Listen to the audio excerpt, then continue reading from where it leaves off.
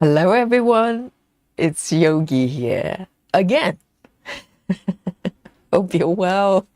Yes, I'm here. It's really me. It's not AI. It's me. And yes, sincere apologies of the last stream. I figured out what happened there. So if you don't know, the last stream's supposed to happen, and I was there having monologue as usual, but all by myself. Okay. So what happened was I created two streams. This one and the one for demo, right? And somehow I just launched into the stream without knowing I was streaming into the other one. I was streaming to this one. And the software, how nice of them, they don't tell you. And and I was actually looking at your chat, so I knew that you were here and you were chatting, but no one was talking about what I'm talking about, and I was thinking, what is going on? Why is everybody talking about random things? And I saw a comment saying that maybe Yogi is having some sort of emergency, and I was thinking, no, do I sound like I'm having a seizure or something? I was checking my pulse, I was checking my heartbeat, and I'm okay. I'm not having a medical emergency. And it turned out that, yeah, I was streaming into a unlisted stream. So, of course, you couldn't see it. And so, yes, I am a professional streamer. There you go. But you can see me now, right? Yes, it's all good, all good. So welcome back. I was seeing the numbers dropping in the last stream. I was thinking, my God, you know, I must be doing really badly, and no one's paying attention to what I was talking about. And it turned out I was doing a monologue. I was talking to myself. So there you go. But now, here we are, we can stitch together. Hi, everyone. And why don't we, you know which piece I'm gonna be stitching today, you know by now. And why don't we start by saying hello to all of you for a change, okay? And I'll talk about this project in a bit. And so let's have a look. Oh my goodness. Chelsea is the first one reporting to the chat, says hello. And then, oh my goodness, Jennifer, hello, how good to have you here. Good to see you. Miring as well. And absolutely wonderful. And so good to have you here. And who else have we got? I think maybe we have a new joiner. What do you think? Stitching freebie, steampunk, capybara, welcome, and so good. And let's have a look. Oh, I think my chat panel is having a live of its own as well. Let me switch to the other one here. Oh no, it's Brit. Brit is the first one. Sorry, my chat is totally playing up there. Yes, I don't know. It's doing like auto scrolling. It's all weird today. So bear with me, okay? Technical issues here. So we have Brit and Chelsea, Jennifer's Word of Stitches, and Mirring is also here, back with us. Wonderful. And Serena as well. Hello, hello. And of course, we have the new joiner there, Capybara and Aimee. Sorry, not Aimee Stewart. Alison Rennie is also here, and woo, good to see you. And Brittany is here. Yes, wonderful. It's weekend. Whenever I see Brittany and Chrissy as well, wonderful to see you. And Christy is also here joining us, coming back to us. How wonderful to see you as well. And crossed up with Siobhan as well. And who else have we got here? Suzanne. I miss Suzanne. Good to see you. And let's scroll down. Betty Lou Taylor is also here joining the chat. And Laura as well. How wonderful to see you. I hope everything is well at home, Laura. We missed you. And that's Oh, Nikki, the troublemaker, is back here with us, and how wonderful to see you too. And Colette as well. Carla Hill is also here in the chat, and River, wonderful to see you too. And who else have we got here? Thank you for all your patience, particularly those who were in the last stream as well. And Six, hello. And who else? And Sylvia is also here. Coming Stitch Pattern is here. And Vaduhi as well. Good to see you. And yeah, Vaduhi is doing Gemma stitches quite a lot, haven't you? And who else have we got? Column as well. How good to see you. And Cross Stitch Kiss as well. And Michelle Fuller, hello. And Sylvie is also back here. Wonderful. And Nido in the Dutch. And Snowy, too snowy as well. It's going to be too snowy very soon, I'm sure. So wonderful to have you back here. Yes, Nido in the Dutch, how good to see you. So my chat panel is blowing up as well. I don't know what's happening today, but we'll get it sorted. It's all good. The important thing is we're here together, real time, okay? And living and breathing here. So today I'm working on this piece, okay? Today's Aimee SAL. Every Saturday is Aimee Day. And we get to start a little bit early as well. Wonderful. It's almost like a mini marathon, okay? And so get ready, get your power drinks and power snacks, okay? I've got my coffee, and to treat myself from the episode that we had just half an hour ago, I'm having a Diet Coke as a treat. And a cup of coffee as well, freshly brewed. And yeah, so this piece, if you haven't seen this piece before, this is from Aimee Stewart. It's called Traveling Library, okay? It's probably familiar to most of you in the chat because many of you are stitching this piece as well. And let me show you what it looks like, okay? And you're in for a treat. There. Just look at that. It's gorgeous. It's absolutely gorgeous. It's breathtaking. And it's the details with everything. So this is a view inside of a caravan, a traveling caravan, you know, old-fashioned style. And it's full of books. That's why it's called Traveling Library. And there's a beautiful bed at the far end there, and a beautiful with a view outside. And also a beautiful, gorgeous little fox there right next to the book. And I wonder what the fox is reading. Maybe fox cuisine, whatever, you know, whatever books the little fox is reading. And just a beautiful view of fabrics and rugs and all the details. So this piece we started over a month ago, something like that. And I think it's going well, and everybody has a different approach to the piece and starting point as well. So it's extremely interesting looking at everybody's webs on our Facebook group. If you haven't joined, join us, okay? And so I decided to have a center start, not just a regular center start, but center from the top. So this is what my project looks like right now.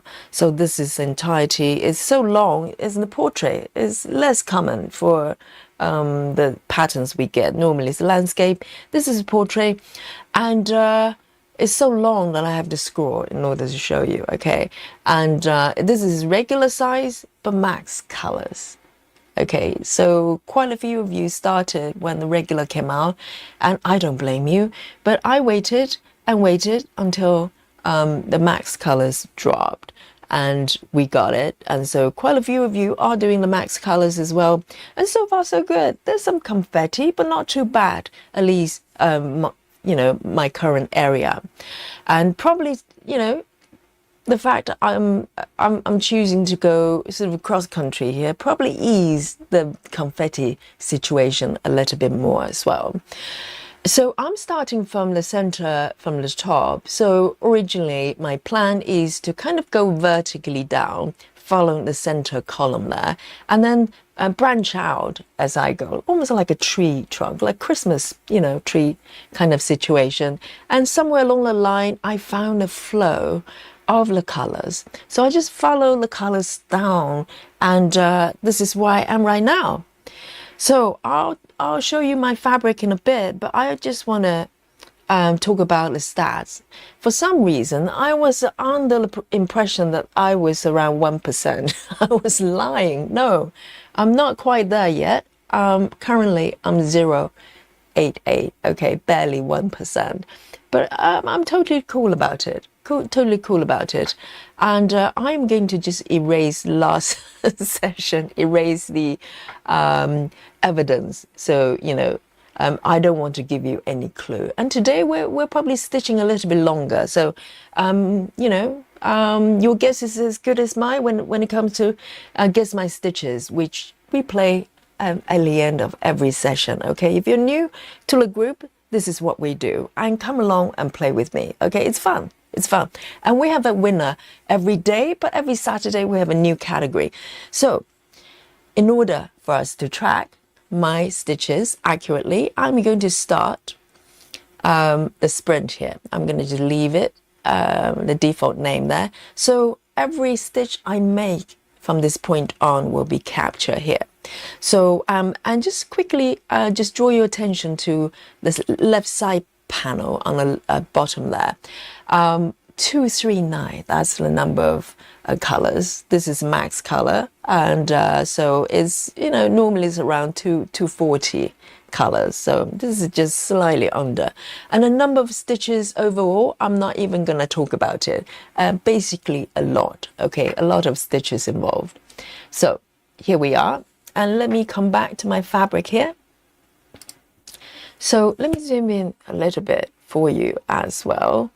And so, as I said, my plan was to go vertically down somehow, but I find this flow here, and I found this beautiful area that I'm really interested in stitching, which is here. Let me flip over to show you where I am, okay? Here. So, you're looking at this beautiful orange flower there. And that's kind of toward the center of this, arch here, which is so pretty, and with a lot of patterns and floral design, and little, 3-4 saucers on the left here as decoration. So I don't know which way I'm going to go yet, but today I'm going to focus on this orange flower here. And let me flip back, you will know what I mean. That's kind of where I am here, taking shape here. And to be honest, from the last session, I haven't been able to put in a single extra stitch. So I'm looking forward to continue with this process and start stitching this gorgeous orange flower here. So you haven't missed anything. This is like a TV series, you haven't missed anything. And we just continue from where I left off. So, and we have Amira joining us, and Lizzie as well. Welcome, welcome. So, let me know what you're working on. And, maybe you're working on this piece, or maybe another Aimee Stewart piece as well. I'd love to know about it. Or maybe you're working on something else. Okay, let me just take a sip of tea here.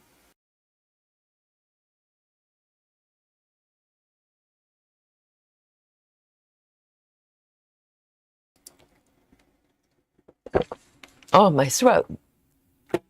Yes, hang on. Here we go. So I had a little sip of the peppermint tea, which I made for the last stream, okay?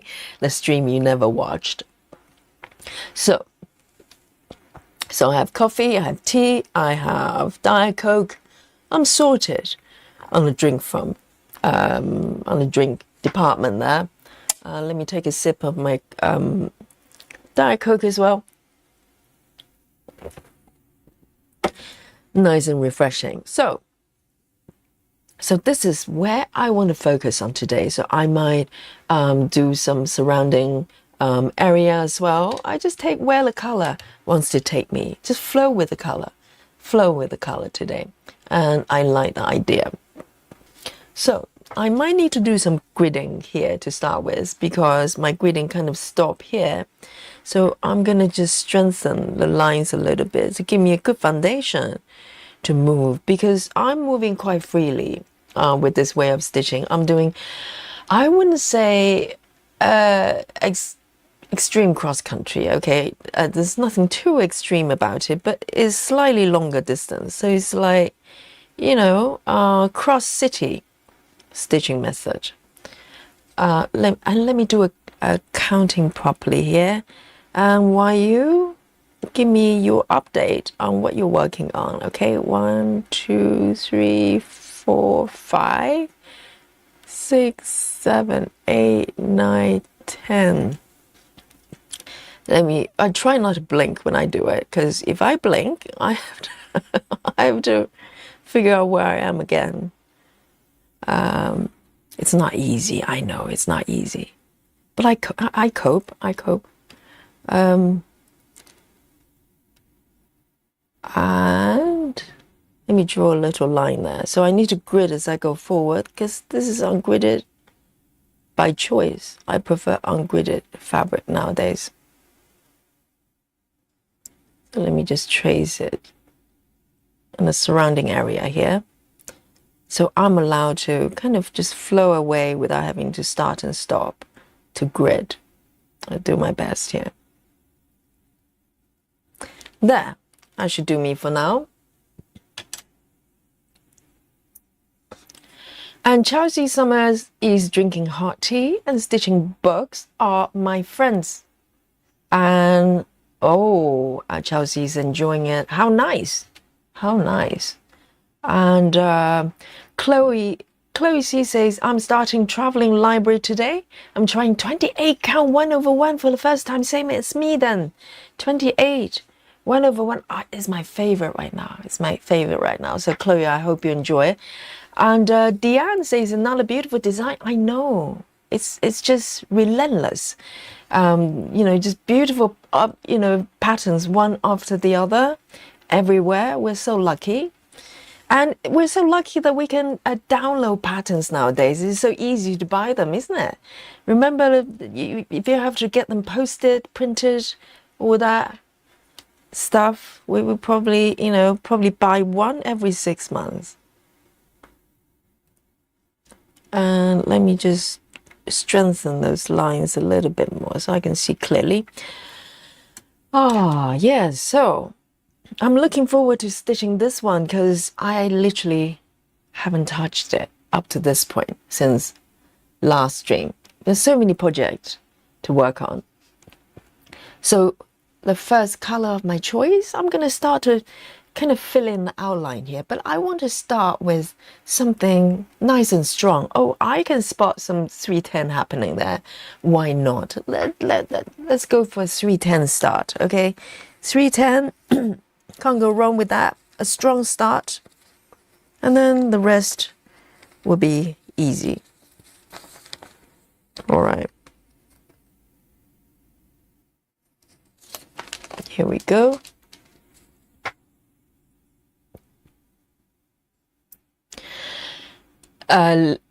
Liga says, thanks, oh, welcome, first of all. And she says, thanks to all your influence this week, I bought my first ever hate piece. Aimee Stewart, Candylicious, Max color as well. Oh dear. She says, I can't wait to kit it. Any suggestions on fabric? What do you think, guys? I mean, like, ultimately is what your comfort zone is. Particularly, I don't know whether you've done full coverage before, or is it first time, first hate or first full coverage. If you're a first time full coverage, then I would suggest go for something that you feel most comfortable with. But also bear in mind that, you know, you're going to be with this project for a long time. So you want something that you know, a fabric count that you're happy with. So that you'll be happy stitching for a long time to come. So that would be a consideration. Betty says, traveling library, working on 310. Yes. Oh, are you as well? Are you having a spooky bingo with me? So I'm going to start with this, and then I'm going to read the comment of your update, okay? So my chat panel here is a little bit temperamental right now, so I may or may not be able to highlight. Oh, Suvi says, I started a new Christmas stitch today. I love Christmas. It's a perfect day to start Christmas stitching because we're in November. So up to yesterday, you could argue, it's a bit early for Christmas stitching, even though I know many of you have already started. But today, you can officially start. No one's going to say it's too early. It's November. So, Brittany, just catching up with Brittany's comment.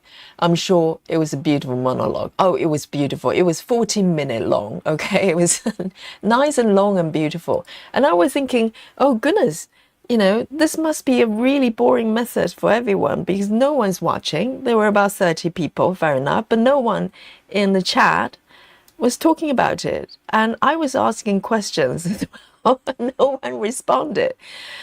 And I was thinking, oh my goodness, I'm so sorry, Gemma. I probably butcher your method so much and no one wants to watch it. And I was thinking, well, Yogi, maybe think about how you're moving forward. Maybe think about something new to do, like moving to a new city and assume a new identity or something, start a new life, because this one it's not going well for you. Maybe pack the bags. Because no one is talking to you in the chat. So there you go. I was doing my best with my monologue there.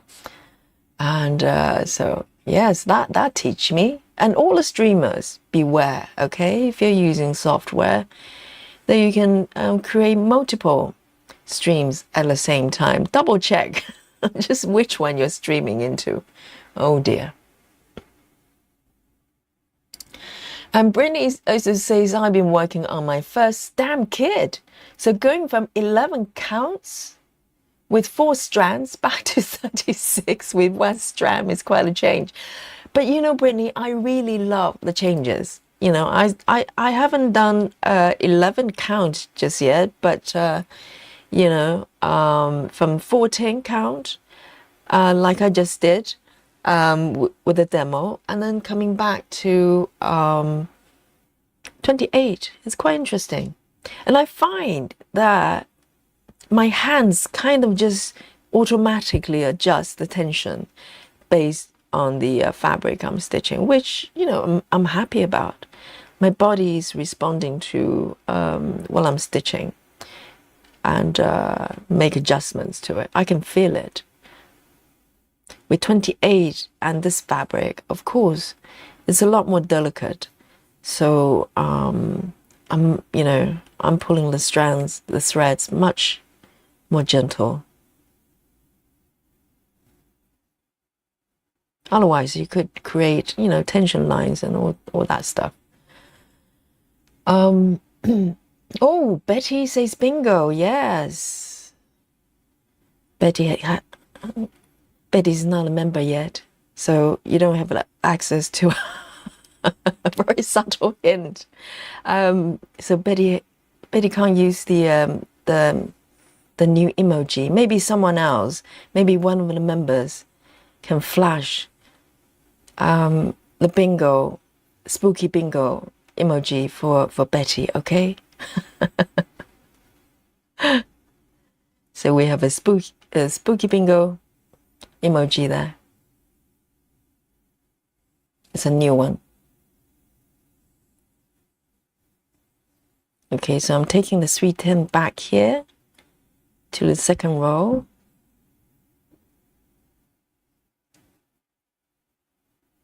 I like to start with 310 because you know, I get to warm up and I don't have to, and normally there will be quite a lot of them together, typically, you know, some sort of shading or outline, and I get to stitch a few more rather than starting and stopping.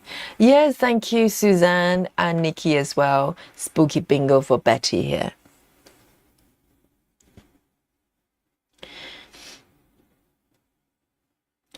And Nikki, what are you working on today? If you have put in a comment, I probably missed it. Let me guess, 6 portals. So Nikki is officially one of the portal stitchers. We have quite a few here, portal stitchers, all the aliens. All come to this stream here. And Serena says, hello everyone, happy stitching tonight. And you too, Serena. Hopefully you can join us for a bit because Serena normally has an early start. So she normally has to go to bed. This is not bedtime yet.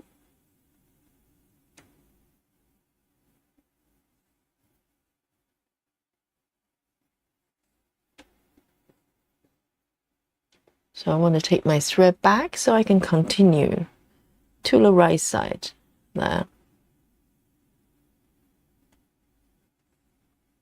And I'm really happy that I switched to 4 crosses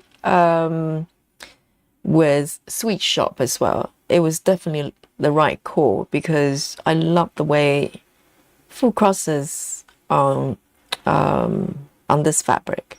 It's just so nice. It's delicate, but very nice coverage as well with DMC. I think with CXC it's a little bit on the full side. It's a little bit crowded. But CXC, DMC is just perfect. Betty, yes. I know, Yogi's so subtle, isn't it? Oh, you know, Betty's not a member yet, so no emoji for you for now. I know, I'm so cunning, aren't I?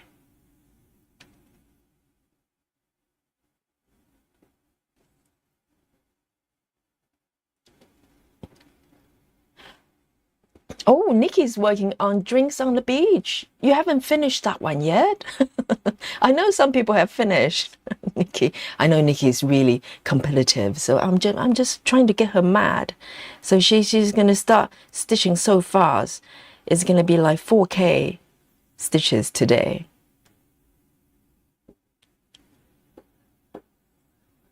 I'm trying to get Nikki fired up, you know.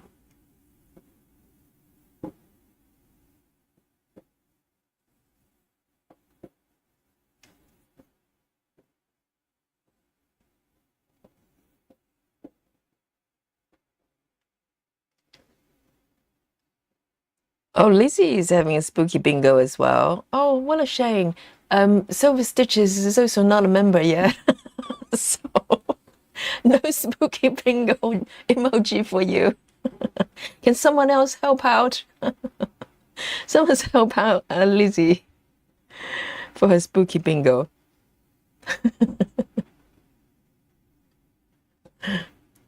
I know, I made those emojis myself in my basement with my power tool, with love, of course, just for your pleasure.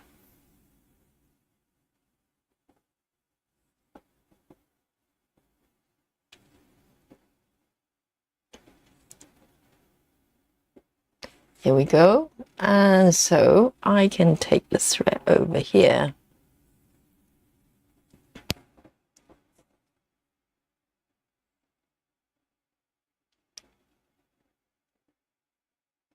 Oh, yes, Nikki. I'm sure you'll manage 4K, even hang out, you know, you can hang out with the family and stitch at the same time. You can, you know, multitask. I know you can.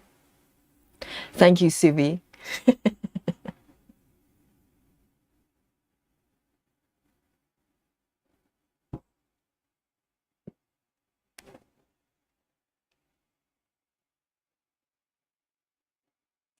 But he says, I'll be working from home, I'm guessing, coming from this coming week, and I'll be watching every stream. Yes, Vaduhi, it'll be good to have you. But we do have a work club, you know, people at work watching us sneakily. It's a special club.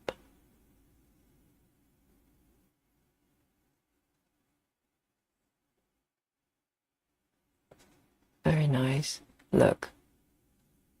So I'm connecting the 310 areas.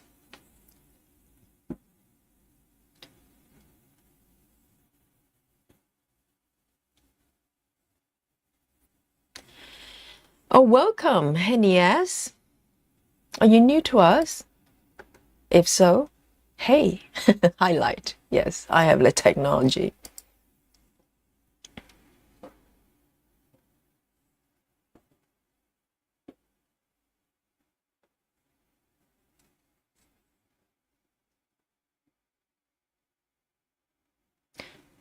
And Suzanne, which project are you working on? I don't know whether I came across your comment earlier on.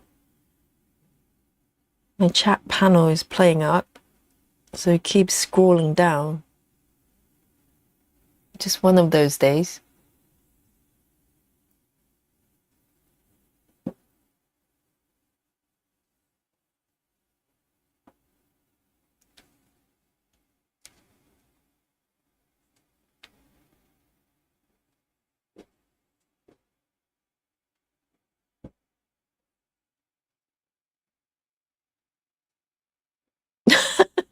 A little bit random. Nido in the Dutch.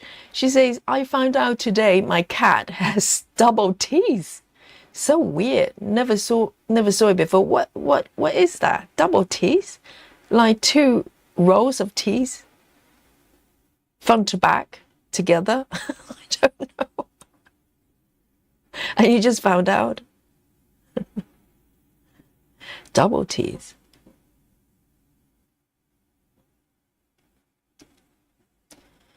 Gay Wise is here in the chat. Good morning, she says. Good morning to you, Gay.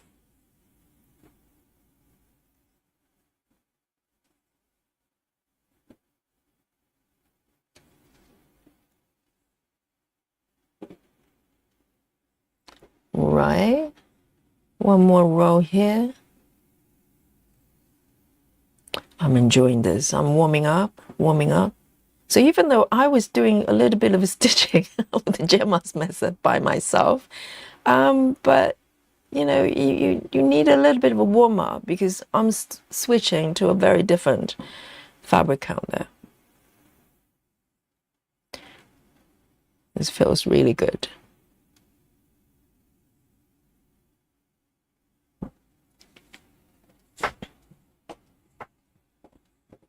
Suzanne is finishing up a little piece on Unicorn Valley, and then I'm going to switch to Love Letters Chocolate Shop. Is the unicorn piece, is it part of a SAL? But the Chocolate Shop is a lovely piece. I need to work on that one as well. I've got a mini.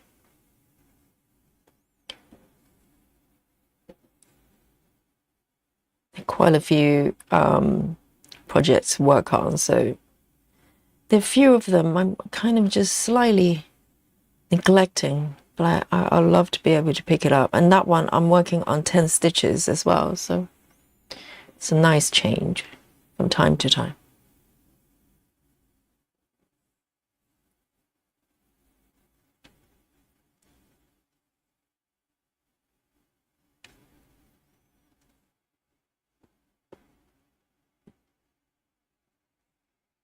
Whoops.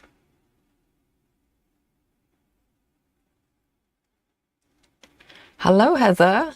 Toto Stitcher. So good to see you.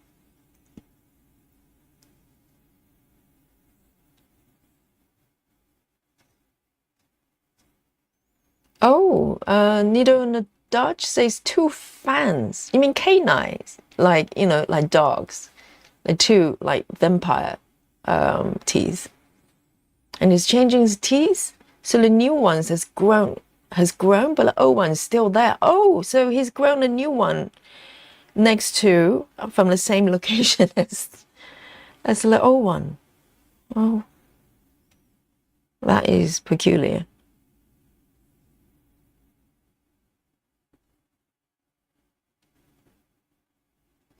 I've got 2 stitches down here.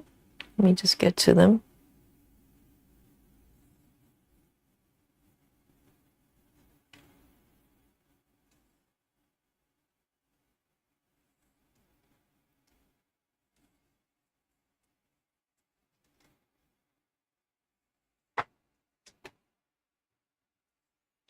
Lane Burgess is also here in the chat. Welcome. She says, hi everyone, Saturday SAL, yippee. Yes, indeed. My favorite day, for sure. I'm stitching on Traveling Library, battling the endless confetti on sofa. Oh, you're doing the sofa. You mean the one on the left there, where the fox is? It's challenging, but I love it. Yes, I think really it probably depends on the method, stitching method of your choice. I find the method I'm doing here, I haven't really come across confetti, probably because it's all spread out. And if I have single stitches, like ninja stitches, it was tiny bit of confetti over here, the pink area, I could feel it. But then what I normally do is, if there's just one single stitch here somewhere, instead of just doing that one stitch and then change color, I just go around to the sort of surrounding area, or even down here if I could, to find the same color. So I don't feel like I have to switch colors that frequently. So psychologically it feels a little bit better, easier, you know, even though you are occasionally doing single stitches. Yeah, I like this method, and strangely, only 28 counts I particularly want to do it like this. Probably just the real estate of every single stitch. They're quite close together, so I feel more comfortable traveling a little bit further.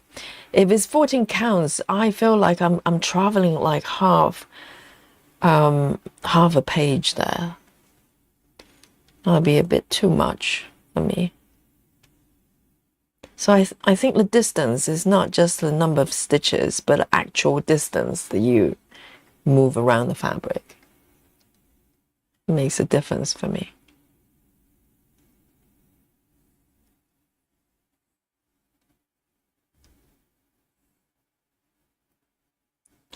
Vadu, he says, I still can't stitch Gemma's method. When I watch her, I understand it, but when it comes to my project, it doesn't work. Well, it's a shame that my stream didn't work out. I think hopefully next week you let me know whether I have found a way to kind of explain it in a way that maybe for a lot of stitches that's kind of, you know, easy to understand. Gemma's got very good tutorial videos as well, but I'm just thinking, because she was the one coming up with the method, so in a way her perspective is coming from what makes sense to her. But hopefully the way I explain it, because I had to learn it from her, so I'm from the third person perspective, so maybe hopefully it would help you if you've been struggling with her method. So, you know, I think if she naturally wants to stitch this way, it makes sense to her by default. Whereas I had to learn it from her. So in a way, I had to go through a certain kind of thought process in order to get there. So hopefully, if I can explain that process efficiently, so maybe that will help you as well. So until next week. Yeah, so I'll try again next week. It's a really fun method. I am quite, you know, quite fond of it.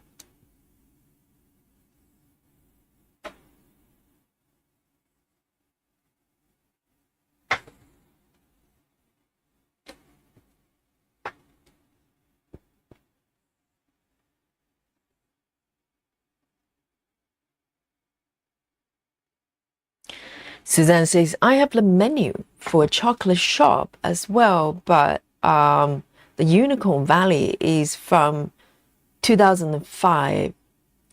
Hey, SAL. Oh, when you say menu, do you mean pattern? Yeah, unicorn piece. I think I've seen it.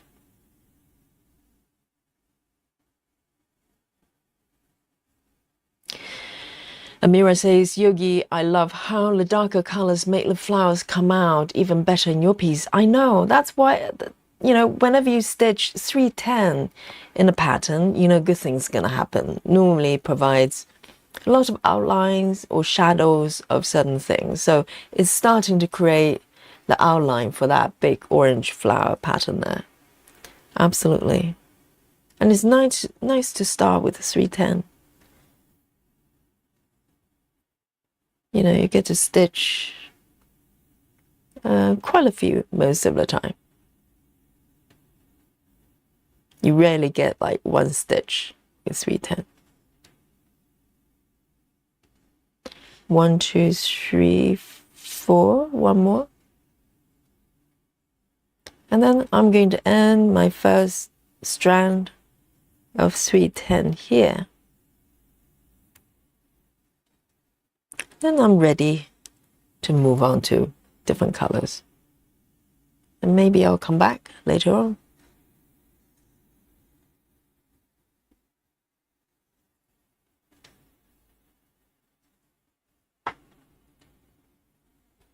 Let's have a look. Let me find my scissors.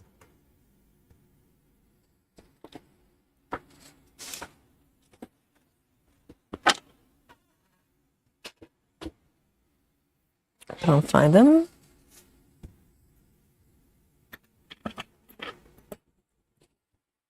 Let me get this one then.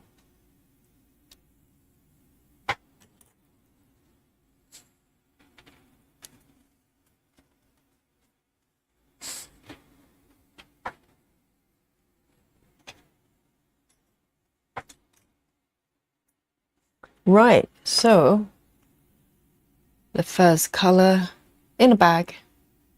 Let's have a look. I'm going to come back to the flower, the actual flower area, and see what I can do to fill out this beautiful flower. Let's have a look.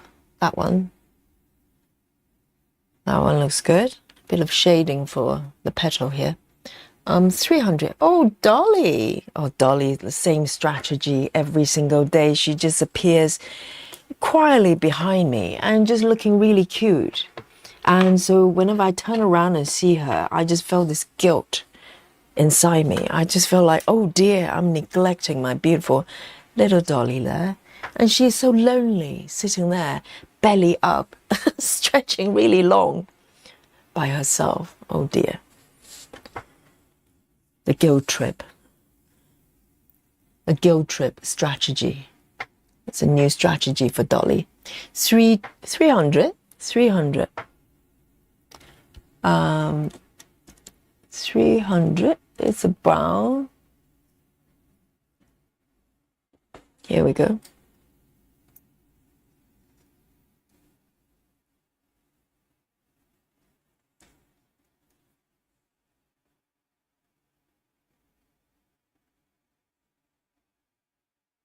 Hey, it's just Chess Celeste, welcome back. Says hi all, working on Gamer, Naval, by Medusa, dough maker, charged by Gecko Rouge. Oh, it's a Gecko Rouge piece, and 43.07%. Glad to be able to finally join the live again. Yes, welcome back. Yes, on Saturdays, we sometimes have people who can only join us on Saturdays. So it's really wonderful to see you.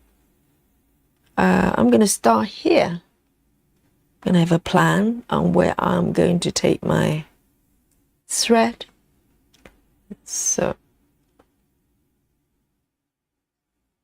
let me make sure I find the right spot.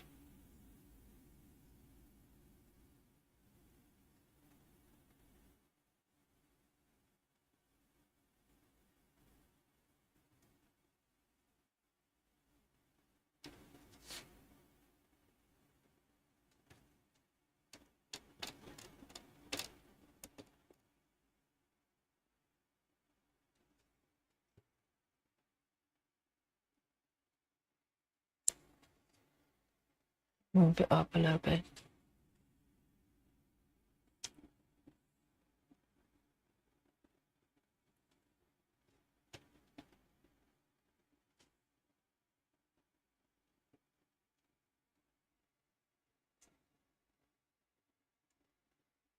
Chelsea says, Yogi, give that kitty an ear scratch. Dolly time, yes. Chloe's having a bingo with me. Which color, Chloe? Chloe say bingo. The current one, 300? Oh, but poor Chloe hasn't got access to our new spooky bingo emoji. Oh, poor Chloe. Can someone help Chloe as well? You know, with the emoji, please.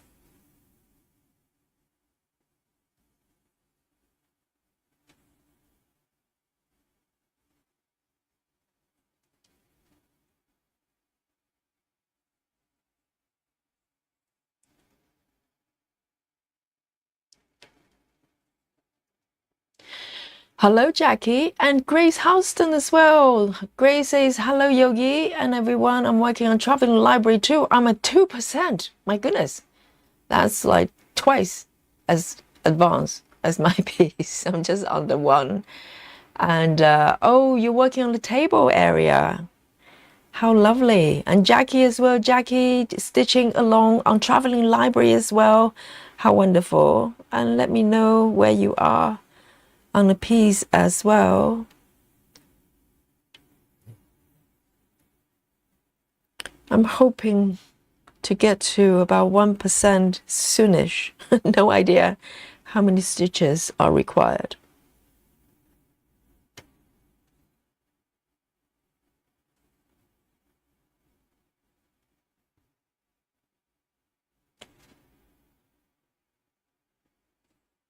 I love this fabric. I know I say that a lot. I just love it. And that one is, oh, I think I overstitched 1 stitch. Never mind. It's okay. The colors are probably quite close. So there. Let me mark these ones.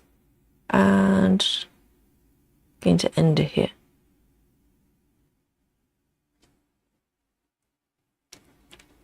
Thank you, Suzanne. Helping out with a spooky bingo emoji.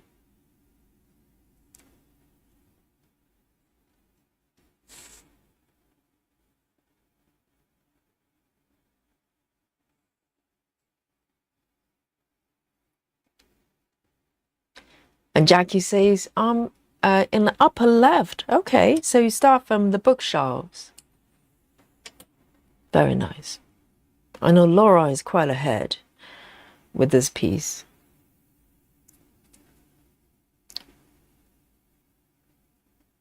And instead of changing color, because I've got a few more stitches here, I'm going to just continue and restart from this area. I quite like this way of doing it. So it feels like, even though I have to change location and end the thread, but I can just, you know, take the remaining piece and continue to stitch in another area.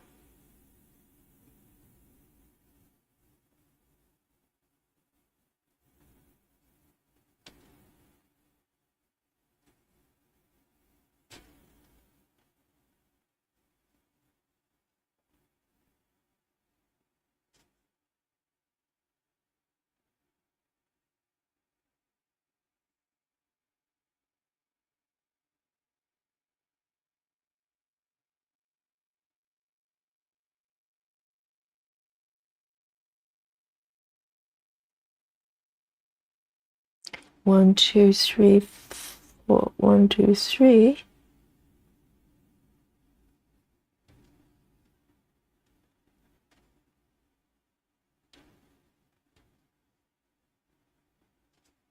And one more. I might take it to the next location. I've got a small piece left.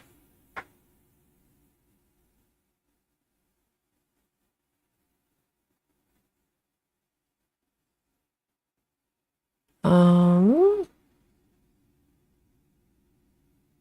this is quite daring for me to travel this far with my thread. But this is unstitched area, so I don't mind. So I've just taken my thread over all the way there. Normally I wouldn't dare. It's a new yogi here.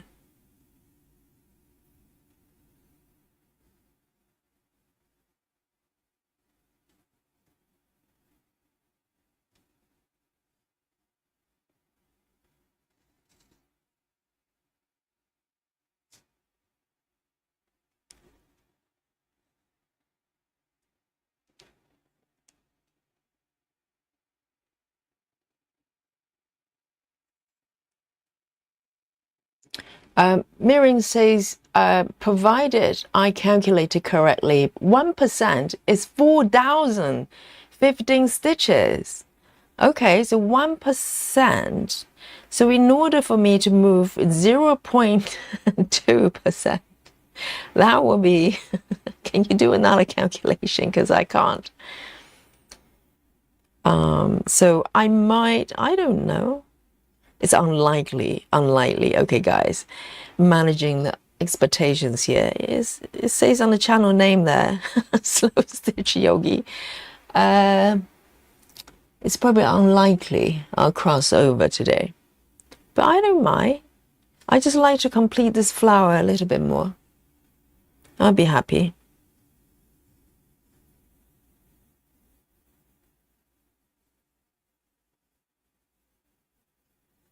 So I'm using up the entire strand there. I quite like this way of stitching, because normally I would focus on one area and do kind of cross country as far as I can, but if I run out of stitches I would change color. But now I'm just, instead of doing that, I look for another location nearby and continue to stitch. And maybe I'm able to finish the strand. And I am. Okay, so I am going to end it here.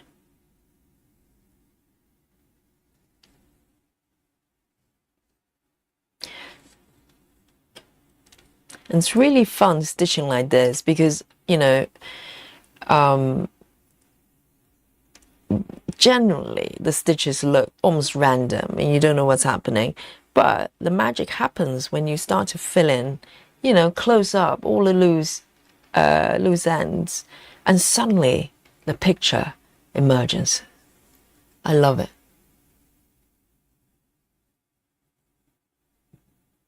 Here we go. Hey, Fran Cummings. I haven't seen you for a while. How are you? Welcome. Very good to see you. Heather says 401 stitches for 0.1%. Okay, no chance then for me. I'll be lucky if I manage 400 today. Depends on when we end the session. But, you know, if we do a slightly longer one, maybe I can manage 400, but that's 0.1%. Not quite there, but I'm okay with that. I'm okay with that. Thank you, Heather.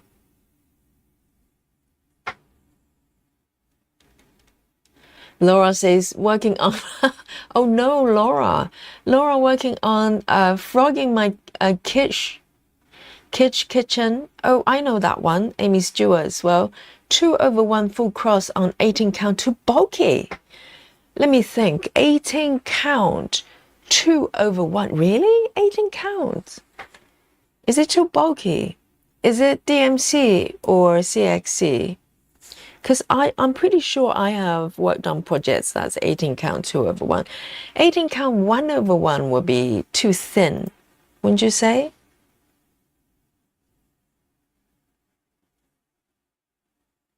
Right, so I'm coming back to the flower here.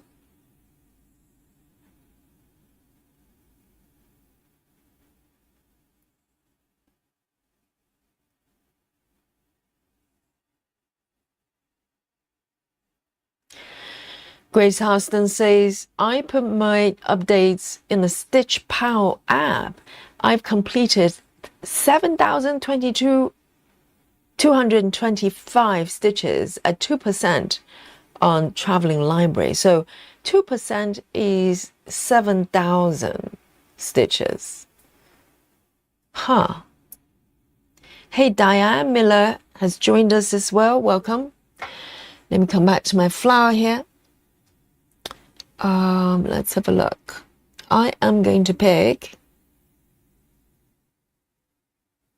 is that a lucky dip?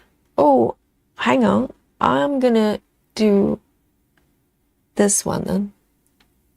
I try to pick a symbol that's got at least a few stitches going on there, at least for now. I'm not quite in the mood to do ninja stitches just yet. So 3371. 3371.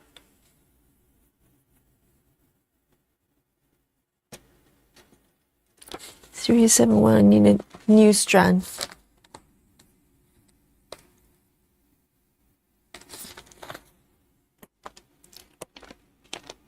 Nice brown here.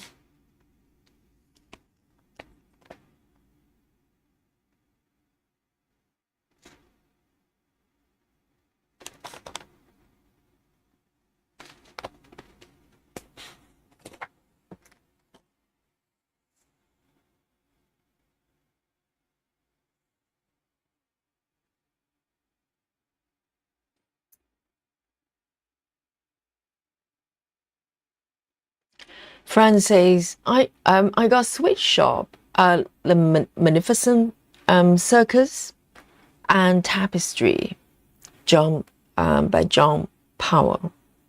Are there new patterns? Are you starting them all?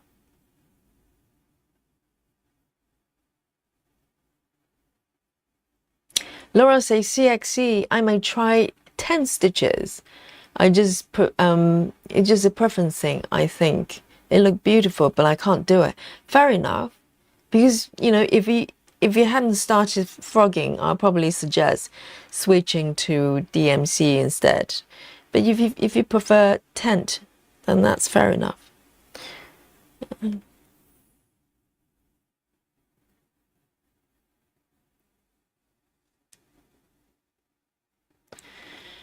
Right, let me think about where I should start with this color here.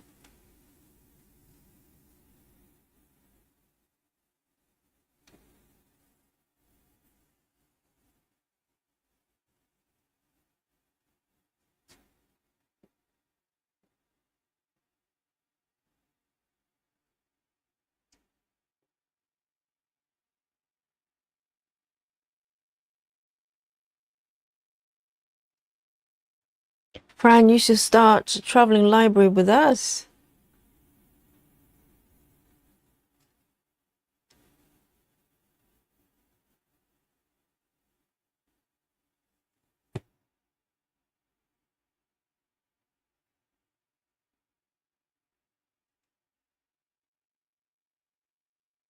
Two over here. Let me be very mindful. I don't want to, you know, I don't want the F word mentioned, hopefully, for this session. I can hope.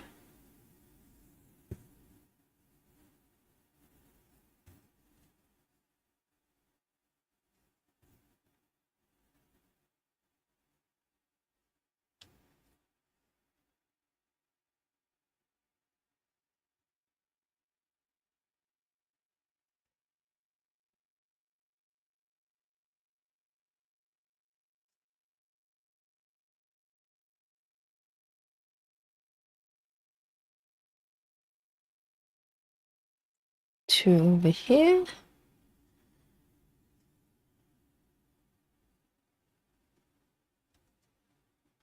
See, even though this color is not that different from 310, it's still quite dark, but you can see some subtle gradation of the area here. It's really pretty.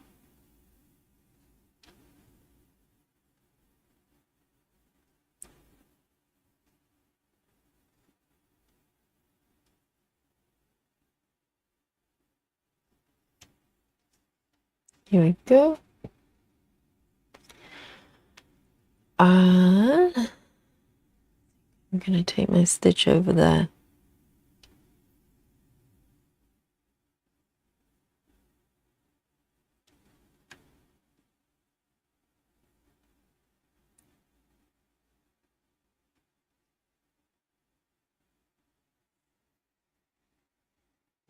Diane says, go ahead and start it, Fran.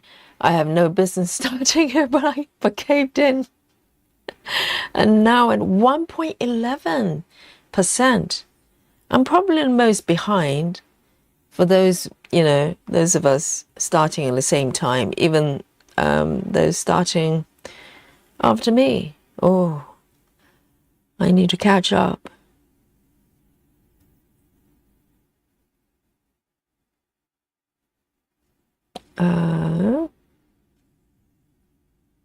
What's happening here?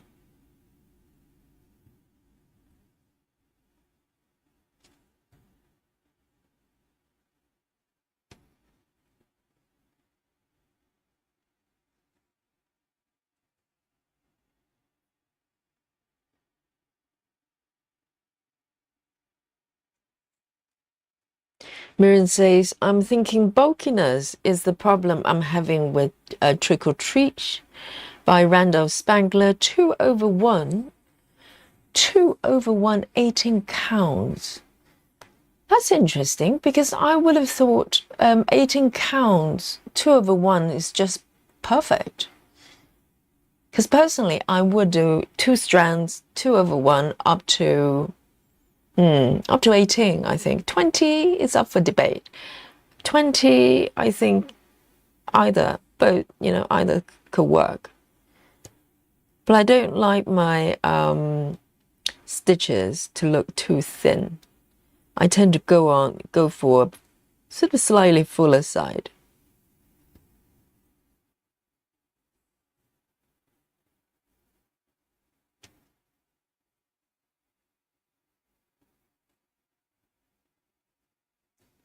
I'm going to keep going to the left then.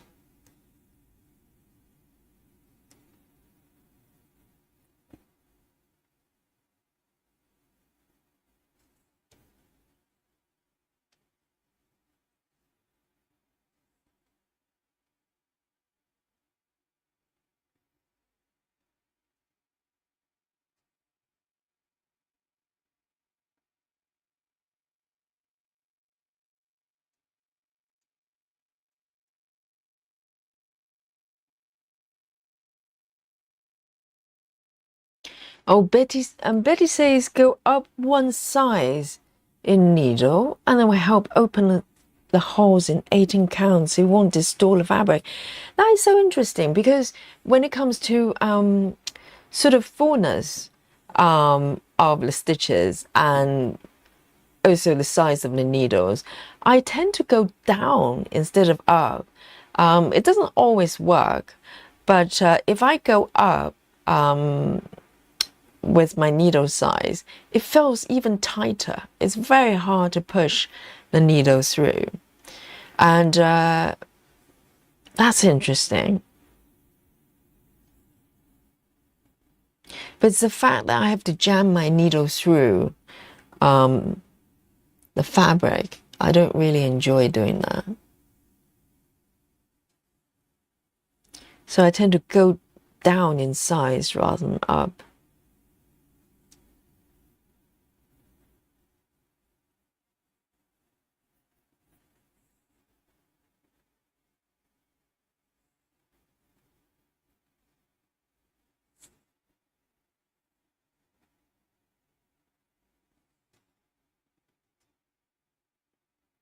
Diane says it's not a race, Yogi. Stitch in your own pace and you'll be happy. Diane, yes. I totally agree. And that's the best I can do, right? Because, maybe you can try to slow down, but you can't speed up. Not really. We all have our natural kind of pace that we're happy with. And for Nikki, it might be 4K a day. Or for some of you, maybe 1,000, but for me, 200 is a good day, you know, 200 is a good day. And I'm totally fine. I'm totally fine.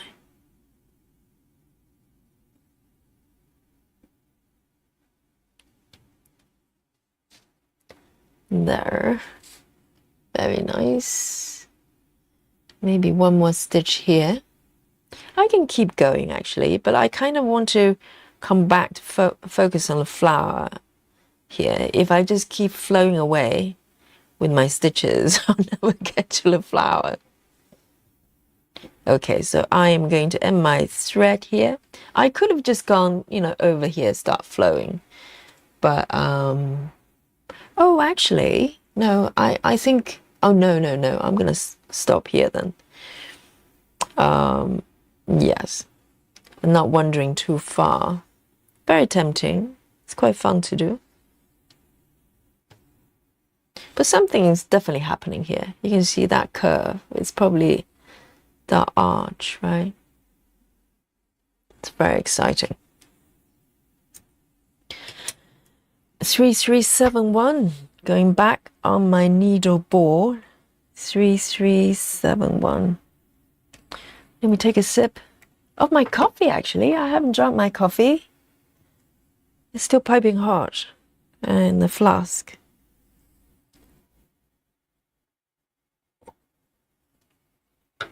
Here we go.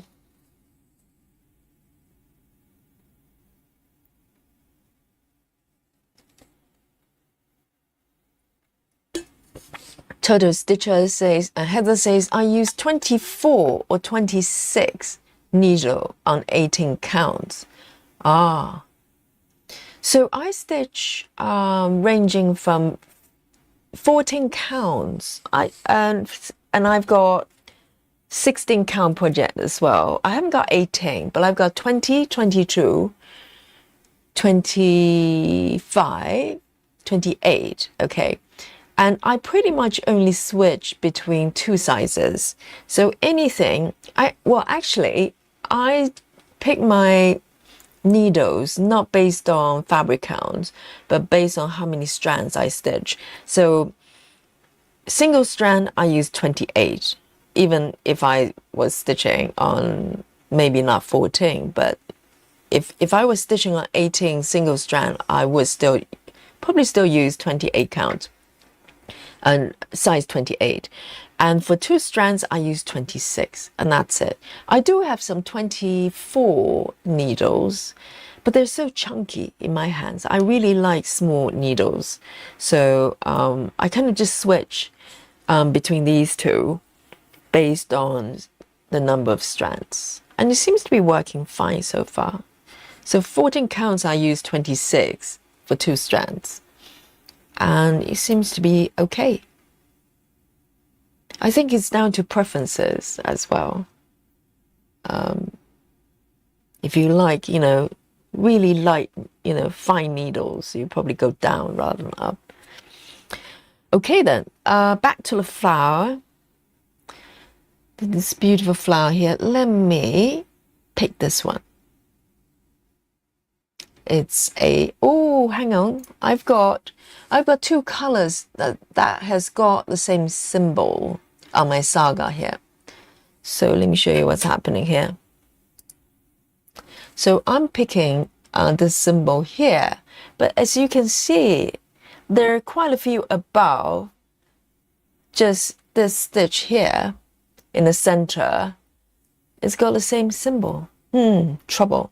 Okay, so what I'm going to do normally, it happens when you import charts from PDF to Saga. It happens a lot. For some reason, you know, it just duplicates using the same symbols. But the system, the app knows there are two different colors. So what I'm going to do with this one, I'm going to change this one to a different symbol. So just in case you haven't seen this before, you don't know how to do it, I'm going to show you. So you tap on the menu, the thread menu on the left there, and go to the one. So this one is 919, okay? And on the left here, so 919 is being highlighted, and on the left there is a kind of steering wheel, kind of icon there. You tap on that and you will bring on a popover here. And look for the symbol just next to the swatch on the left there. Tap on the symbol and it will give you some options at the bottom. There are different ones. There are different sets of sort of icon symbol library you can go to, but most of the time you don't have to go that far. You just look down to the default one and just pick the one that hasn't been used. So the grayed out ones are the ones that's already taken. So you can randomly pick any symbol that you like and just use that one. I'm going to pick one that is commonly used. I'm going to do a tick then. Just pick the tick instead. And now everything under this color, 919, is now represented by a tick. So that's it, that's fixed. So occasionally it happens with Saga. So just bear in mind that. And don't panic when that happens. You just pick a different one and it just sort it. The app is not getting the thread colors mixed up. The app knows they're two different colors.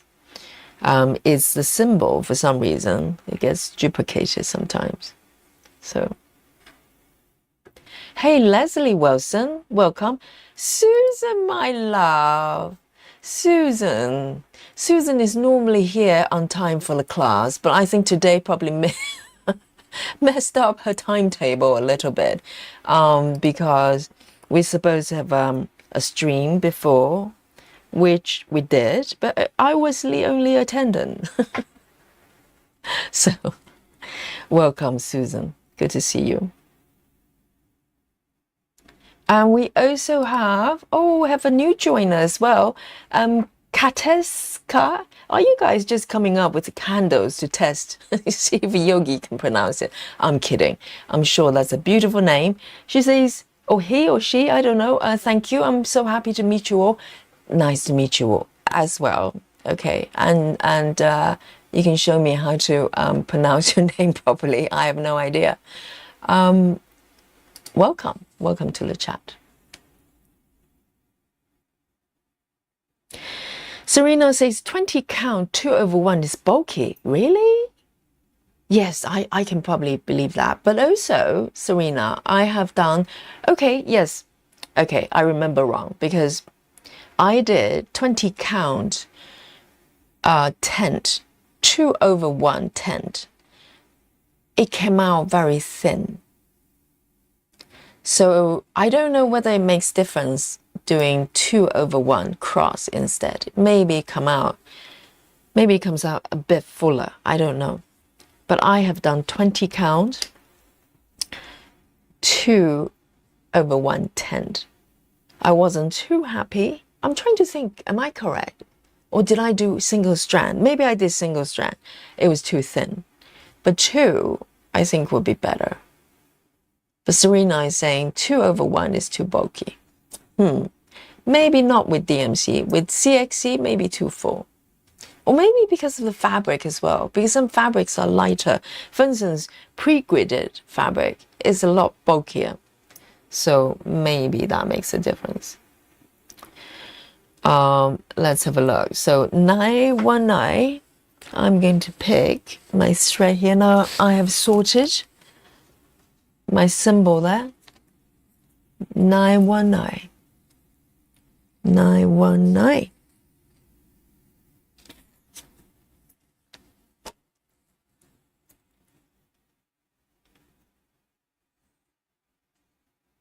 Oh, Chelsea, very good point. Chelsea says, could it be because of the color changes that make it feel thicker? Yes, that could definitely have something to do with it. For instance, the same fabric count that you find bulky, doing 2/1, if it was DMC, not DMC, dimensions.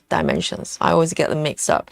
If you're doing dimensions type of pattern, which is very low confetti, if at all. Very, all the stitches of the same colors, they tend to be kind of together in a cluster. Then perhaps it wouldn't be a problem. Very good point. So it really depending on the type of fabric and the type of stitches and the floss of your choice, and also pattern as well.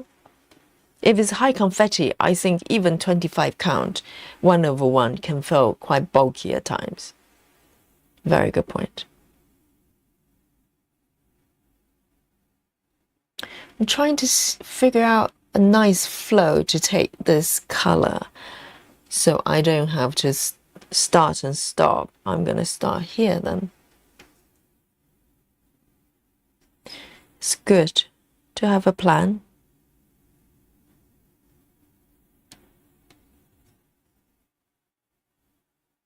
Oh dear.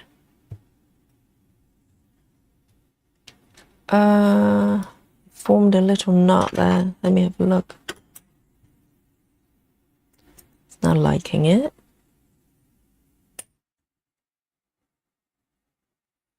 There's a little knot there for some reason.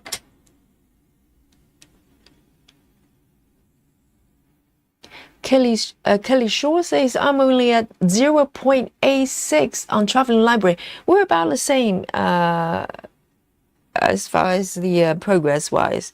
I'm at, let me recall, 0.88. So I'm slightly ahead of you, Kelly. Tiny bit. Not much.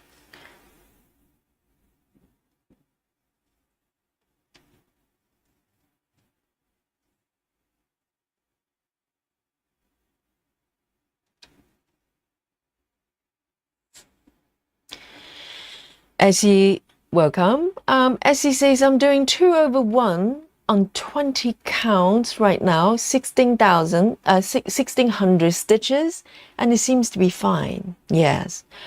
Personally, if I was doing 20, I'll probably do 2/1.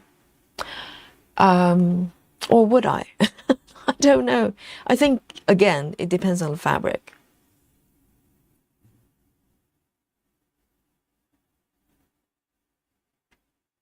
Or maybe do some test stitches, even though, testing is not always reflecting the actual stitching, because we tend to do single color. At least I do testing.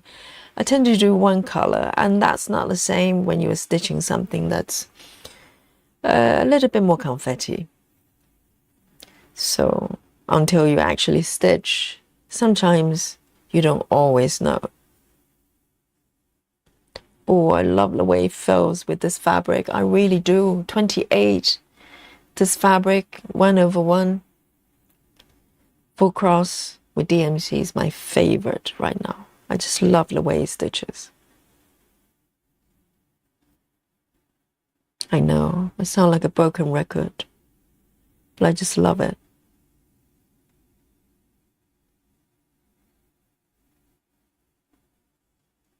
I'm going to take it up here.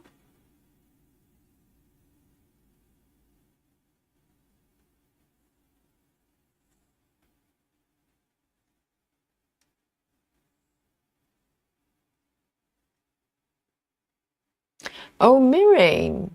Yes, Miriam's heading to bed.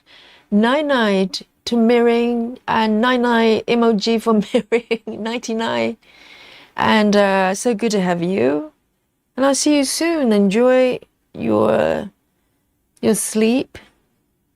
Sweet dreams.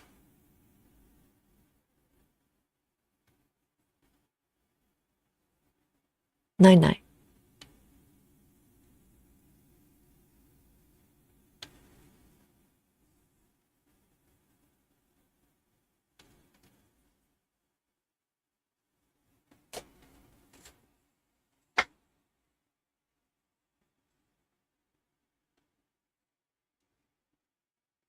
Just one more stitch over here, and I'm going to end this thread there so I can focus on the flowers without wandering too far.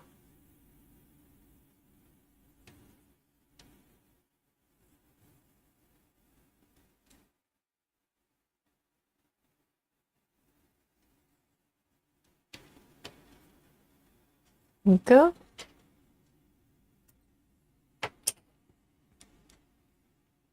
And of course, I've got my little fox here guarding my needle. It's very appropriate. Here we go. 919. Back on board. Right.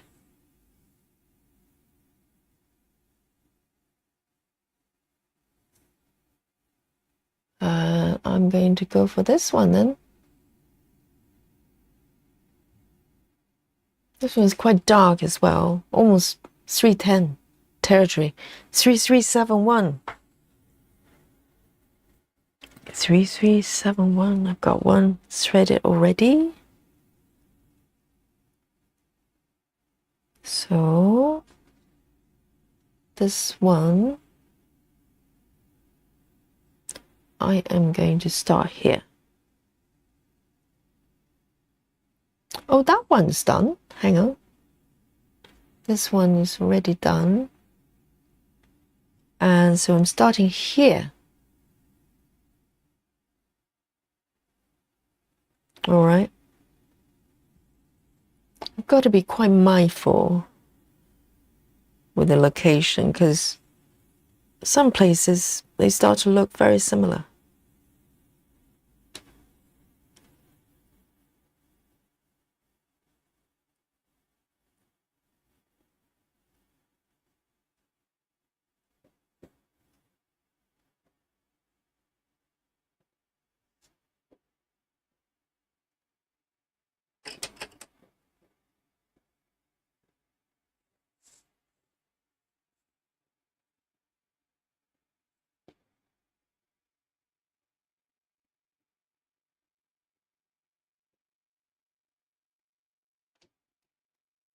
One. That's it. Just one stitch here. I'm going to just end it and move to the second location. A few more stitches of this one up there.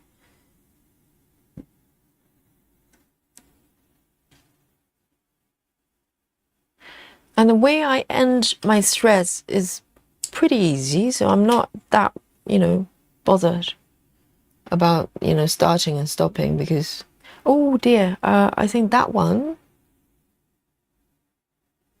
is that one done? That one's done.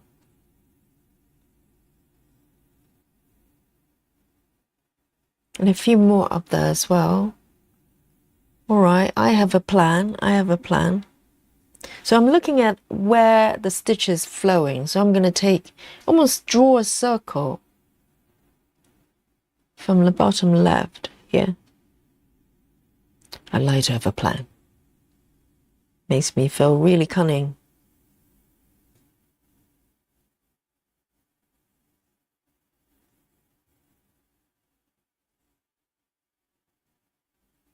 And this color is almost 310, isn't it? I can't tell them apart.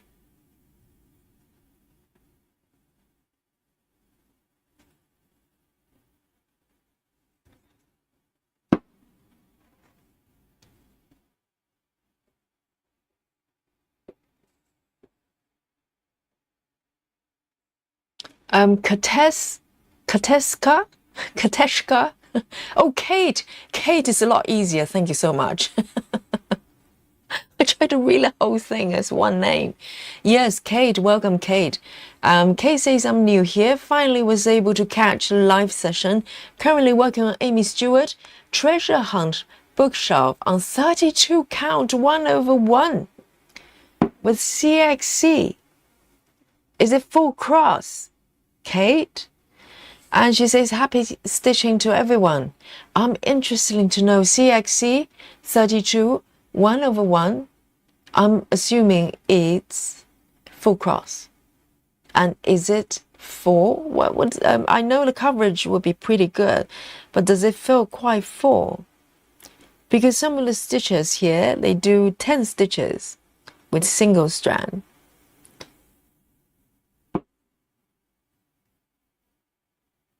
But I'm assuming that you're doing full cross.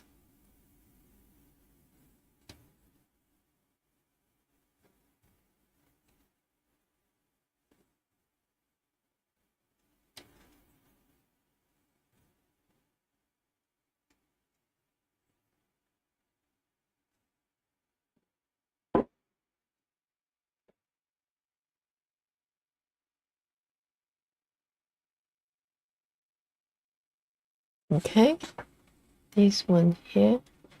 I'm going to take it over to the right here.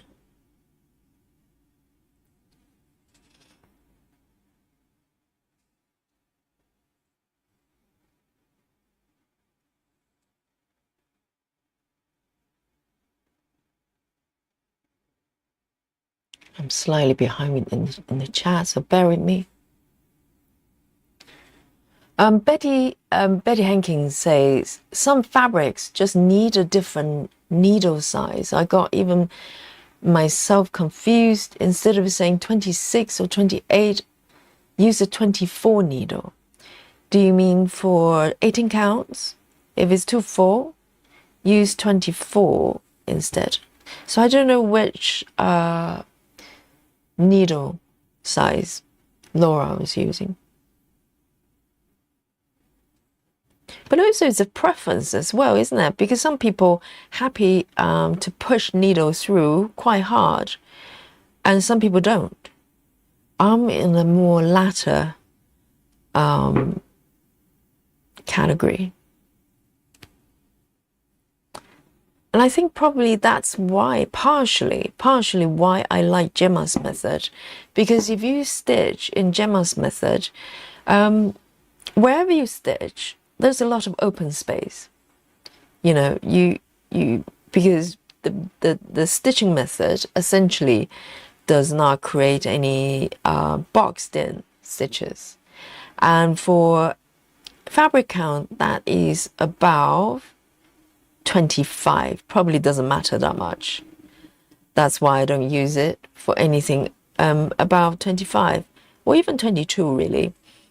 But below that, if you really like your stitches really nice and flat and you know they never jam together, Emma's method is great.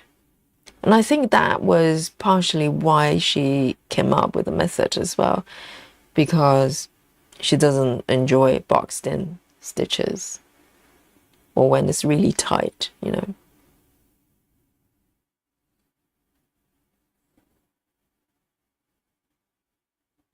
Oh, Spooky Bingo, finally! 3371, finally official Spooky Bingo, using Spooky Bingo emoji.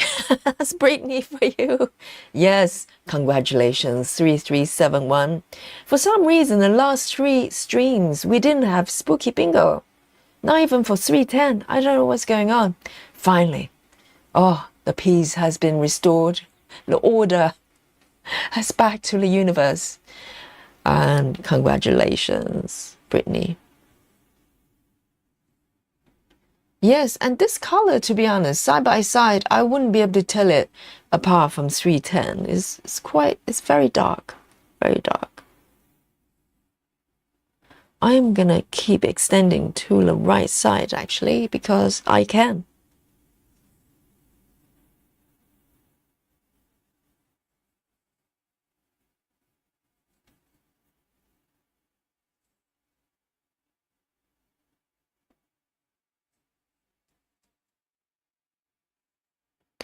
Clover Stitcher is also here, welcome. And Jennifer's World of Stitches says, I use CXC DMC. Is too stiff and thin for me. Oh, that's interesting, Jennifer. So Jennifer says she prefers CXC to DMC because DMC is too stiff. Yes, I kind of know what you mean. Some people love the structure of DMC, you know, because it's quite, you know, everything is all held together. Whereas CXC tend to be more fluffy. Some people don't like it because for them, they probably interpret that as being sort of being how do I describe it? More easily frayed because the single strand just feels very, very light. I like both. I use them for different purposes, but that's very interesting. So DMC is too stiff. I love the way CXC stitches as well. It's like stitching. How do I describe it? It's nice and fluffy. It's nice and fluffy. It feels really good. But I also love the structure of DMC. So I love both. I love both.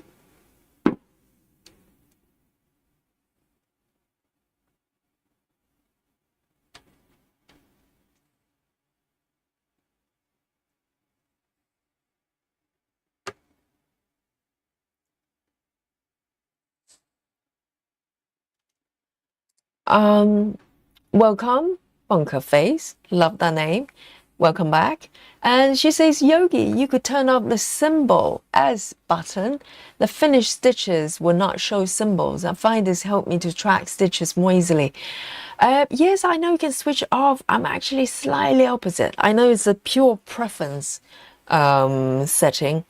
I like to be able to see symbols because I like to be able to compare, to sort of have some sort of reference to the unstitched area, for instance here, just in relation to the ones I already stitched. I just like that sort of, connection there. Yeah, so I think it's a preference setting there. But I can see why people want to switch off, because once you're done, right? But for me, I just like to maintain that reference there. So thank you, Bonkers Face. Yeah, I know, because Gemma, I noticed, she uses Pattern Keeper, but she always has her stitches completely opaque without showing the symbol. I personally like to have it on, so it gives me that clear indication on where this color is flowing from. And sometimes it helps me to spot if I pick up the wrong color, if you know what I mean. I try to reference to the swatches as much as I can, but if I continue with one area that's the same color and I pick the wrong color, instantly I know it's not correct if I have the symbols on.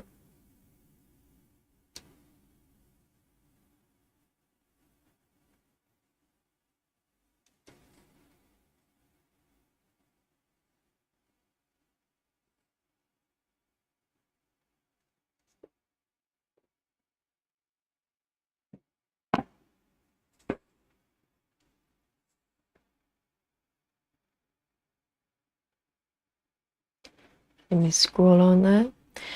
Alison Renee says, I'm working on Kim Jacobs' Flights of Fancy, the one with air balloon, right? Taking a minute for eyes to adjust to 14 spooky season to 25 count air stitching. I know, that's Kim Jacobs' work for you. A lot of air stitching, but it's so pretty, isn't it?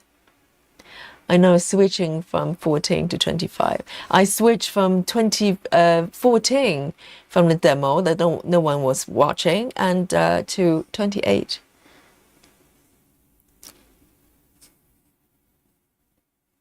I think stitching some 310 will help, but you don't have 310 for your piece, I don't think.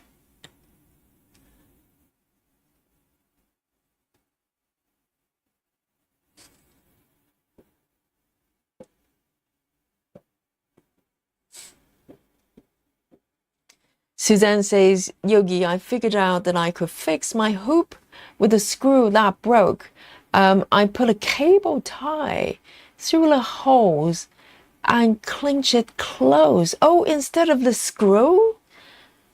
Does that work? Really? Cable tie. So the one that you could sort of stop at different points. Oh, I never thought of that, because I do have a couple of hoops. I still, I haven't thrown them away because I'm hoping to find a way to fix them. Maybe I'll try that. Yes, because all we want is to hold it together, isn't it? Interesting. All right then. Maybe I can revive some of my broken hoops. And I've got a few. I've broken a few, I'm afraid.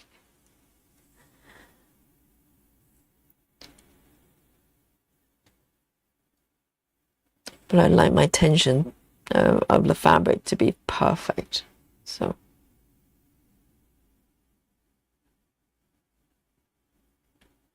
And that's the price to pay sometimes. To here, and I am going to end this color.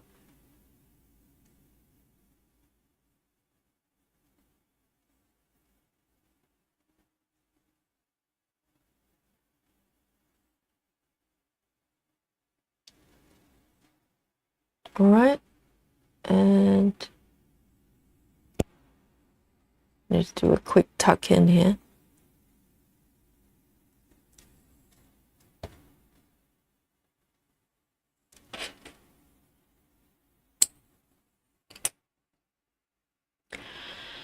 Oh, hello. Holly, welcome.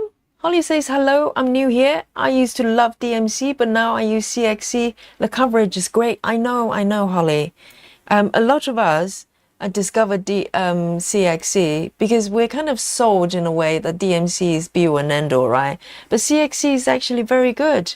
And having said that, when it comes to higher fabric counts, when you go up to 28, for instance, depends on the fabric, because DMC for this fabric's just perfect. But I have another project which is quoting room from by Kim Jacobs, which I use 28 count, the same count as this, but gridded fabric. So you guys probably know gridded fabric, they're slightly bulkier, you know, it's just slightly different fabric. And I stitch on that piece with CXC 1/1, same as this. I'm stitching 1/1 as well, and they're both 28 counts, but one is gridded, okay? But a gridded fabric CXC was just too full. I had to switch to see DMC. So and DMC is perfectly fine, even with gridded fabric. So it really depends. I think just using them for their advantage, to their advantage, I think. But I love both. I love both. And I know a lot of people kind of, you know, switch to the other side and never look back. I know that happens as well. So welcome.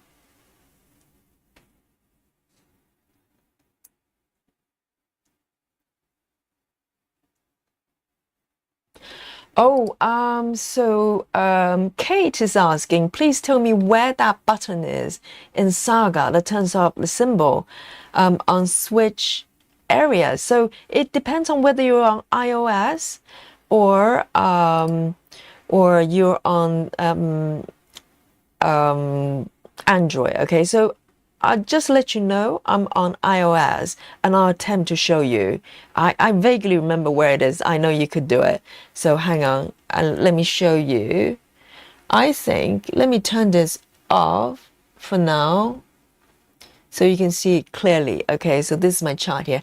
I think there are a couple ways to get there, but I think the easiest way is to long press on the top bar there. Can you see the top of the screen there where it says the thread numbers and you know, and also access to the thread menu?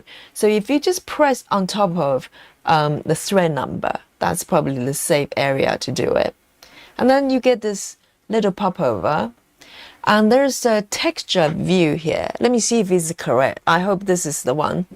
Then when you turn it off, sorry, the technical view is one or the other. Am I correct? It should be one or the other. Let me try. Oh yes, you probably need to have a highlight on. And when you turn it off, yes, can you see what's happening here? Oh no, this is a different thing, isn't it? This is fading the stitches you're not doing. So you're talking about something else. You're talking about completed stitches and made them opaque. Okay, let me try that later. But this one is worth showing as well, because some people prefer when you highlight a color that you're stitching at the moment, you want to fade the remaining stitches in the background. Some people like this. I don't. I like to keep it constant, consistent. But you could do that. So this is the menu where you do it. But what we were talking about, let me just bring it back, because I want to bring it back to the normal view. This is my preference, okay? But I think that one should be the stitches menu here. Let me have a look. Let me try it first and see if... oh, I see where it is. The symbol. Hang on. It's a lot easier. It's here. It's on the grid menu. So if you look at the bottom toolbar there, there's a fourth on the right there. Okay. You tap it open, there's the S menu. Turn it off. It's off.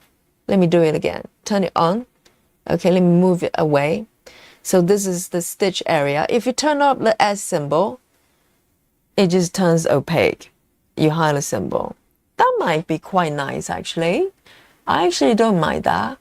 I could give it a try. See? It actually looks... Oh, but you know what troubles me is this. It's highlighting the stitches I've already done, which I wish Saga could you know, give an option to hide that, to hide it, because on Pattern Keeper, if it's stitched, it doesn't highlight. You have the setting to turn off the highlighting of the stitch area, but for some reason Saga is highlighting everything, and that confuses me. So I'm rather keeping the symbol on like that.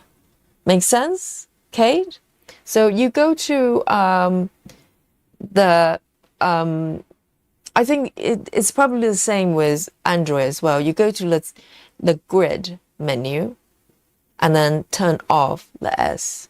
Then you get that opaque look. All right. That's it. As symbol. Yes, Suzanne is an expert on the Android system. So that hopefully that helped.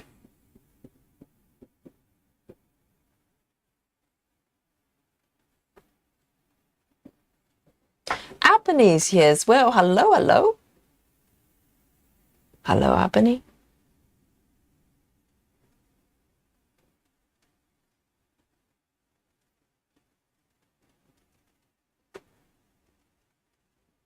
Right, next one then. Down a little bit of 310-esque. Not quite 310, but close. Let me pick one that's maybe orange. That would be nice, wouldn't it? Something nice and bright, and build up this flower here. Okay. Let's see. Let's pick this one. Nice and red. 666, guys. 666. Any spooky bingo happening here? Let me pick a new one then. This one's very short. 666 coming up.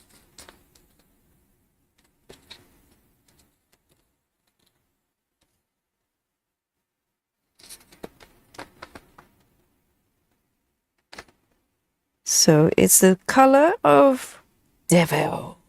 All right. The spooky season is over, but the spookiness of my threads continues. Spooky bingo continues.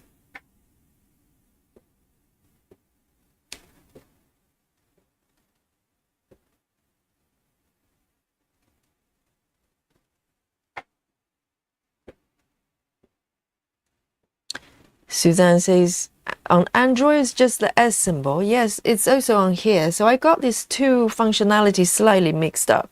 One is to fade out the symbol you're not stitching, and the other one is turn off the symbol itself. So,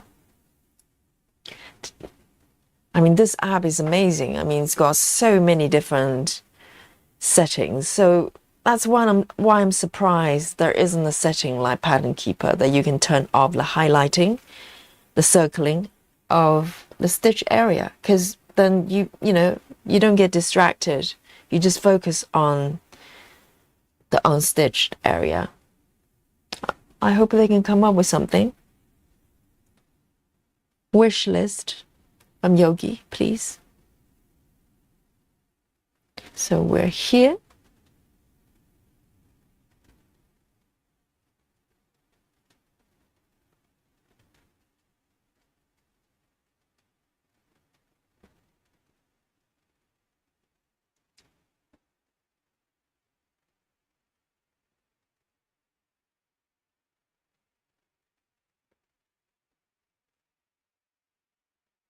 I'm slowly filling in the center of the flower. Oh, this fabric just feels so good. I can't stop it. And it works really well with DMC. I think with CXC, it might be a little bit too full.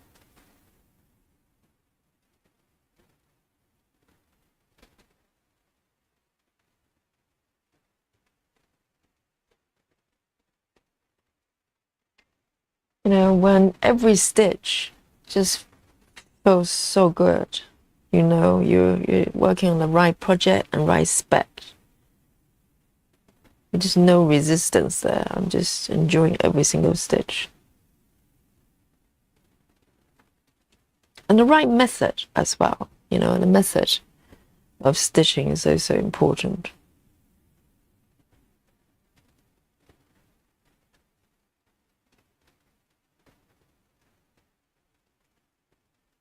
Here we go. I'm going to mark as I go.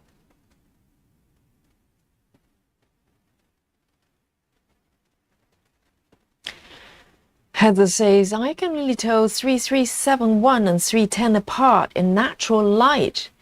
They're the same shade. I think percentage black grayscale, but 3371 has warmer brown. Yes, I think instead of being lighter and darker in black shade, it's slightly brown, isn't it? I could kind of see that a little bit, but not much natural light here. Not in the season, not in the UK. I'd be lucky to have any light whatsoever.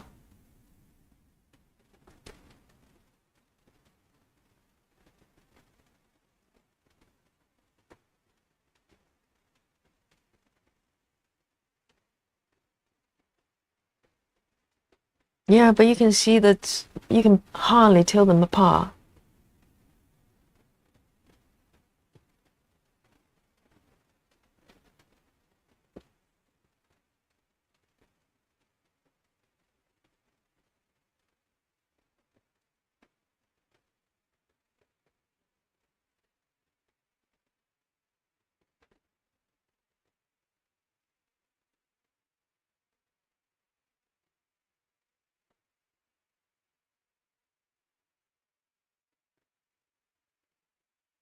Where am I? Here. 2 stitches. Oh, have I got it correctly? Hang on. 2, okay. That's fine. Oh, very close. And 2 over here. 666, everyone.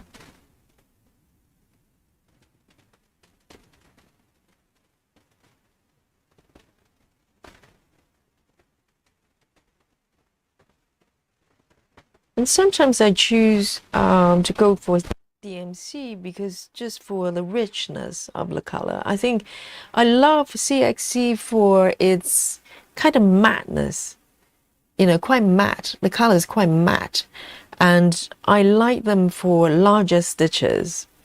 So everything has a very natural matte finish. But sometimes with certain pieces, I just want that sort of deep richness of DMC. Then I choose to do DMC. Like the sweet shop, for instance, is so bright, and also little cake shop as well. I'll probably go for DMC for the colors. But something like Kim Jacobs pieces, my preference will be CXC.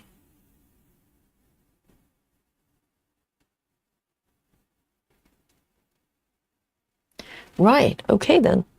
That's 666 done. Till next time. You can see the flowers being, you know, gradually taking shape there. It's so nice. Let me take a sip of my coffee there. 666. Let me have a sip. And I still have some Diet Coke as well.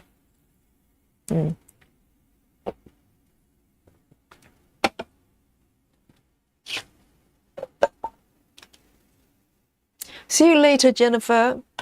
Sorry, I'm slightly behind the chat. She's probably gone. Oh dear, let me catch her.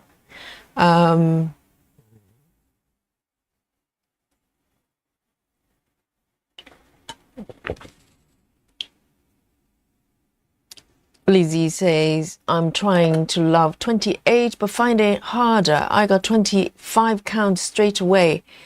Yes, I mean, you should go for the one that you felt happiest. But it's nice to try different fabric count so you know which one is your favorite. Hey, Rose. Hello, hello. Yes, Rose says, hello. Glad I made it today. Hope you're doing well. Indeed. We're doing really well. We had a little thing happen with the previous stream, but this one is going well so far. Welcome, welcome. We're professionals here. Here we go. Let's have a look. Let me pick the next one. So let's go for this one then. 400. 400. It's the brown. 400.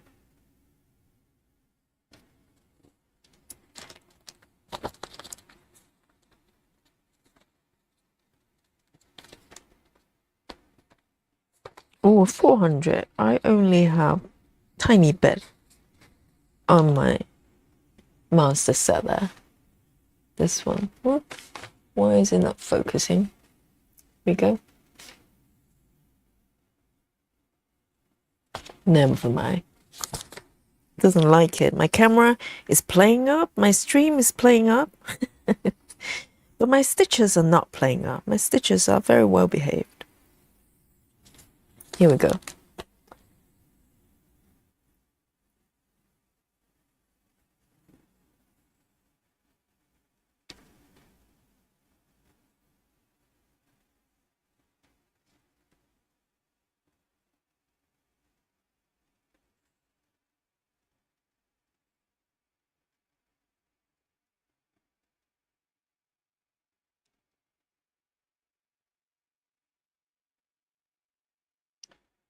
Let me thread this one through.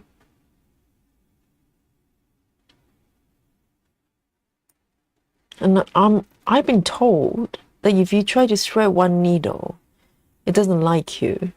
Sometimes it's identical needles, because majority of my 28 counts, they're John James.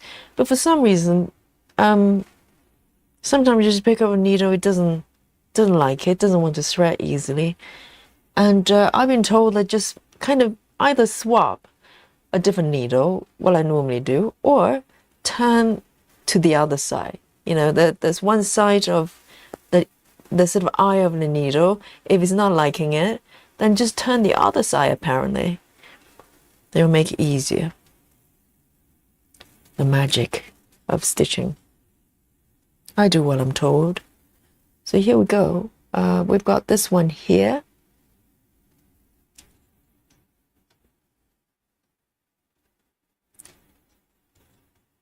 I actually find threading needles quite relaxing. And I think you have to enjoy it to stitch with Gemma's method, because there's a lot of threading going on there. It's just part of the process.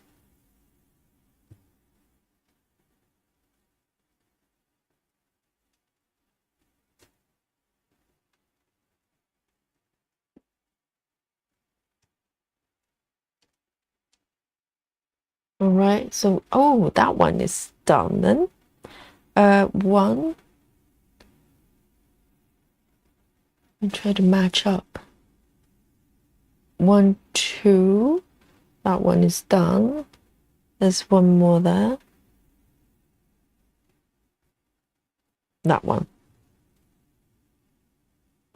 So I'm carrying my thread slightly further down, to be honest.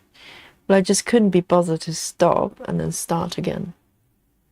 So sometimes I cheat, okay? And not doing a yogi move or finish the stitch and start again. Sometimes I do that. Oh, look. Very nice. Very nice indeed.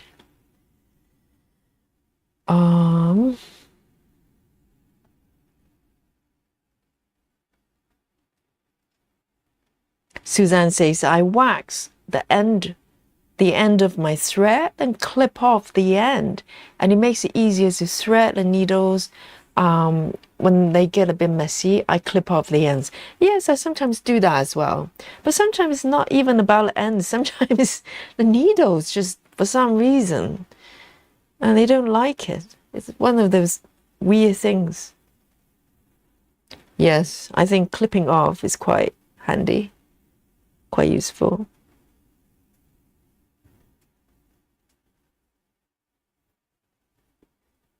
I'm too lazy to use the wax. You know, in the earlier days when I was doing 14 counts, quite a lot, majority of it, and 2 strands, right? And I've been told that the stitch is supposed to be really neat and nice. And I tried the waxing as well, not on me, on my threads. Waxing on me is a different story, okay? Then I just find the threads become very sticky, and I didn't like it. Maybe it's just me, and maybe it's just the type of wax I got, but it was natural beeswax or something. But I just found it quite fiddly. And to be honest, not waxing my threads at all since, and I haven't had issues. They don't tangle or anything, or not. I don't get knots.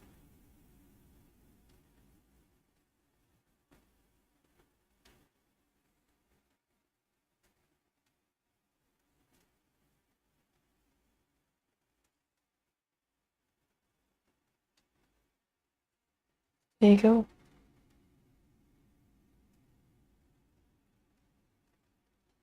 There. Where's next? 1, 2, 3, 4. 1, 2, 3, 4. Oh, my orange flower is taking shape there. Very excited.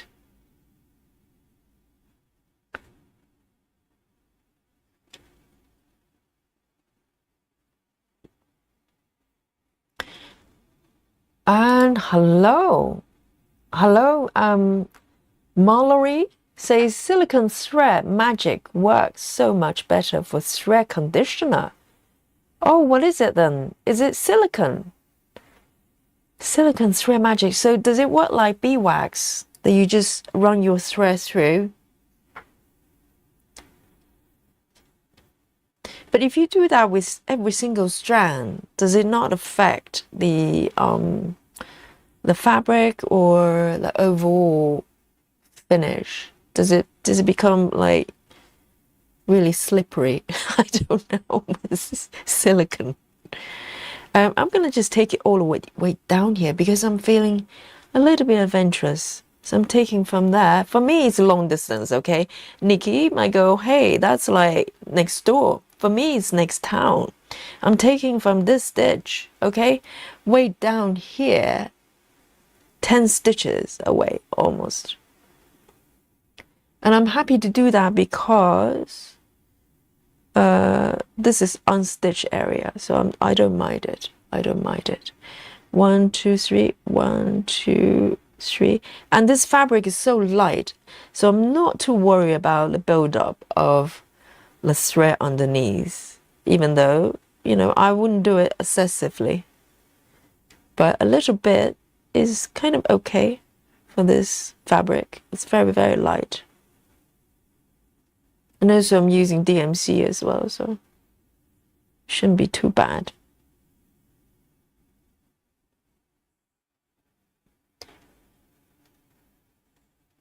Six says, when the eye is made with, it is punched out of a solid platelet, so one way is wider than the other side. Yes, I think that's how it was explained to me, because I was wondering, why would it make a difference just turning the needle, the eye to the other side? But I think that was, maybe it was needle bug that explained that to me. Basically, if you know, try to thread from one end, if it's clumsy, it's playing up, then just turn the needle to the other side. Or sometimes I just pick up a different needle, and it just happens to be on the good side. So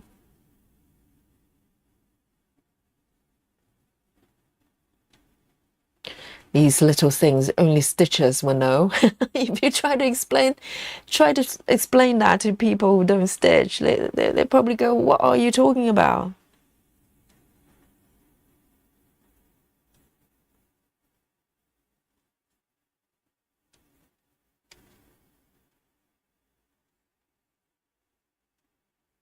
There, 1 2 3 4, 2 3 4.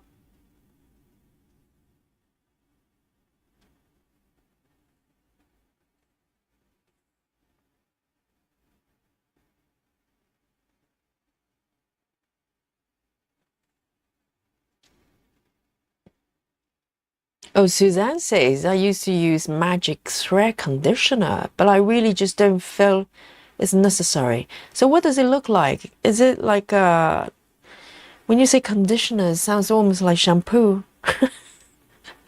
Are we shampooing our floors now? Oh, just too much work.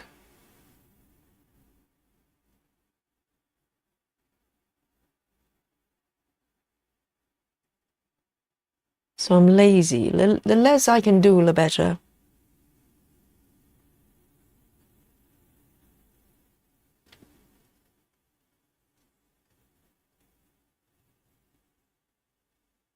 Here we go. So I am going to end my thread here.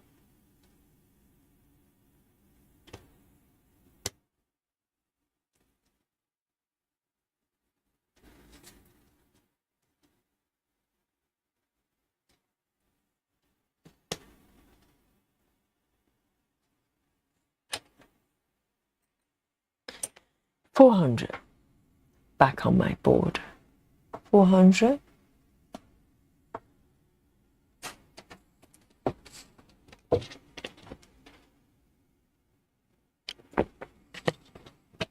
Roy says, referring to the conditioner for the thread, it says it works the same as wax. I'm presuming it's just less sticky. Okay, less sticky. Yes, I find the wax quite sticky. Maybe just where I did it. I just feel the thread feels kind of clean together.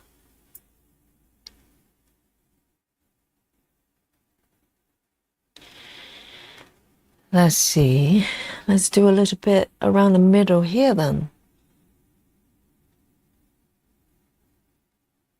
So the next color is 740. 740. 740 is also an orange. 740.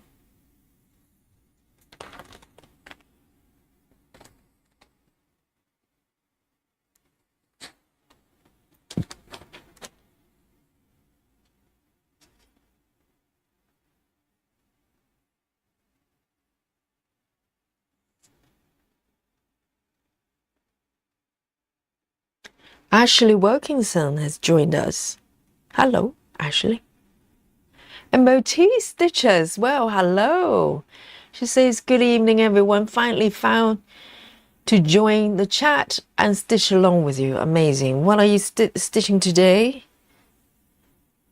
A Motif Stitcher is from Malta. There you go. As it says on the tin.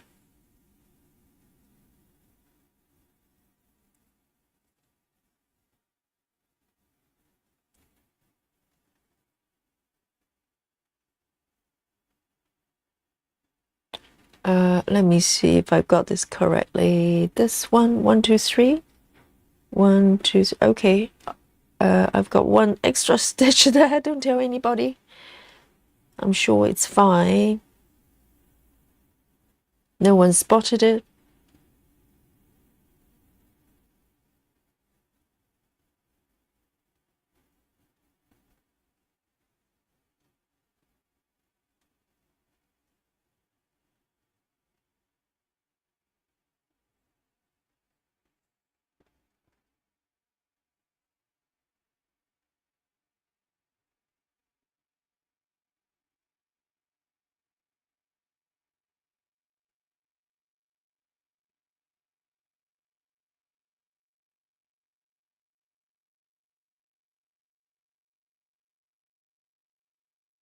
2, 1, 2.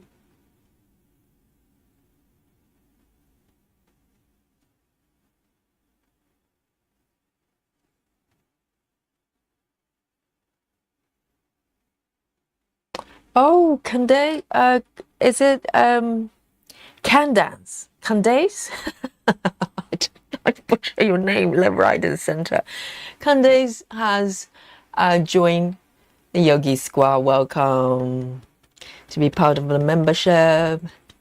Amazing. Thank you. Welcome to the club. The best on YouTube.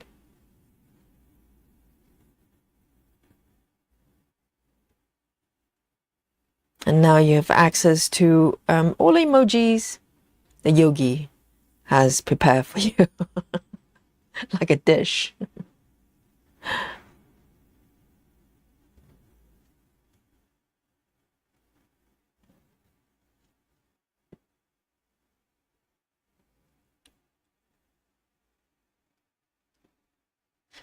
Motis Stitches says, I'm stitching the last 5,000 stitches on the hay SAL. Well, Motis Stitcher, you're making 5,000 sound like 50. As if it's just final bits. I'm going to just finish off. Amazing though. Which piece of the SAL that you're finishing on? That's amazing. So 5,000, if you do like 1,000 a day, if you're one of the aliens, that's 5 days work. Not bad. And I think the deadline is end of the year, isn't it? So you're safely there, I think. Safely there. Oh, I wouldn't be able to withstand that kind of pressure. You know, I can stitch as fast as I want. 200 a day, okay, guys? You've seen me stitching for a little bit by now. You know what it's like.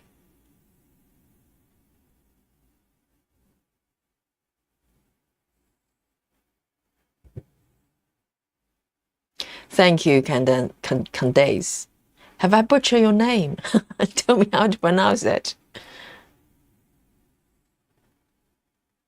Suzanne says, I have 38k left on the SAL. Oh, poor you.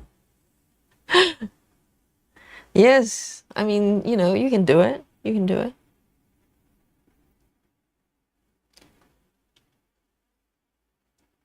One, two, where am I? Here. Where am I?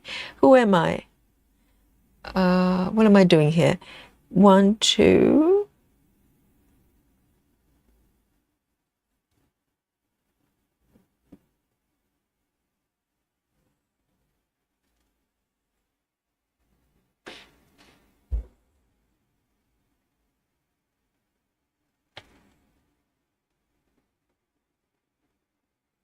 Laura says, finally finished frogging. Laura, you had to frog 2,000 stitches? My God, poor you. Oh, compassion frog for Laura, please. Oh my goodness. And stitching 2,000 stitches.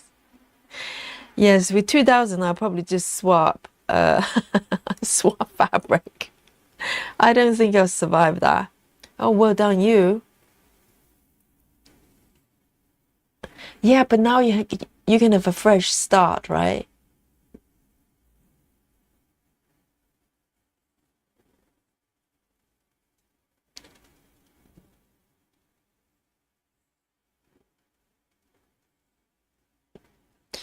Yes. So Laura, you probably had to use your power tools, right? If not, I can lend you one. I've got a few of my power tools for, you know, the F word. A bit of a deconstruction, let's say.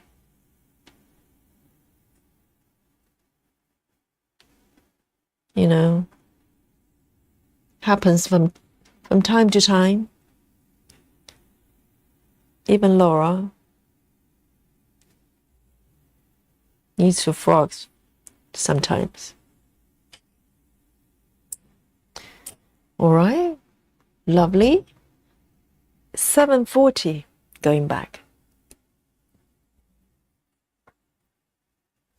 next. Oops. One of my needles just flew away.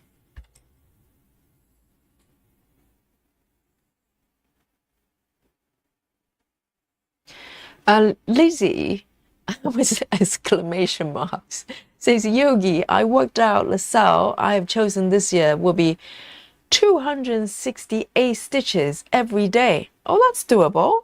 If you start from now, so yes, I think the problem is if you're slightly behind your homework, it starts to pile up, isn't it? But if you break it up and you do it every day, if you could, for the next year, 268 is doable. For me, that would be single project, 268 per day. That for me would be a single project situation, which is not possible. So for me, Hey SAL is a I don't know, it's a science fiction that only aliens can, you know, take part in. Not me. I'm just mere mortal. Just a, you know, ordinary yogi here. I do my 200 stitches a day. That's a very good day. That's a very good day. Oh, all the frogs, all the sympathy and compassion for Laura. I hope you recover from this episode at some point. Maybe not immediately. Have some chocolate. Yes. How about some chocolate? Yes, chocolate. Exactly, Suzanne. Yes. Laura, I'll have some chocolate for you, okay? Until the technology permits, I will not be able to share my chocolate with you. But I will have some chocolate in Laura's honor, okay? And to ease some of Laura's pain through me eating chocolate. So here we go. Here's my go-to. My buttons have run out. I need to top it up. I've exhausted my giant buttons, okay? So I'm back to those blocks ones, which is quite nice as well. So 74% cacao, okay, it's very high concentration, and the way I like it, but not too high, not like 90%. That'll be crazy. That's too much for yogi. Yes, so chocolate time, guys, chocolate time. And bring your snacks and power drinks, okay? We're here for a little bit, okay? This is an unofficial marathon there, half marathon. Here we go. There you go. Lovely.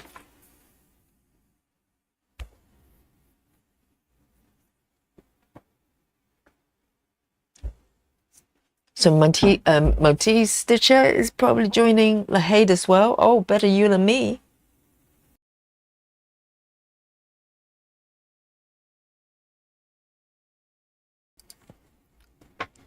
This is too much pressure for me.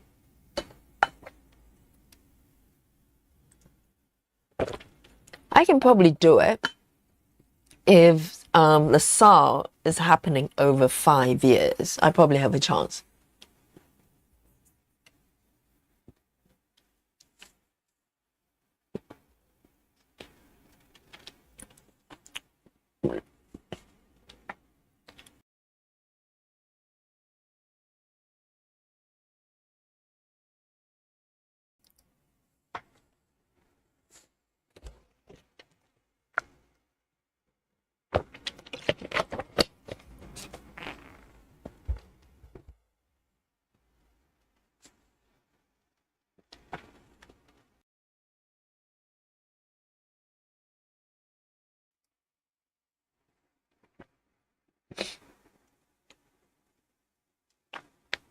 Oh, Brittany.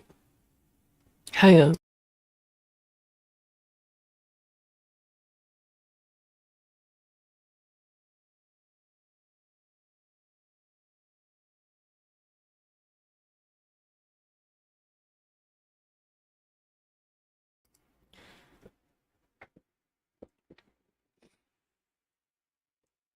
So this, sorry, had to clear my throat a little bit. It's ticklish. Hang on.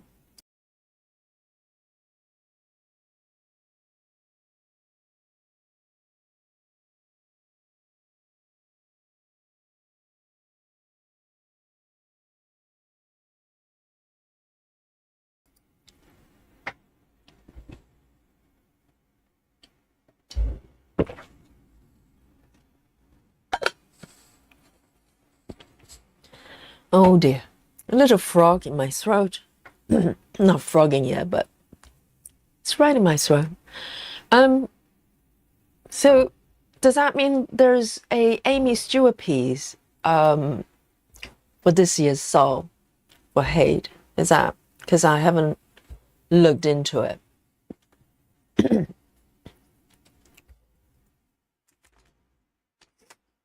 Right. Let me pick my next color. Slowly building this little flower there. All right then. Let's have a look at this one. I can see a little bit of confetti, not too bad. There's some single stitches happening here, but this one is pretty good. 970. 970. Have I got one here already? Yes, I do. 970.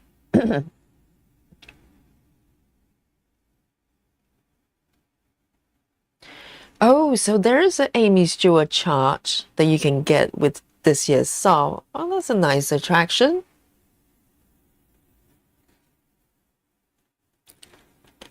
But do they show you? Do they show you what the chart looks like? You know, what happens if it's a big eyeball, you know? Or a huge squid? Then what do I do?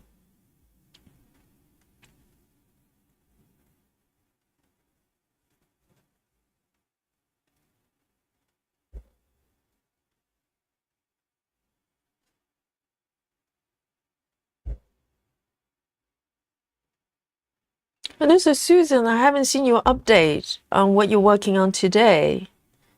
Give me a little wave so I know you're doing well.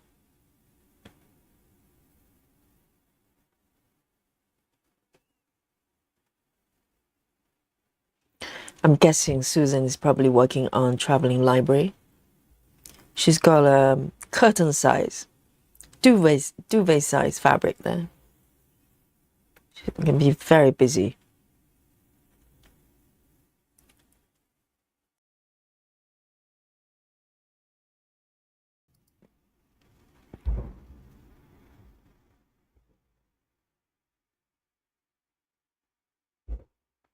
Janelle is here. Hello, hello. Good morning, Australia. And good morning to Janelle.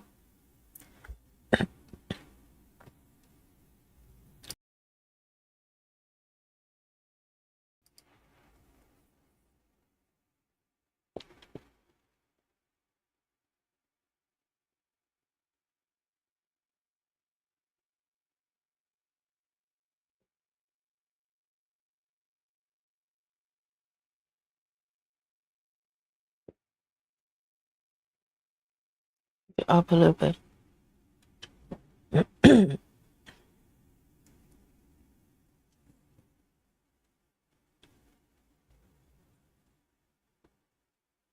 me see. Where am I?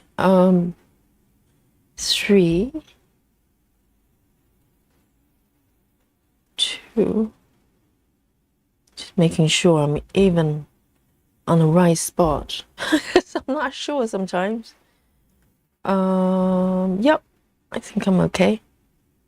If I look away, if I look up to check on the chat and look down, instantly I'm lost. I have to kind of find my spot again.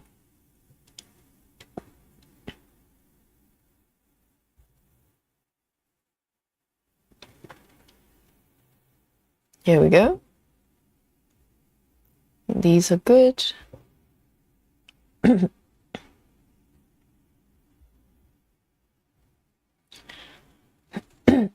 Suzanne says, go to the website and look on the limited edition. Okay, so they do show you the pattern. I see. That's good. Oh, Heather says, the Aimee Stewart isn't a chart you can get for SAL, but if you complete one page of your SAL page, you get an Aimee Stewart chart at the end. And that says it's stitching related, but when is the end? Do you not get it until the end of the year or whenever you finish? I hope, yes, probably for me to, going to take me to, probably take a year for me to finish that page. So I won't get to the Aimee Stewart page chart for a year. Oh dear. Amira says if it's a huge squid, you can overcome your trauma. But so it's a shock therapy Amira is aiming there, you know. Just like, you know, sometimes they try to cure people's allergy by having a very small dose of the thing that you're allergic to. So if you're allergic to peanuts, they give you a tiny, tiny dose of the peanuts essence or whatever extra, and then gradually building up. So Amira's theory is if I'm scared of squid, of the squid, maybe a huge squid is going to cure my condition. I see, Amira. I hope you're not a doctor, okay? At least not my doctor. There. Shock therapy. Susan says, I was working on traveling library earlier on, but I can't stitch on it and watch your stream as I'm using Kindle for the chart. I'm going to blanket stitch on the raw edges. Hang on a mo, Susan. Hang on a mo. Since when you're looking at your app, since when you're using your app for Kindle? Since when you're using your app as a chart? For your chart, I can't even talk. Oh, Susan is a paper girl. What happened to your paper pattern? Oh, Susan has changed. I need to watch out for Susan. Susan is like, you know, she would throw books at you or her entire piece of traveling library at you if you mention the word PDF pattern. You know, Susan says no to PDF. And now she's using Kindle for the chart. Since when, Susan? How come I didn't know about it? Amira says, I'm not a doctor. You're safe with me, yes. Oh, what a relief, yes. Shock therapy for Yogi.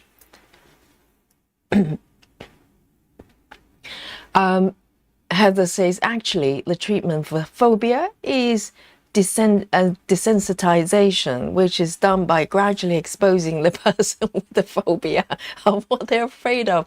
Oh, not instant giant squid. Start with a baby squid and maybe a grown-up squid with a mustache and then maybe a giant one at some point. So rather than shocking, yes, as I said, with allergy as well, small dose to start with, rather than Amira's approach, which is basically, if you live, you know, if it doesn't kill you, you know, it's going to do you good. But it might kill you, okay, Amira? And Heather says, I'm not a doctor, but I'm a clinical social worker. I'm sure you're right. I'd rather you being my doctor than Amira, okay? Yes, Yogi is safe from me. Mental illness. Well, at this point, you know, I'll take your number. Maybe I'll give you a call at some point. You know, if my streams goes like Gemma's demo, a few more times, I'll probably need your help. Right. Let me do a few stitches. Multitasking.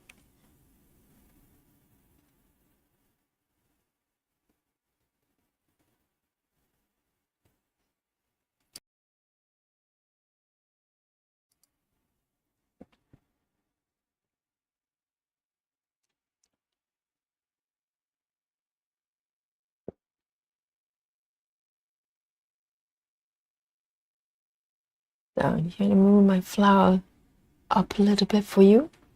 Let me see. Let me decide where I want to take my stitches to. Oh, there's a little frog in my throat. Maybe not a very compassionate frog. Maybe the green one.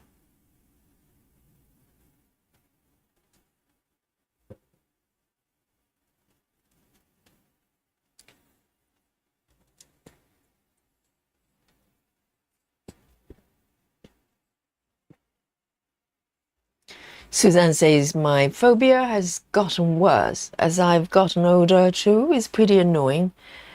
It really depends because I'm afraid of confined spaces as well. So I'm claustrophobic. But it's got a little bit better. A little bit better. I used to have problems just sitting in regular cars. You know, London cab is okay, or slightly bigger cars, I'm okay. Like a minivan or some minibus, I'm fine. But regular cars, it's got 4 seats. I used to refuse to get in.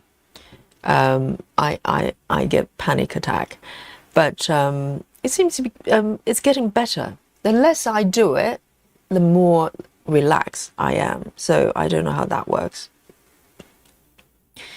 You know, and I used to have problem going in the lift as well. Lift being elevator. Or not escalator, elevator.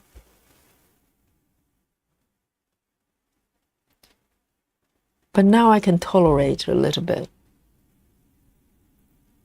But I try to avoid that though. I try to use staircase if I can. But if it's 10th floor, 10th floor, then I'll probably try to use the lift.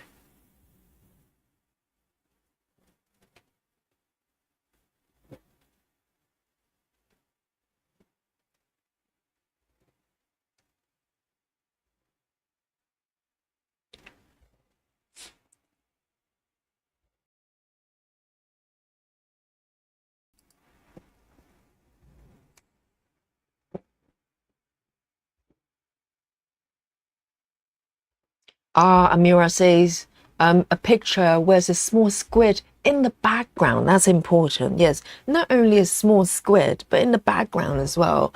It might soften the blow a little bit. I see. Okay.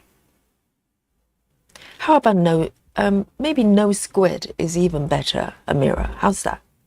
0. 0, invisible squid.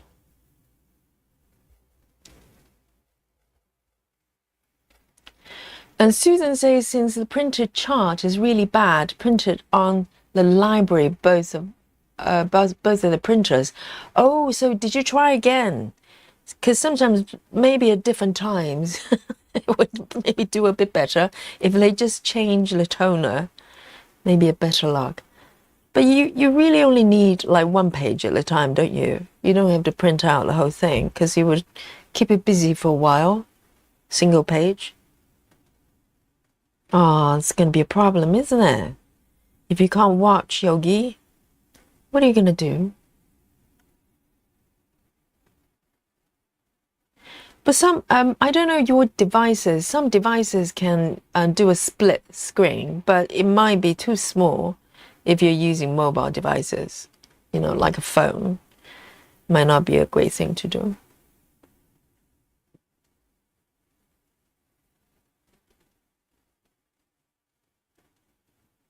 Yes, I was a bit worried because you're late for the class and then you're very quiet. I was thinking, what's happening to Susan? I need to know. If I need to send a sort of ambulance or some sort of search party over, I might as well, do it now. I need to find Susan.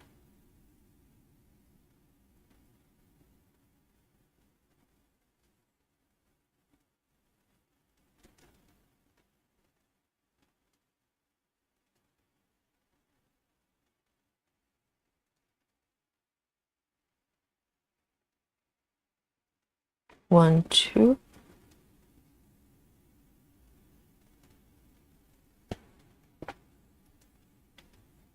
Susan says, maybe you were allergic to dark chocolate. Oh, is that why I cough? Yeah, I had 1 piece. You're quite right. I had 1 piece and started coughing.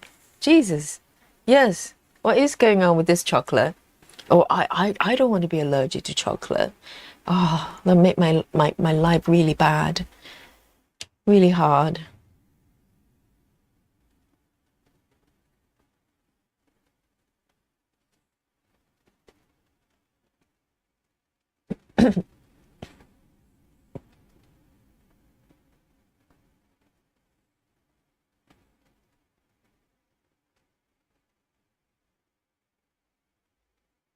Mira.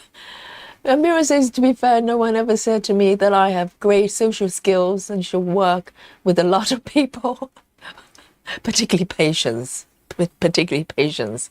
Um, and she says, make the forced internship in a social job in 8th grade a bit useless for me. I'm sure you're fine. Yeah, just don't work for hospitals, okay?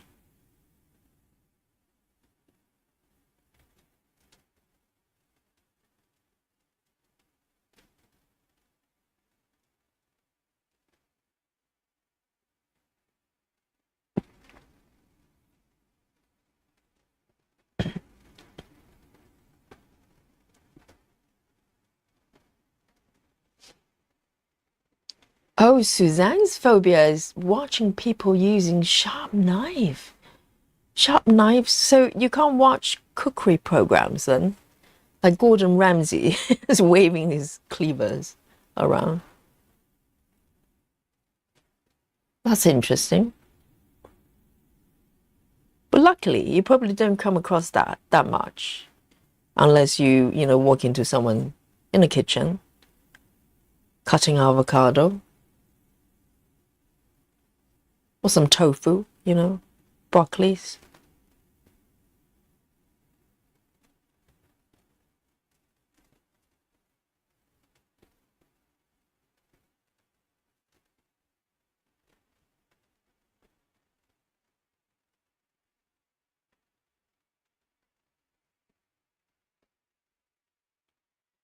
Maybe a couple more stitches here.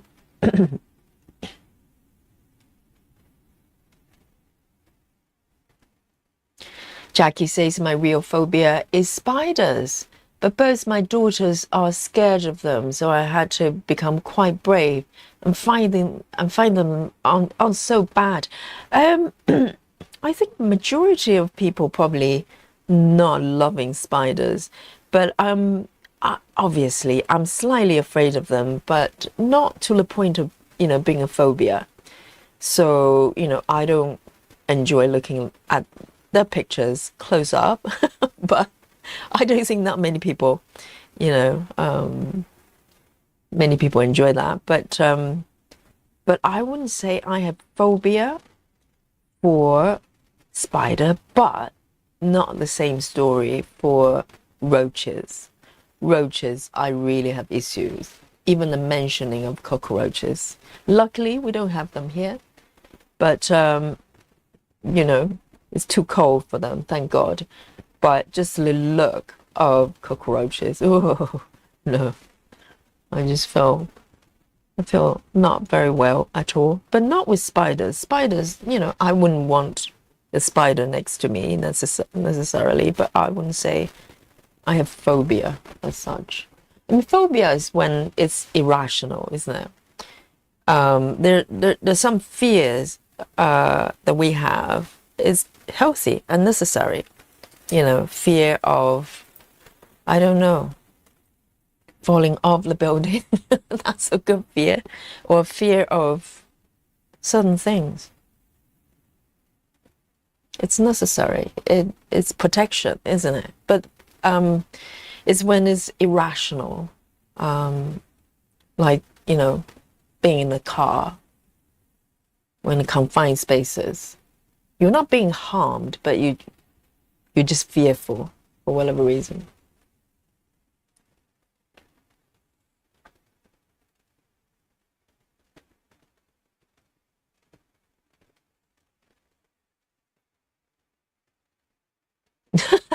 A mirror. Amira says someone who has no idea and listening probably think everyone here has heavy frog phobia. Yes, we're afraid. We're afraid of frogs, even compassionate ones. We're like, no frogs, no frogs. Frog-free stream here with Yogi.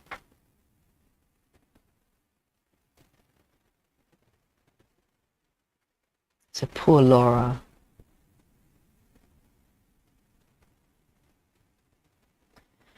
Right, next one is another orange, slightly darker in shade. 947, 947. 947. Let me pick a thread here.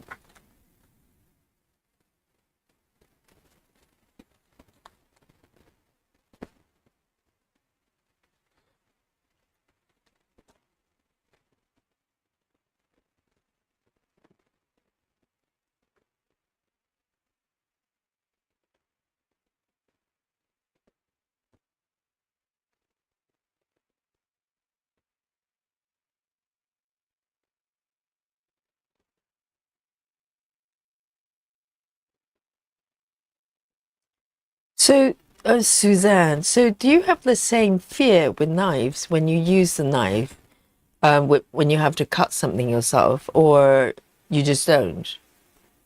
You just get someone else to do it, which is fair. It'll be interesting that you're okay with it, but your phobia is when someone else chopping things. Mind is our mind is a complex thing, isn't it? It's a combination of, God knows, sometimes from past experience, because phobia can be inherited, not inherited, but learned. If your parents are afraid of something, you're more likely to be afraid of something because you learn that behavior.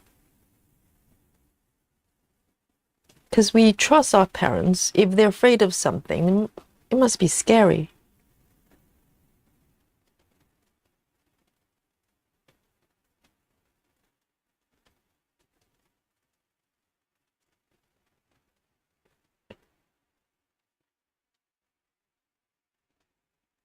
You mark them as I go.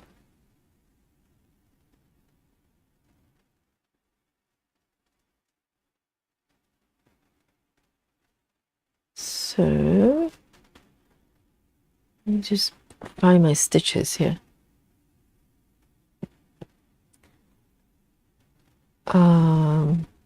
There.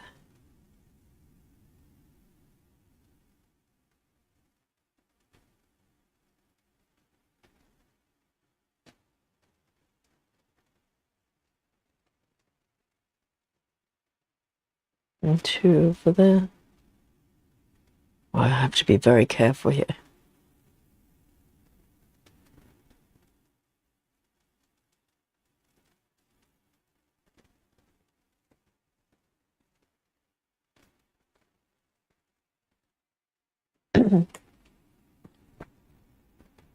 Oh, Susan says, I thought you said this session would start at 8 p.m. I know, that was the plan originally. So Susan is not aware of what happened to the last live stream. So I was, my plan was to do a double stream, one for the demo and the SAL, right? Just like last week. And what happened was, if you weren't there, for those of you, what happened was, I started a stream and I was talking away like I normally do. And it turned out, because I created 2 streams, this one and the demo one, right? The one for demo. And I basically streaming into the wrong one. So I was on this one, but it wasn't public. So on my end, everything looked fine. The audio was fine. I could see your chat, even though the chat was random. And also, you know, not many people joined. And I was wondering what was happening there. And I kept going for 40 minutes, I think, and thinking, oh dear, everybody hates Gemma's method because no one's talking about it in the chat and people were leaving. It turned out all those poor people, they're waiting for the stream to start. And I was already streaming. I'm so sorry. I'm a professional. If you look at the number of streams I've been doing, it's like 140 something, and this still happens. So there you go, Susan. So instead of waiting till 8 p.m., I thought we'd just start. So this is a lesson to you, Susan. You know, you have to get with the program. You have to come to every stream to find out what's happening here. You skip one, you know, you skip all. No, you don't. You come to join us. Good for you.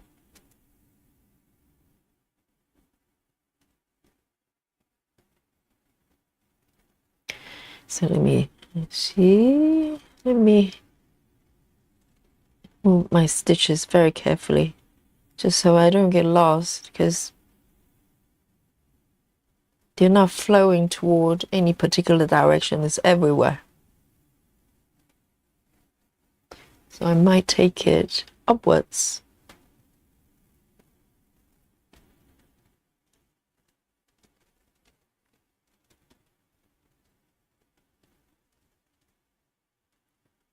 And I might need to walk away for a little bit to give Dolly some food. I think it's her full time.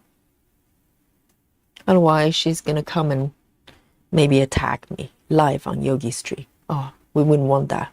Even though it's probably good for viewing, right?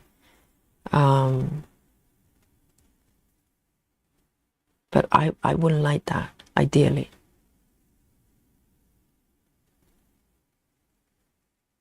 Yogi being attacked by Dolly live on Yogi Street.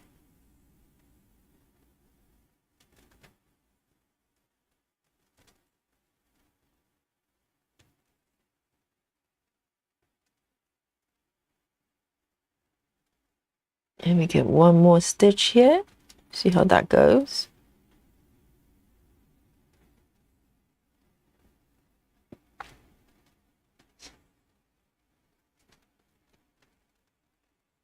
Oh, Guy, not Guy, Gay. Gay says, I finally have the traveling library. So happy. Also, not a fan of any animal that has more legs than me. No, Gay, you have 4. These are paws, okay? These are not hands. Don't tell me you're going to crop out the fox. Yes.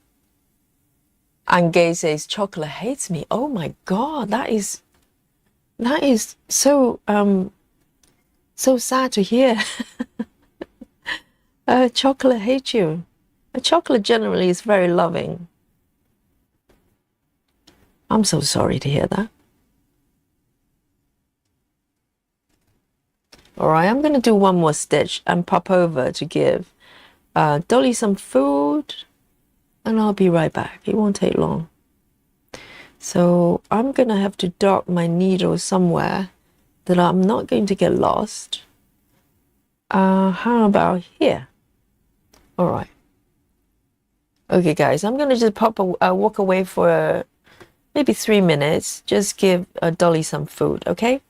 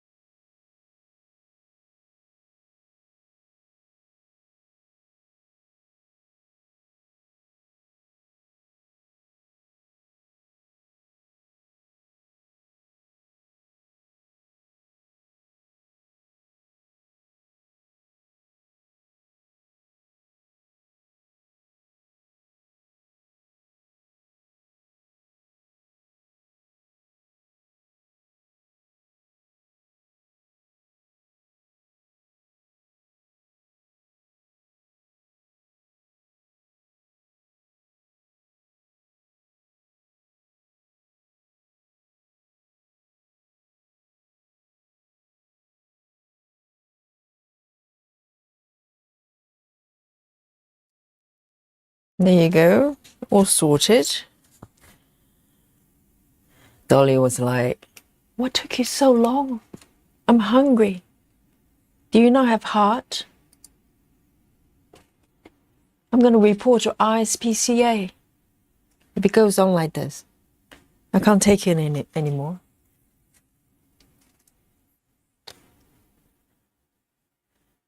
Right, let me find my spot here.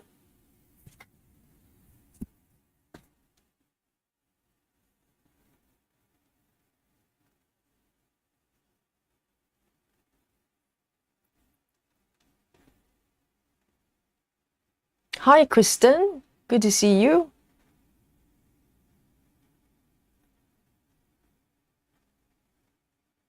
Henry, not Henry. Henry says, I got a notification for the demo but didn't see the stream. No one did, okay? The only person saw it was me, okay? You're not alone. I was the only person watching. Now teach me. And Kristen says, I'm completely unrelated. I did a center start for once upon the fairy tale, but I'm trying not to look at the picture. Is there a direction? That looks fun. What? Are you not having fun from the center? You need a hive mind. I'm not that familiar with that piece. I know it's very popular. But is it not a good spot to start from the center? Unless there's a squid. Is there a squid in that piece?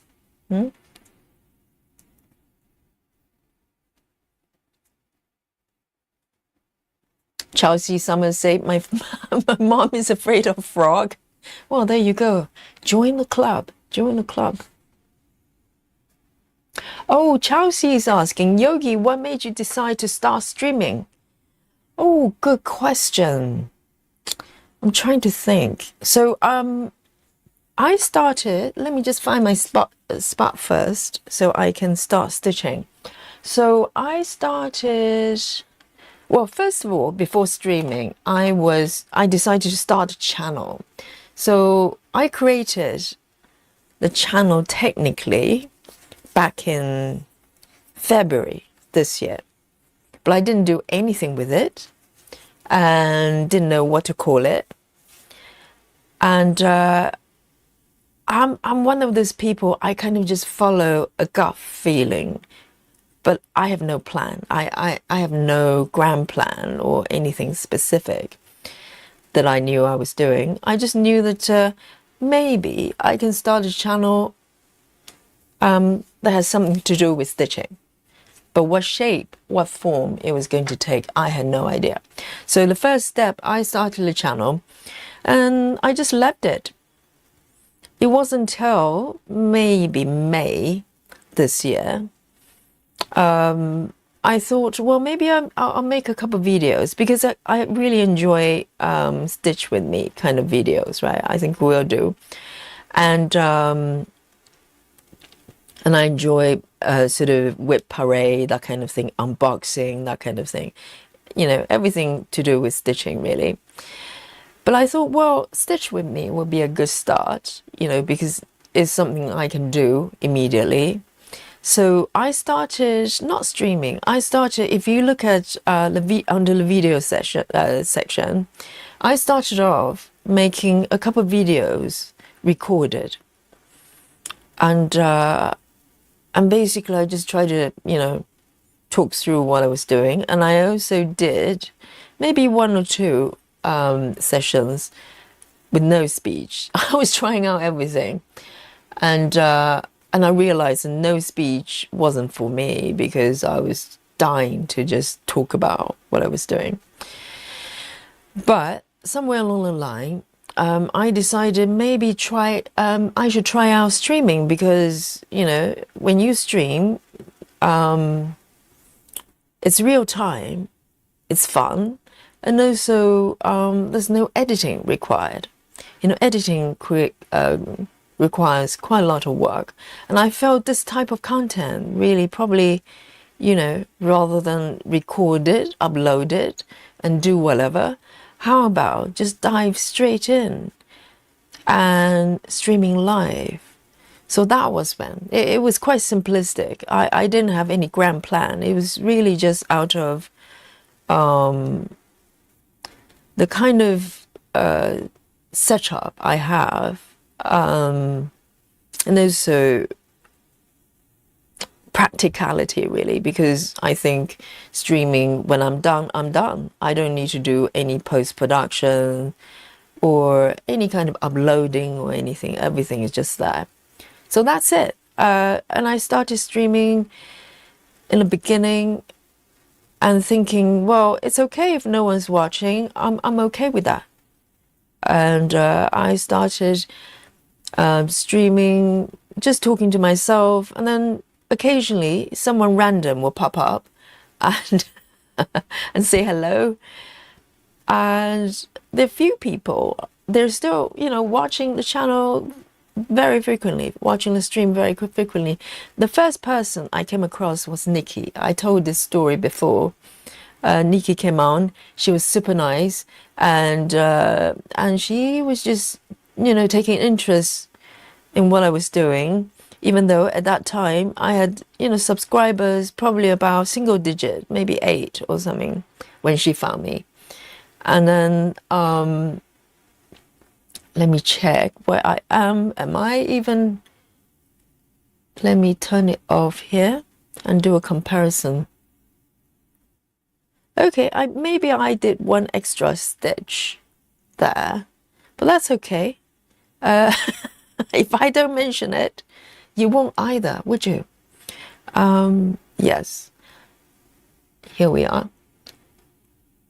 And then gradually we have Brittany, we have River, we have, I think Susan came on a little bit later, and Sarah as well, and a few others. They all gradually popped up. And I thought, well, this is such a great fun. And also in the beginning, I wasn't streaming every day. I think in the very beginning, I was doing it whenever I could, maybe every few days, every couple of days. And then gradually I thought, well, this is fun to do. Let me challenge myself. Can I do it for 30 days? You know, non-stop. It's a challenge. You know, like 30-day challenge people do. So I thought, well, okay, let me see if I can do it for 30 days without a break. And I did it. And 30 days later, I thought, well, this is great fun. Let me just keep going. Maybe just for a few days, few more days, you know. Let's extend it maybe to 40 days. For some reason, yeah, I just keep coming back every day, and now here we are. We're here pretty much every day, other than the days I have to, you know, cover classes or have other things to tend to. That's it. So it was quite organic. You know, I didn't plan anything. It just happened, and maybe it's good that way, because I'm not trying to drive it to be one thing or the other. And we're just here. Meet up every day and do some stitching and chat. So there you go. That's it.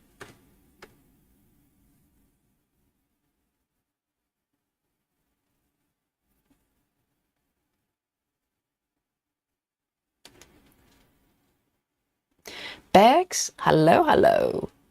Welcome.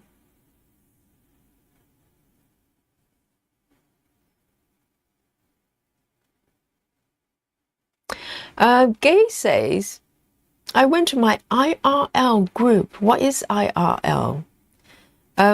Yesterday, and they were all smacked at the amount of streaming you do. Very impressed. Who are these people? IRL group? I have no idea. I'm not in the world of, you know, the know. Oh, the amount of streaming. Yes. I'm surprised myself as well, because if you told me that 6 months ago you're going to be streaming every day, I go, nah, who does that? But here I am, and I'm really enjoying it, and I hope you're enjoying too. I think it's about not doing anything that is, how do I call it? You have to find a flow, and I think I have, and that's the only reason that it kind of works. So, and I kind of trust that. I tend to act based on a gut instinct. I do not have plans. I just do it if it feels right, and stop it if it doesn't. That's it. That's my only guide. So I don't think it's probably not something that everybody can do. Oh, in real life. Okay, in real life group. Okay, so Gay goes to a real life stitching group. I'm presuming.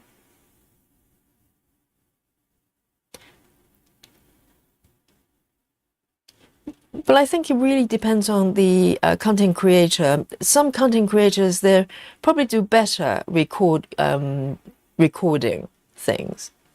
And maybe they like to have more control over their content. They can edit, they can, do post-productions or whatever. And I'm more of a spontaneous person, and maybe something to do with the fact that I'm a yoga teacher. So I'm constantly responding to my environment. And so I'm used to it, and I enjoy it. So instead of having a grand plan and have some sort of script, to go, well, this is what I'm going to do today, I literally just show up, and you are my guide. The chat is my guide. You take where the conversation you want to take, whichever direction. We talk about all sorts of things. Things to do with stitching or nothing to do with stitching. We talk about them all, and we're just humans getting together and having a conversation. That's it. So, and I think it's probably the best, because there's no particular format or expectations, and just people here stitching, and whatever happens, including technical difficulties or glitches. So that's it. So it's quite relaxing for me, because I do not plan anything. The only thing I decide before the stream is which piece I'm going to stitch on. That's it. Just like you do. You have to decide which piece you're going to be working on that particular day or session. That's it. So I'm doing exactly the same thing. The only difference is I have a camera pointing at my work, and I talk. That's it. And I'm sure you talk too. If you have someone next to you stitching with you, you'll be having a chat. And I'm doing exactly the same thing. So it's very effortless. I'm not saying the setup or getting the whole thing together, I wouldn't say it's without effort. I have to design the thumbnails and organize the channels and maintain the equipment, etc., and get new equipment if I need it. But that's all part of the infrastructure. But the actual streaming itself is quite effortless to me. So, and I think it's the only reason I'm still here, and not having a camera pointing at my face probably helps as well, because it's kind of my comfort zone, to still have my privacy, but I'm sharing this part of my life with you. So it's just the right amount of space I can move in within, and in some strange kind of way, I'm probably more open, because you don't have my full name, I don't have a camera at my face. I think if my sort of face and name is out there, I'll probably be a little bit more cagey about things. Because here I know I can just openly talk about a lot of things that I probably wouldn't talk about with people I don't really know very well. So in a way, yeah, it's a very intimate group, but you know, it's just right amount of privacy for myself, but also openness that I can share. So yeah, I think that's why the only reason it's working.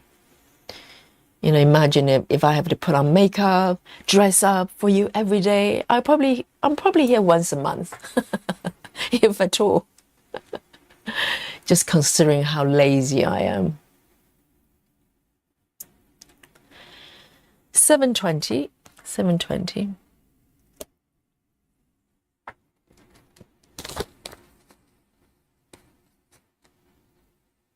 It's an orange. Surprise, surprise.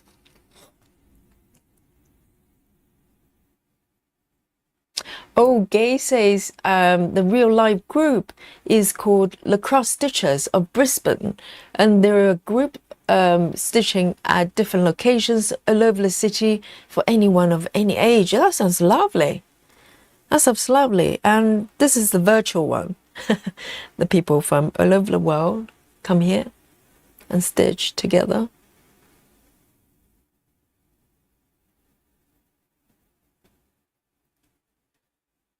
And Lizzie is practically screaming now. Lizzie says, Yogi, I'm going to turn the tables and make you guess how many stitches I stitched during this evening. We're still here. Are you done? And if you want to play that game, might as well having everyone guessing your stitches. Go on then, everyone. Let's guess Lizzie Silver stitches today up to this point. Okay, go. I might even bring on guess my stitches machine if we have many numbers. Okay, and I'll let you guess and I'll offer my final number. There you go. Guess Lizzie's stitches tonight. And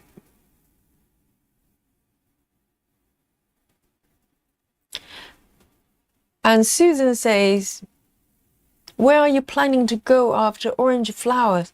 I have no idea. So we can have a look at the mock-up here, right? So I'm here, okay? Once I'm done, I really love the green background. So I might do a little bit more of the green background here and move. Well, I don't want to tell you, okay? I'm slightly, I want to be mysterious, but I think either direction is exciting, isn't it? To the right, once you get past this middle bit, the slightly, let me bring on a larger markup so you can see, right? So I'm here doing the orange flowers. And to the right, we have bumblebee. Okay, I don't stitch insect, but this is cute, right? And to the left, I get the saucers. So I win wherever I go. And if I go down, I've got this rich blue and green for me to play with. I love the strong definition of everything. Okay, oh, quite a few numbers. Let's bring on the Guess My Stitches just for Lizzie, okay? Just for you. I have not brought this on for anyone else. It's a special treatment for Lizzie there, okay? So here we go. We've got, let's have a go. And we get a mirror 347. So this is for Lizzie, okay? We're not playing this game for me just yet. Mira 347, Michelle Fuller 1600. Talking about wild guesses. Susan 400, Chloe C 555, Kelly Soul 405, Grace Houston 1200, Henny 775, Suzanne 150. And so Suvi is going to bed. Suvi, do you want to leave a number before you go to bed? 9999 Suvi. And Rose is 1250. All right then. Let me offer my guess. Here we go. I think the fact that Lizzie wants me to guess, I think would be a lot, slightly, number on the larger side. Because, why would you offer for people to guess the numbers unless you or me, okay? That is like 150, okay? So let me guess. My offer will be 1,000. Dun, dun, dun. How's that? All right. So I'm going to count to 3. And Lizzie, you can reveal your number there. Yeah,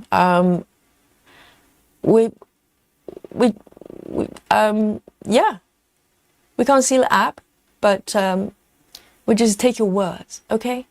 Go on then. 3, 2, 1, go.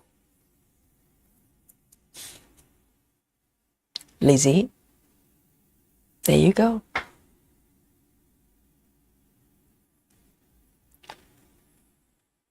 Oh, and Suvi's 456 and Betty Lou Davis 550, okay? So let's wait for Lizzie to come up with the correct answer there.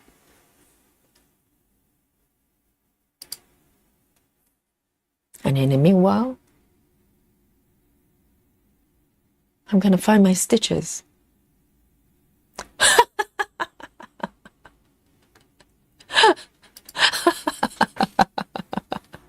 All right, guys.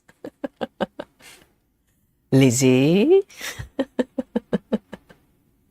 Right.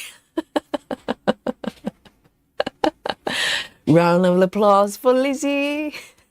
And she's very honest. She didn't add one extra 0, okay?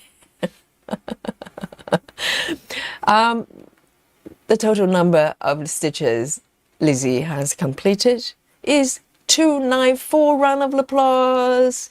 It's nearly 300. It's nearly 300. Well done. Well done. Well, there you go.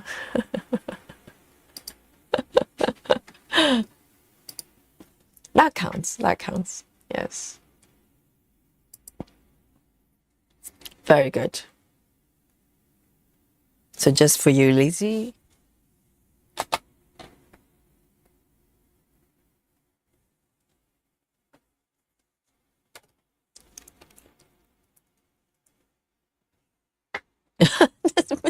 Michelle is offering the buffet as well. You can tell Michelle is a regular, okay? It's like, reflex. It's, if we have a winner, we have buffet. Yes, wonderful. Such a beautiful thing. Oh no, Grace wants to play as well.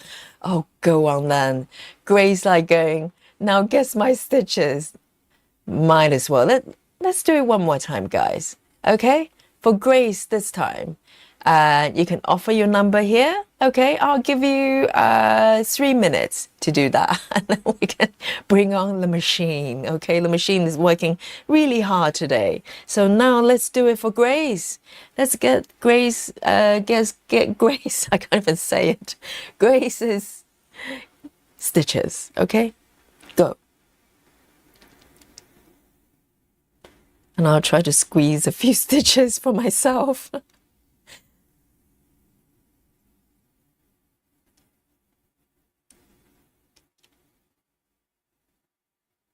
No, we're doing it for you, Grace. You have to come up with a number. Awesome.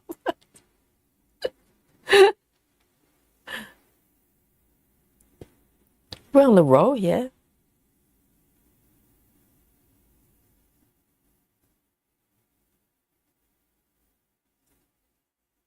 It would be so funny if Grace says, I'm not stitching tonight, so it's a big 0.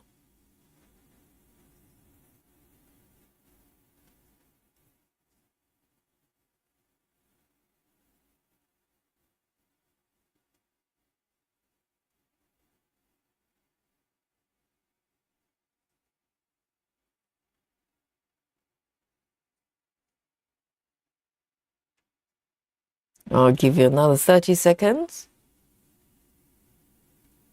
Oh, I guess my stitches machine is working hard tonight.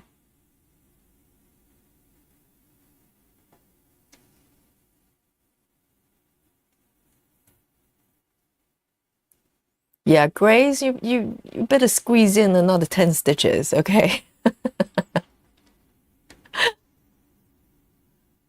Like now.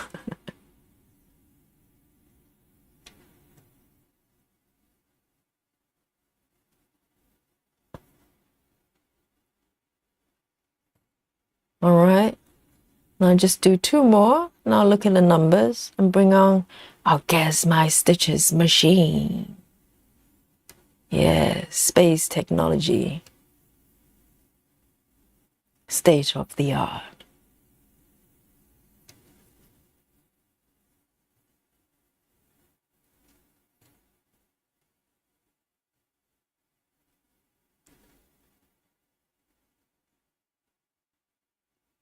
One more stitch here. Just leave it there then. Let's have a look. As for Grace, okay, Grace, are you ready? We have silver stitches, Lizzie 478, and Rose 350, Kelly Saw 356, Amira 328, Chloe C 420, Michelle Fuller says 294 with a question mark. And Mandy Moran is 300, Henny 409, and Sarah VM 310. Here we go. Right, I think my offer, let's have a look. Grace. I'm trying to remember if Grace is one of the aliens. I would say from the beginning of the stream, okay? Or today. Let's be generous. There. 280. Dun, dun, dun. Yes, and let's bring on the Guess My Stitches machine here. All right. And Chua says 389. Okay, still counts. Now I'm gonna count down to 3, Grace, for you to come up with the correct number. Okay, we just take your words. All right, no screenshots required for your app. Okay, 3, 2, 1. Grace, go.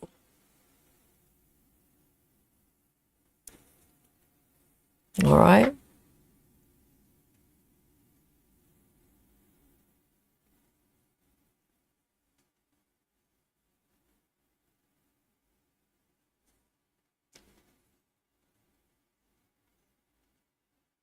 Did Grace pop low? Oh, Grace.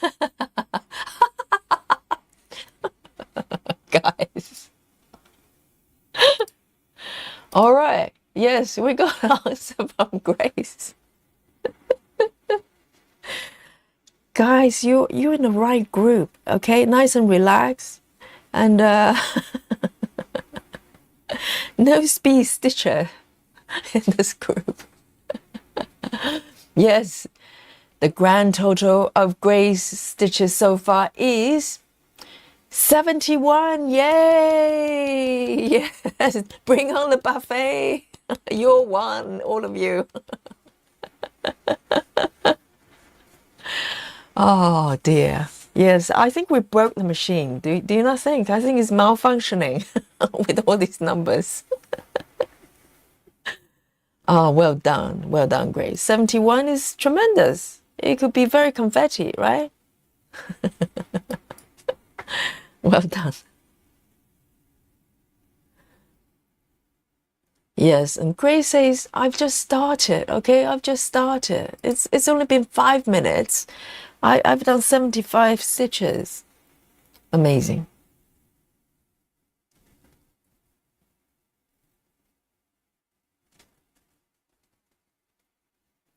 I'm gonna end this one here.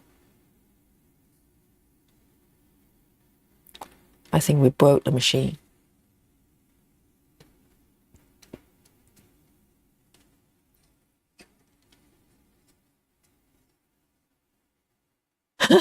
Grace says I only deserve 1 hamburger for that. You can have the buffet. You can have some broccolis, okay? It's okay.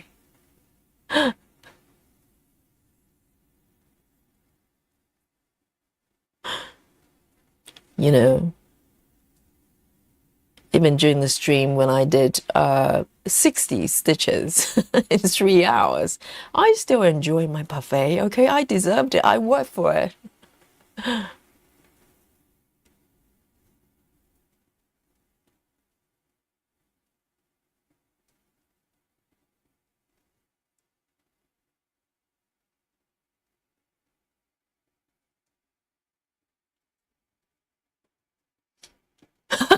Beck says, "You've done more than me, Grace. I've done 4 today." Well done, Bex.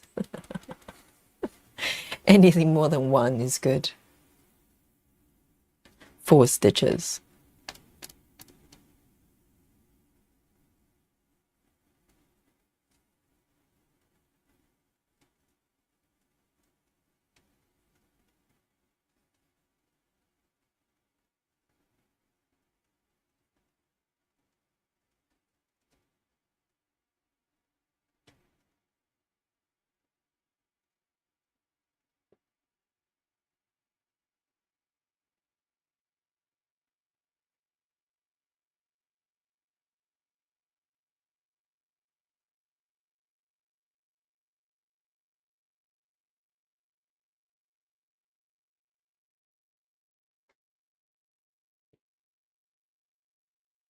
Oh, Suzanne is taking a break now. Wow, just enjoy the stream then.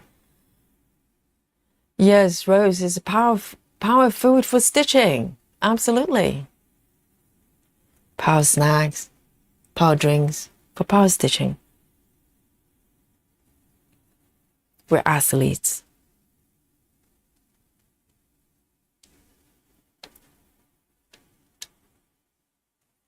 There we go. Let me take a sip of my coffee there. Oh, all that, vigorous guesswork. I feel like I need need a drink. 7:20, 7:20. And my coffee is here.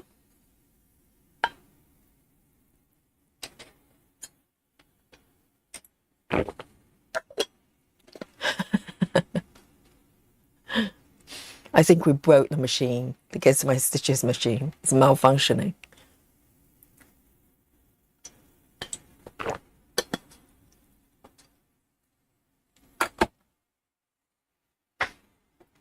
All right then, let's have a look.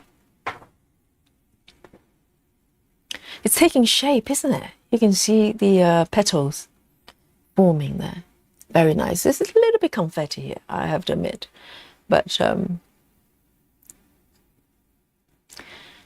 Amira says, honestly, no idea how many stitches I've done, as it's a stamp kit. Oh, that's true. You're not tracking with an app, do you?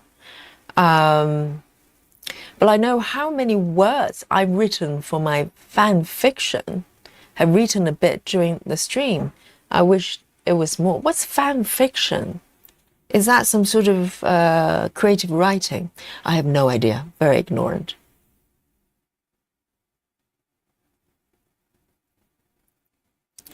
Here we go. 900. That's my next color.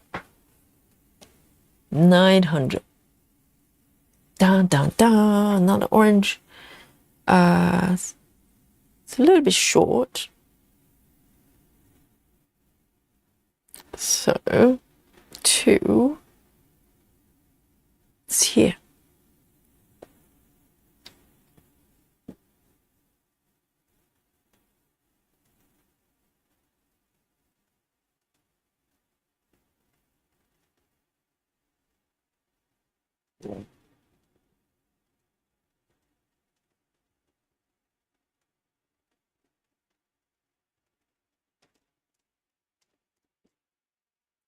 One, two.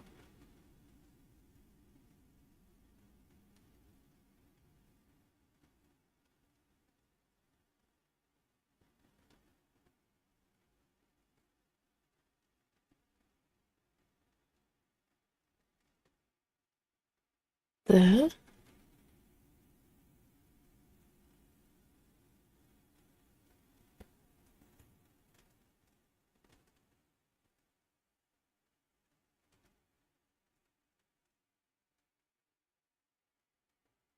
Oh, Amira is writing for Harry Potter and Percy Jackson crossover. Oh, that's a world I'm not familiar with. Writing in that style.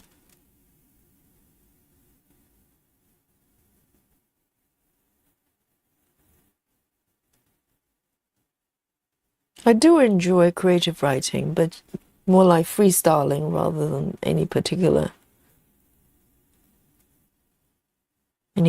theme.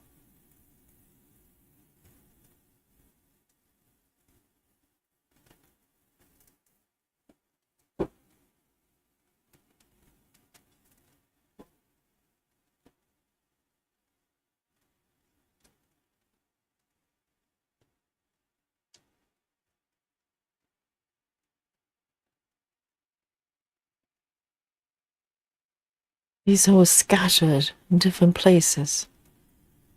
You need to be a little bit mindful.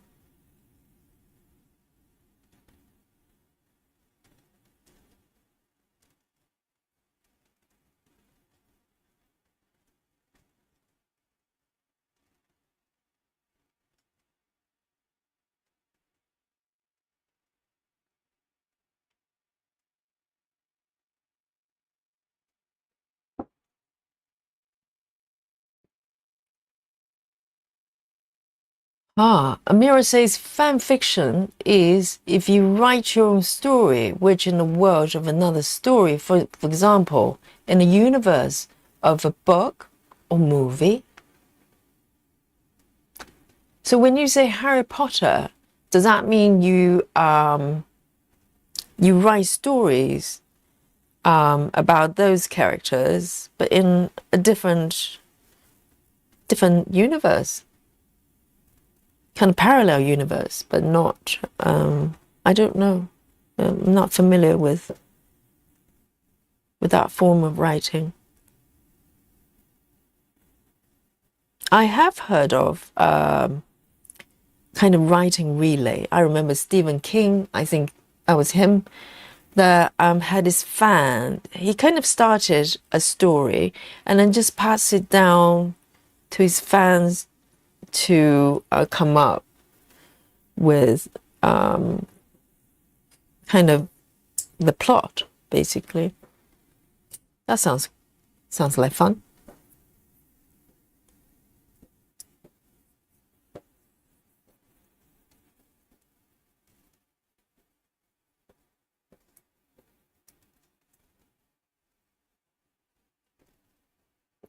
Susan says, I bought the first 35 CXC from Amazon today. They should be delivered tomorrow. Oh, I know which one. Someone posted that link on, I think that was from a link for, trying to figure it out, trying to remember. I think it was a link on Amazon UK from one of the vendors. They do 1 to 35 colors of CXC, because when you get a regular full set, it doesn't include the first 35 colors. That's very nice. Yeah, I was thinking about doing that, but then I really only have about 4 colors from that range. So I haven't really got my act together to get the set for CXC, and also it's slightly pricey, isn't it, Susan? I don't know how much you pay for that. I think I can't remember, this 1 scan or 2 scan per color. 35 colors. It's about £35. Am I correct? That sounds a little bit pricey. For CXC anyway, it's about DMC price. And I just thought, well, I don't really need it. I just cheat with with DMC if I ever need it.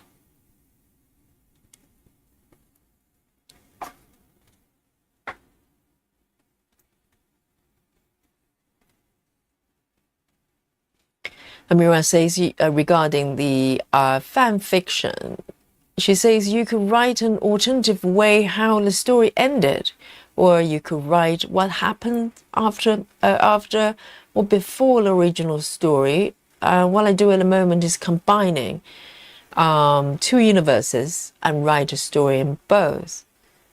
Ah, how interesting. So you can create alternative plots however you want it. That sounds fun, because if you don't like the original one, you can just create your own. Yeah, I can see why you enjoy that.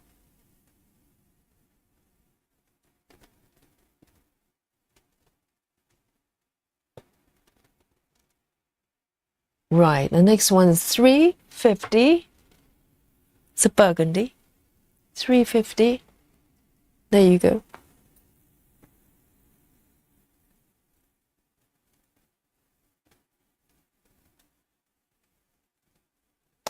Oh, Susan says £15. That's not bad.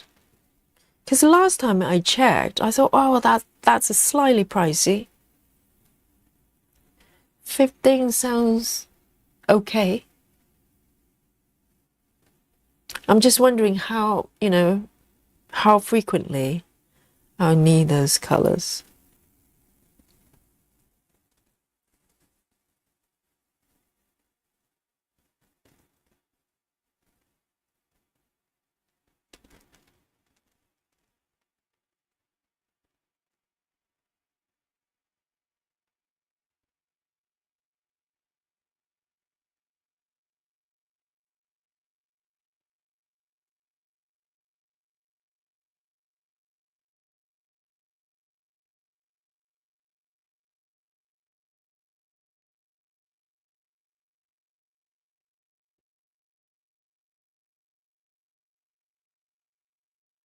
Let me see.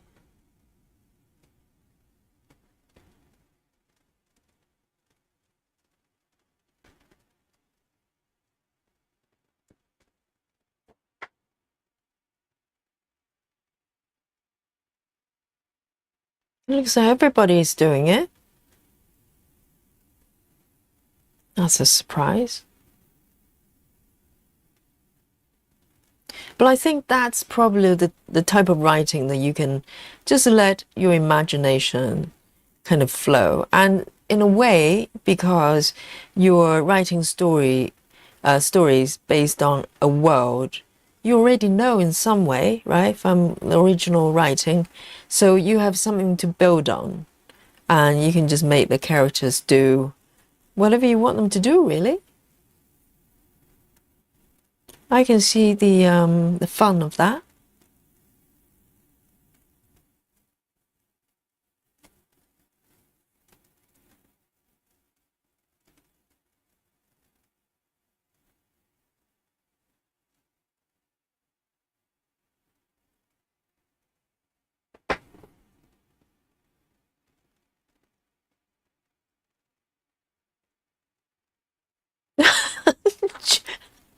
Heather says, I think I want to write one where Harry realizes he's been a girl all along. Someone else probably has already. Probably. It's probably a movie being made of Harry Potter, transitioning to a girl. I'm sure that's already done.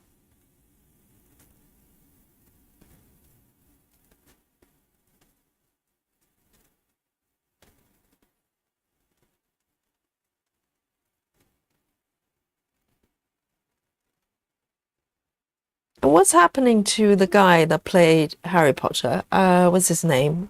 Radcliffe? Or Radcliffe? Can't remember. I think he tried to do other movies after that, but it's just not happening, because you look at him and just go, Harry Potter. It's like Hugh Grant. You have to play Hugh Grant for the rest of your life. What a curse. I think majority of them, the lady as well, Emma Watson, I think she's having a bit of a trouble as well, because, because those characters are so memorable. It's very hard to separate them from those characters, unless you just go about and look totally different, which is difficult. So that's the curse of having a very successful movie.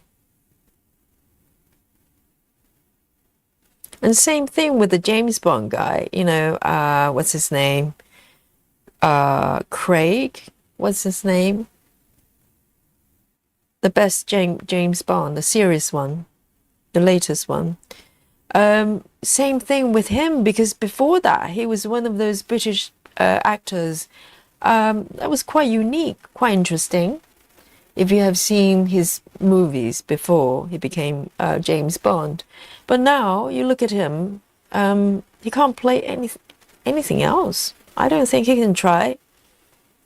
But no one's gonna, you know, pay attention because he's James Bond. Daniel Craig, that's it.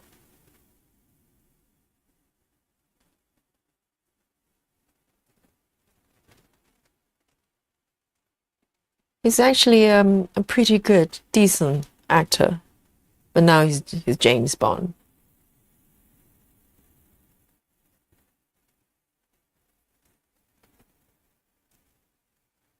Hello, Chanel K. Welcome. Says good morning, Yogi from Adelaide, South Australia. I'm currently stitching on the Scottish family crest for my partner. My goodness, I would love to know what items you use to stream live. Oh, what item? Do you mean setup or do you mean software? So if you can maybe narrow down what you're asking, I'll try to help you. Do you mean camera or do you mean microphones or software? So let me know. I'm happy to share.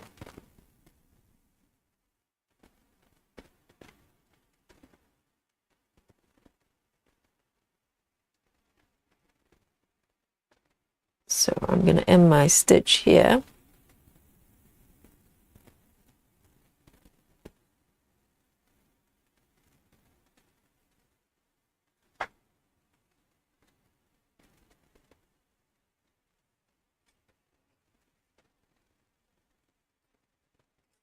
$3.50. Let me have a sip of my Coke, Diet Coke here. Still chill.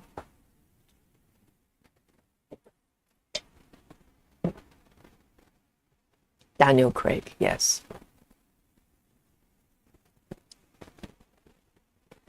Amira says, I think Star Wars people also have problems with that. I know. You know that guy from the guy that played the main role in Star Wars, the recent ones, what's his name? He used to be one of those up-and-coming independent movie actors as well. What's his name? You know the one I'm talking about.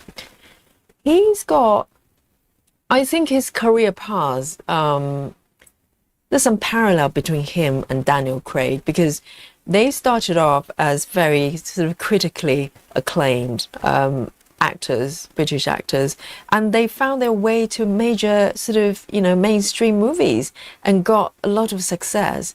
But that success has a big price to pay because, you know, they become that character that they're known for.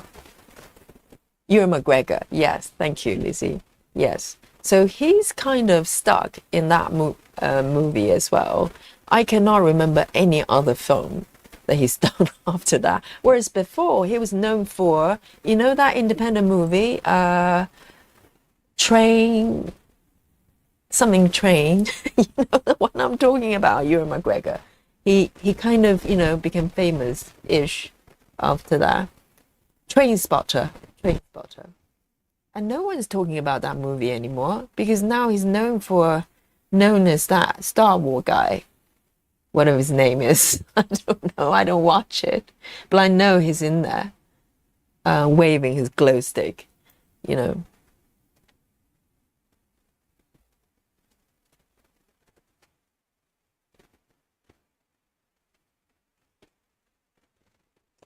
And Candace says, I love Daniel Craig in Knives Out. So I can't remember the movie. That was really memorable for me. That was how I discovered him, Daniel Craig. There was a movie of him playing. I can't remember the name of the movie. Maybe it will ring a bell if someone knows. But it was quite a weird kind of independent British movie that he, in the beginning of the movie, he spots someone committing suicide by jumping off the building. And then it was quite odd, quite disturbing actually. And the person survived for a little bit, but obviously not in a very good shape. But I can't remember what that movie was. And he was very good, very interesting in that movie. But yeah, it was, that kind of acting is very hard to do once you start doing, blockbusters. It's a very different kind of acting, I think. But he's got potential to be one of the greatest, but he kind of went down a slightly different route. Maybe he can find his way back if he stopped doing Bond for a few years. Maybe people go, well, actually, Daniel Craig is not just a Bond, he's something else.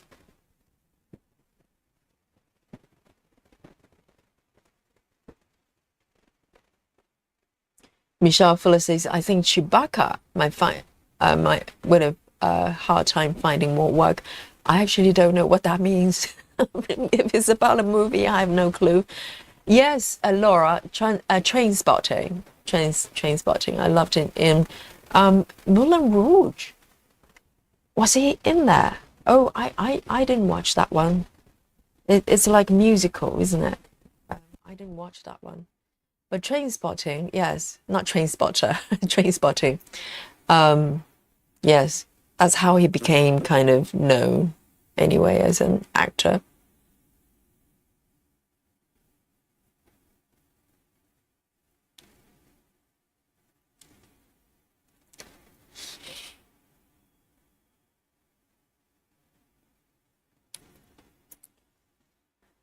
Well, but I think as an actor, I think it's hard to say. Maybe some actors they're not sort of attracted to sort of Hollywood kind of acting. Some of them may have chosen to stay maybe in the UK and continue just become stay being a quote unquote serious actor.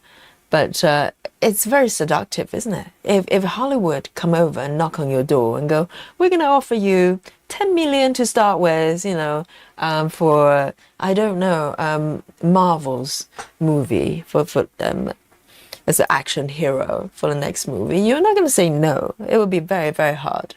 It would be very hard. 3A01. 3A01. But I think one person, there are a few people doing it quite well. One is Daniel DeLuise. He managed. He had kind of the best of both worlds. He stayed private and not being part of Hollywood, but he's very successful in Hollywood. So that's possible. And another one would be Gary Oldman as well. But Gary Oldman rarely plays the main role. He's normally kind of really good as a supporting role. 3A01. I think leading role is a little bit trickier because, you tend to be remembered as that. 3A01. And Gary Oldman is a damn good actor. He is. 3A01. Oh, nice and pink. This one. Pinkish orange.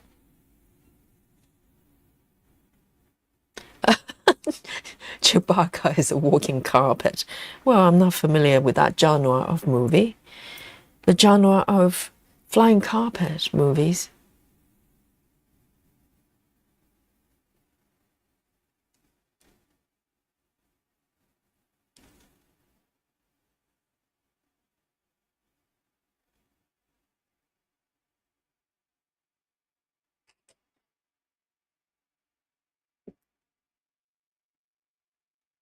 Oh, Chewbacca is a big fluffy Star Wars character. I wasn't aware that Star Wars got fluffy character. Then again, I'm not familiar with Star Wars movies.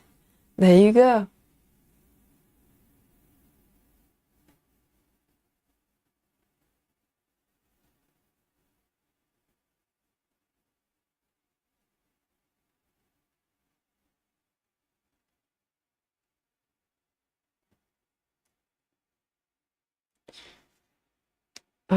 Let me start from here. One stitch.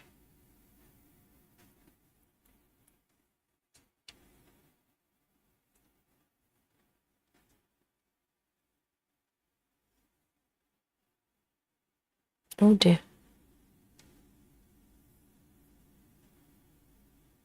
And also Cillian Murphy is doing quite well as well.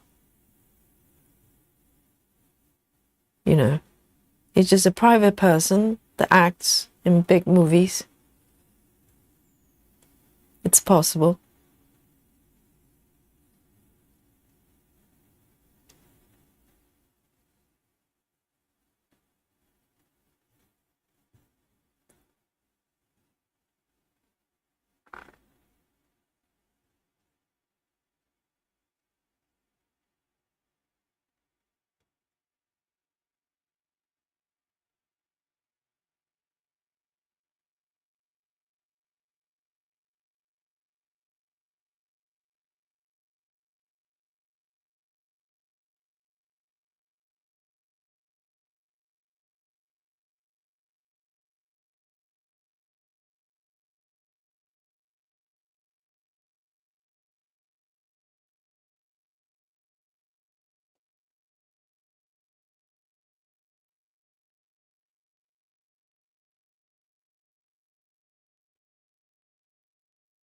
See the flowers taking shape.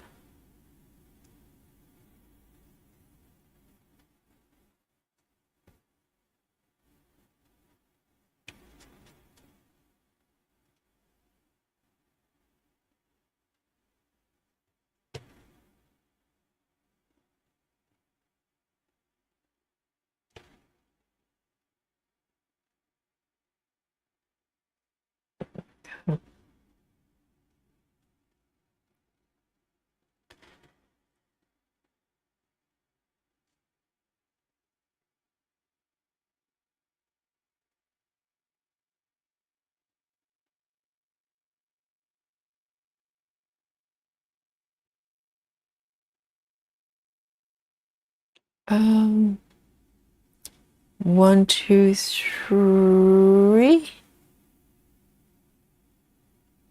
That one.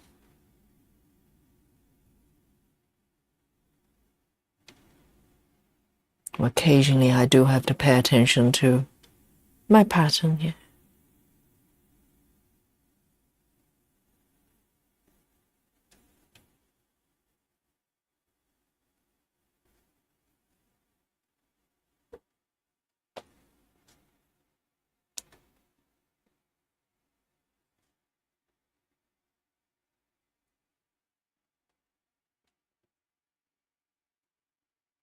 Laura says, random.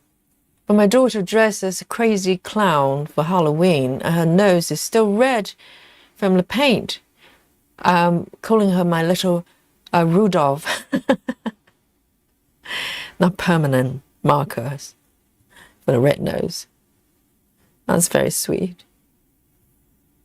Clown can be very scary for Halloween. I can see why she's dressed as a clown. It's very scary for some people.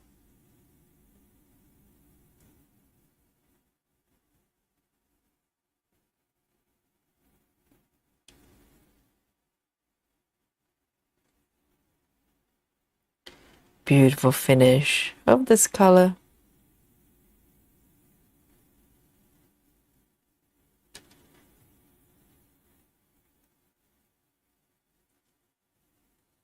Look at that. I might go for some 310 actually to create a little bit more outlines for. Let me have a look at my chart in there. Quite fancy some 310 action.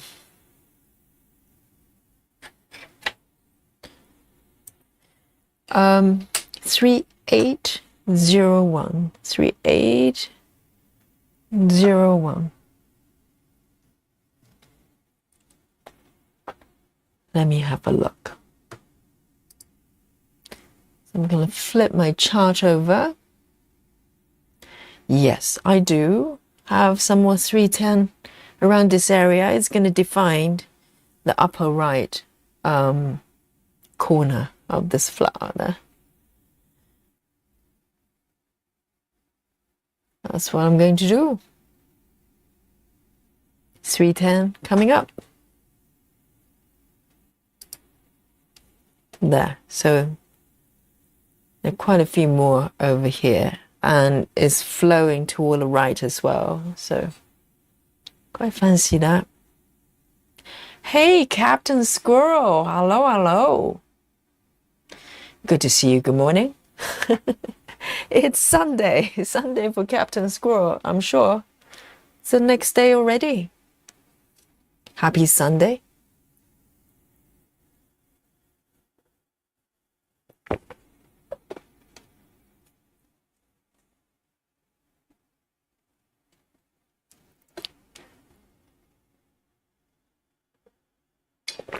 Having a sip of my coffee here. Let's have a look. 310. 310.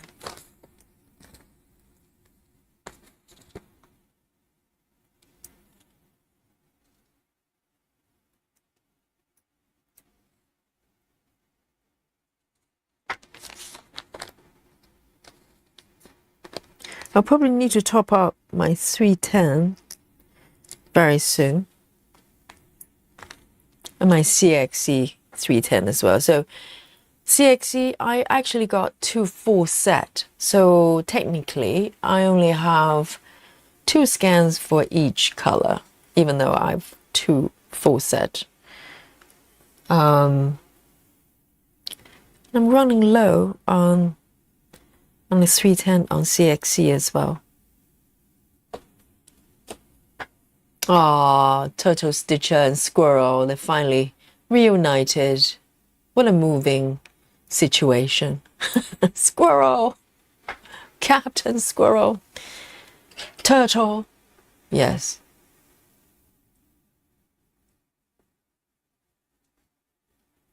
Alison says, sorry, had to pause and catching up.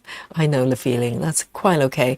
Alison says, Daniel Radcliffe has done loads of other acting, very different roles from his Harry Potter days. I know, I noticed. A lot of kind of almost obscure independent movies.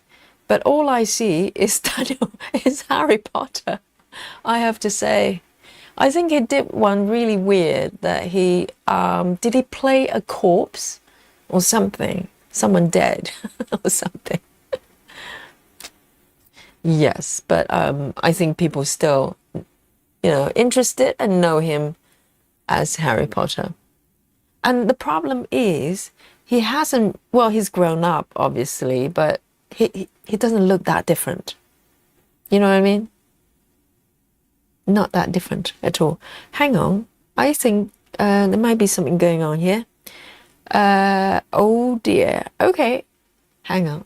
I know what's happening there. It's all good. It's all good. I forgot to mark a few stitches here. That's it. It's all good.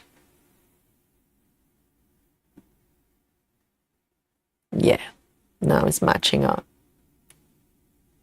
Very nice.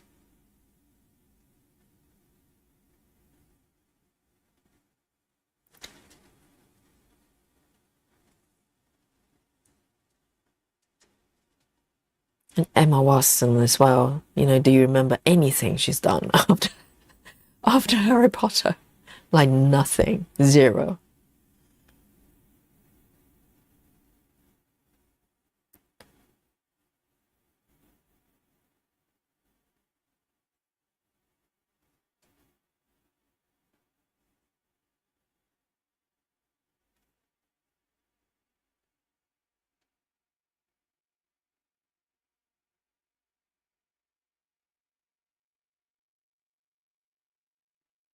Oh, Gay says, I think he played a drag queen. Oh, I haven't seen that one. I don't know that.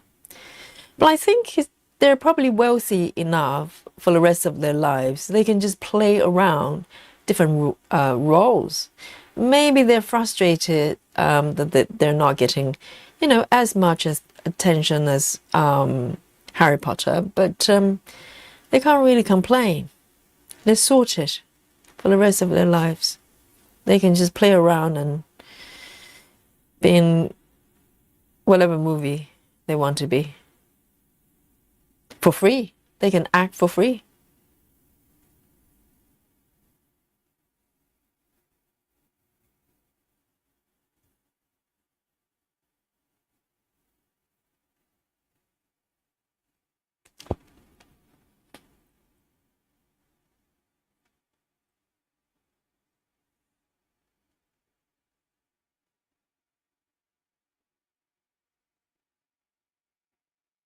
Oh, Laura, ballet shoes. I haven't seen that one.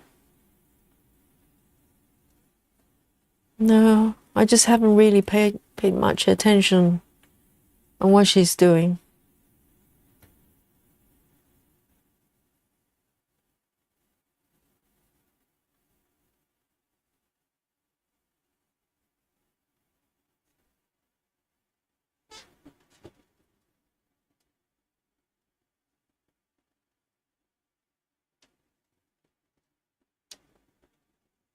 Maybe time will help, if they keep trying and also if they physically look different, I think that probably helps, or able to play roles that look very different from the way they were in Harry Potter. Then maybe that helps, because otherwise you just keep thinking, hey, that's that's a Harry Potter person acting here.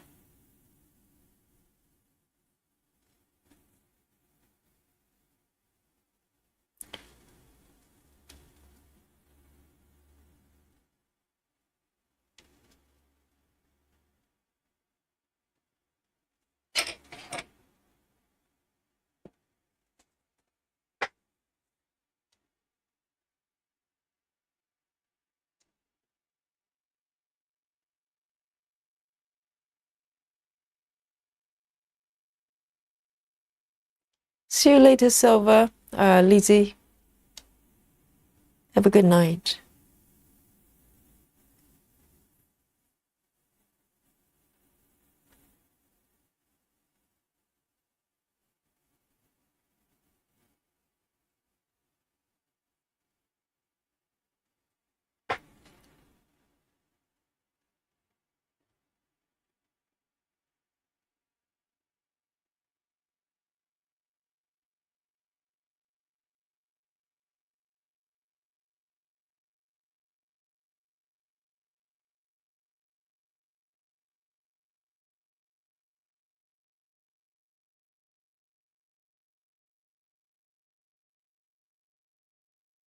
Here you go here.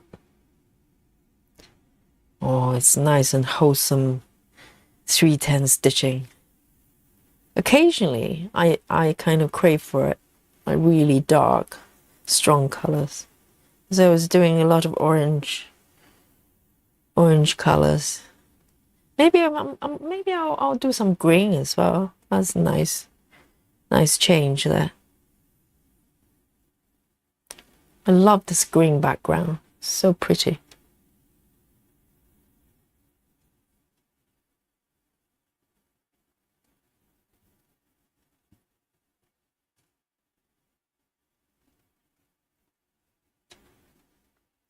Oh, Chrissy, hello. She says, hey everyone, still in a movie marathon. Movie marathon. What is that?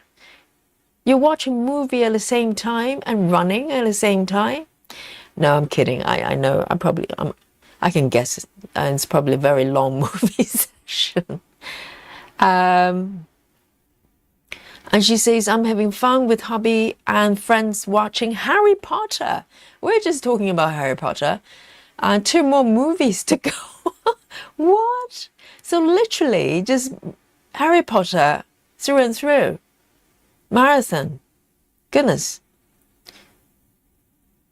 And she says, we're having an intermission break for a bit. Okay, yes, it's a marathon event, so you have to take a break. Have some power drinks and power snacks. My goodness. Yes, that reminds me the Lord of the Ring marathon. That my ex-partner's parents try to do every single year. And never quite get very far.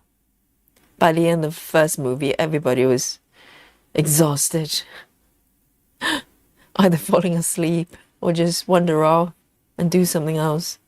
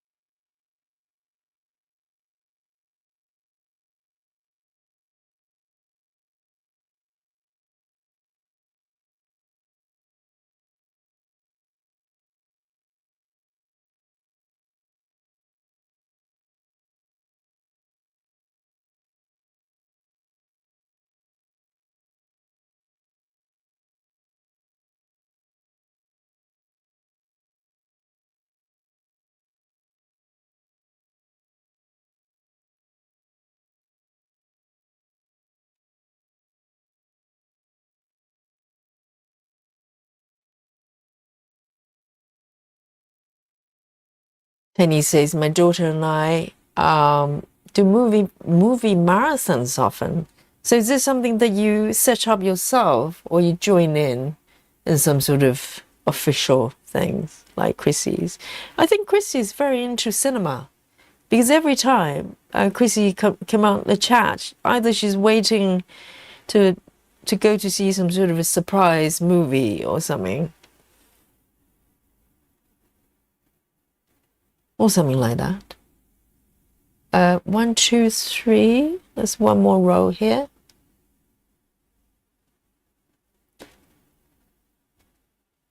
I went through a phase, maybe, how long ago was that? Maybe around 2000 and just before, briefly before,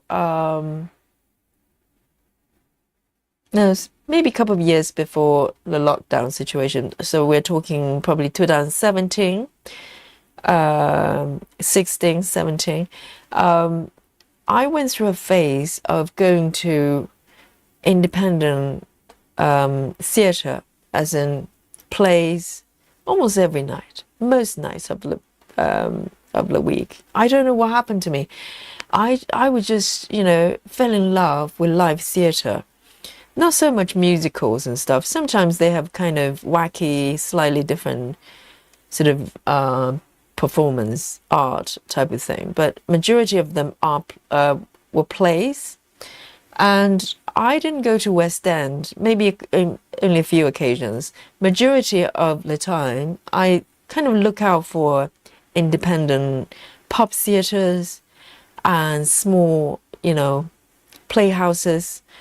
And I would just grab the ticket and just go there and watch it every day, most days after work.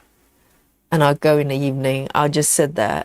Occasionally I'll drag a friend with me, but at that time, it's a lot easier that I just go by myself because I can watch whatever I want and as frequently as I want. So it became almost like I don't know, it was a thing, obsession. And I just couldn't get enough of it. I was just like, I loved it. And then a few things happened in my life. My parents both got sick, and so I had to drop everything and focus on them.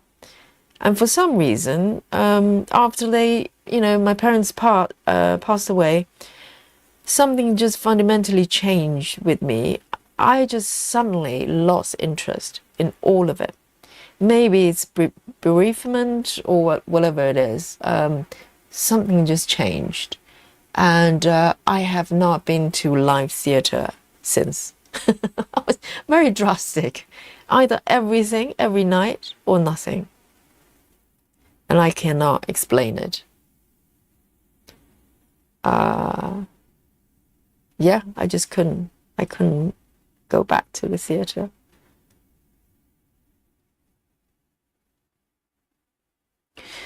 So if there are any psychologists, psychiatrists out there, maybe you can explain. Go from 100 to 0.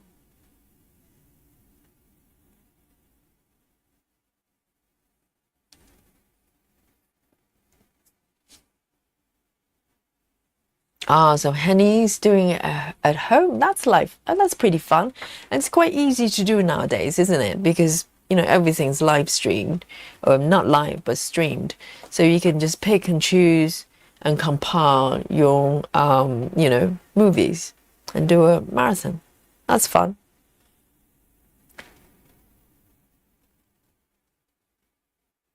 Chrissy says we're at a local theatre waiting them. Oh, so yes. So Chrissy is actually going to a thing at a theatre.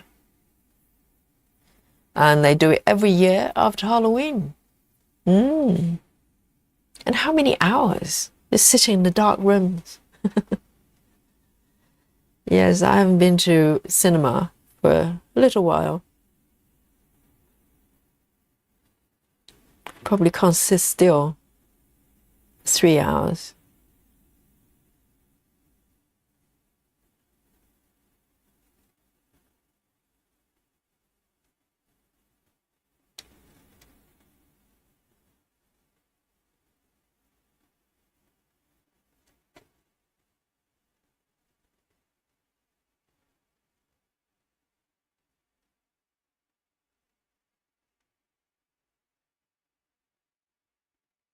There you go. I'm going to just stitch until the strand runs out. So a few more stitches over here.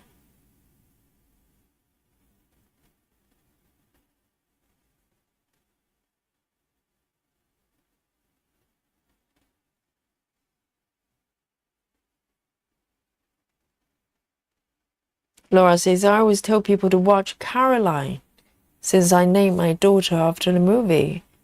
What kind of movie is it? I'm not sure if I know which movie it is. And Karen says, oh, Karen Sutherland, welcome. She says, grief often makes us reconsider where we focus our time. Well, tell me about it, Karen. I became a yoga teacher after that. Before that, it took a while though. It wasn't instant. I think maybe completely lost interest in theatre for some reason. Was probably part of that process as well, wouldn't you say, Karen? And also, it took me maybe 2 to 3 years to realize I just could not continue the way I live for whatever reason. And that's how I became a yoga teacher after that. Before that, I was, entrenched in a corporate world, head to toe. And then something fundamentally changed.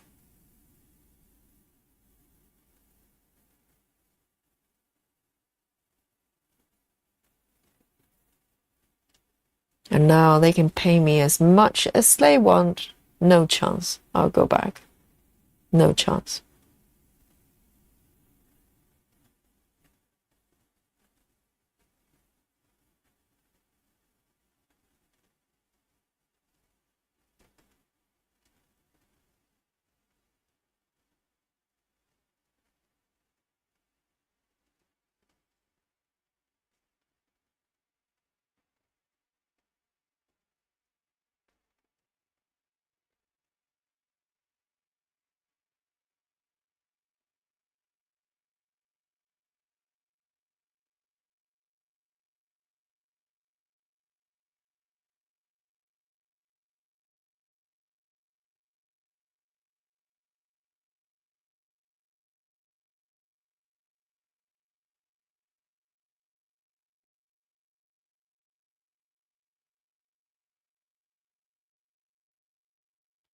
If you want sort of independent movies, they're quite sort of, not many people have heard of.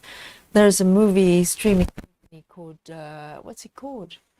Um, the name escapes me.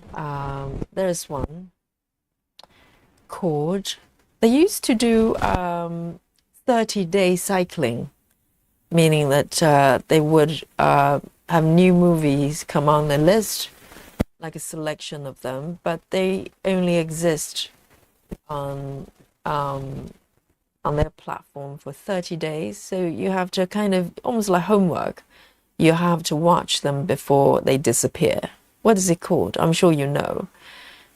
They do a lot of independent movies, a lot of foreign movies, meaning non-English speaking movies. I'm sure you know. I don't know whether they have changed the 30-day cycle yet. I subscribed to them for a little while, but after that it feels like a race. I just don't like the idea of, having to watch something before it disappears. So I stopped subscribing to them. But they do have a lot of very interesting movies. What is the service called? I think it's part of Amazon now, because sometimes they do pop up. Because Amazon is really sneaky now. Even if you have Prime, they still put adverts in a lot of movies and programs. So in order to remove the ads, you have to pay them one more time on top of Prime, just to remove the movies. Or some of them are rental. Even though they show up on your Prime feed, they're paid movies.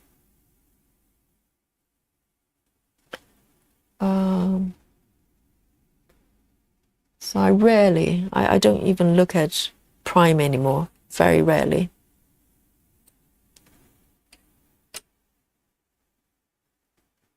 Alison Rennie says, Yogi, that was Swiss Army Man, really weird, but good film. Oh, which one? You mean the one that the Harry Potter guy plays a corpse or something? It rings a bell, actually. Swiss Army Man. Yes.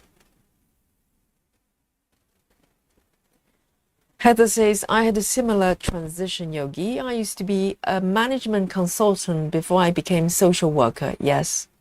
Yes. I think, it's not something that you could change or trying to switch artificially. You have to wait for your body just goes, that's it. That's it. I'm done. I'm just not the same person. I cannot pretend that I can go back to the same life and live that life again. I tried, because after my parents passed, for about nearly 2 years, I tried to drown myself into work and try to distract myself and work really hard, get really busy. I was still very much in that kind of life, and suddenly luckily I was a contractor, so I was working as a designer, as a contractor. There's a really huge demand for my skill set, but it became more and more painful every day. I literally come home every day totally numb, and I'll eat some food, go to bed, and wake up and do it again. But I didn't know why I was doing it. And I was carrying on the same life because that was the life I lived before my parents passed. And it took a little while for my body and myself to realize that. And I just woke up one day and I just quit. I literally, I do a lot of things just waking up in the morning and just decide to do it and never look back. Quitting was one of them. Luckily, I had a very understanding boss. He kind of witnessed a little bit of, transition that was happening in my life. So he was very sympathetic, because in theory, in order to quit on a contract, you have to give, in my case, I had to give 1 to 2 months some notice period. And everything, all the projects I was working on was on me. And I just woke up in the morning. I go, I can't do this anymore. This is it. So I couldn't even I couldn't bring myself to call my boss. I wrote a letter, an email, and he just replied and go, you do whatever you need to do now. It's okay. I'll take care of the rest. He took care of my contracts because technically I broke my contract. So there is a legal element to it. They can fine me. They can, damage my reputation. At that point, I didn't care, but none of that happened. So there's some really kind people around me. And I literally just never walked in to my office again. Someone else had to collect my things for me and, brought them to me. Literally, I just had enough. I was done. And I think that happened so drastically because I wasn't listening to my own voice. I just kept going and going and going until I just went, no, not doing it again. Not even for one more minute. So yeah, that's how it happened. And I knew yoga was calling me anyway. So yeah, I went to get trained and became a teacher since. Never looked back. So there you go.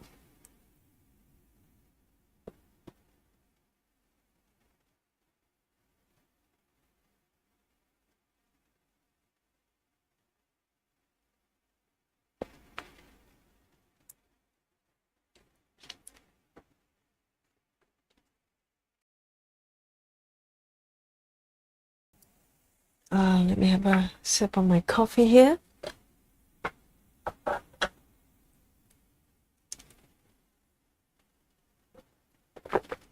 Catherine says Sundance. Oh, Sundance is a movie festival. I'm talking about a movie platform. Yes, it's on what is it starts with M or maybe ends with M. I think M is involved in her name. I just cannot remember, it escapes me.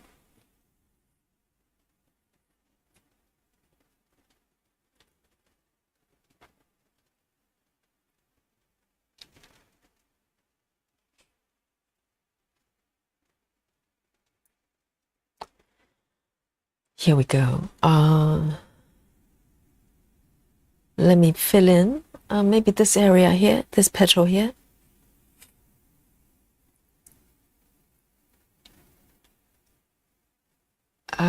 And it's A14.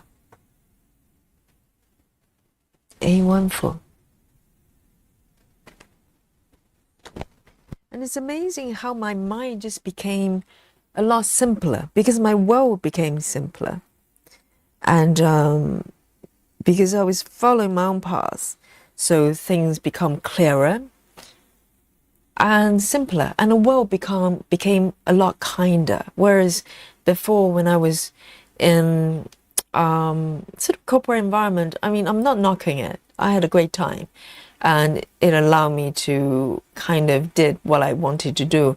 But at the same time, it's a very different kind of dynamic, when it comes to interactions. A lot of competition, some good, some bad. And, there's certain characters maybe not so wholesome, let's put it that way. And it became part of my life to interact and also deal with people like that. And hoping that I wouldn't become one of them, It's like if you're interacting with vampires too often, maybe you become one. So I had to be very mindful.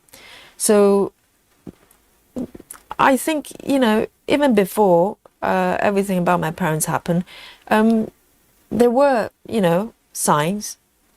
It was telling me that maybe things have to change, because if there is a part of your life that is toxic, but it became part of your life, that, you know, through work or whatever, or relationship, eventually it will come to get you, you know. Eventually you run out of whatever ability to deal with it, and that's it. So my life has become very, very simple, and it's beautiful. It's beautiful, and I felt I have a lot more control to what I do.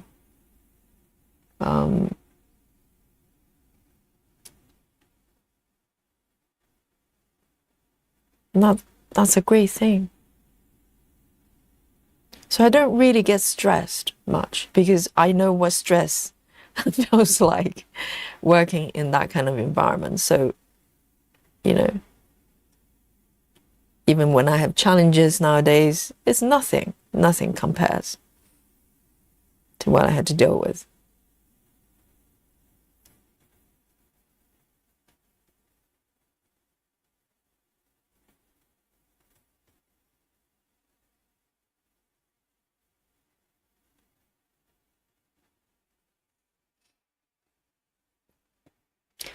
Brett says, night night everyone, it's midnight now. I did 305 stitches during live. Well done, Brett. Yes. That's very nice. Very nice. And have a lovely evening. Lovely sleep.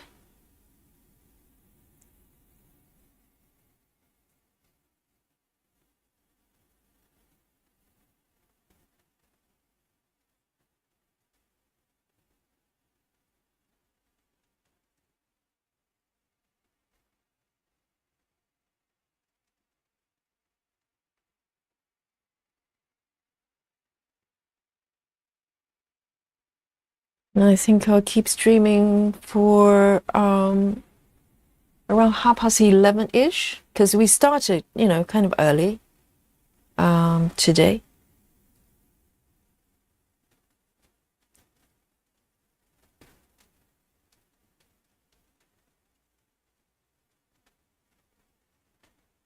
And so I have a morning class tomorrow to teach.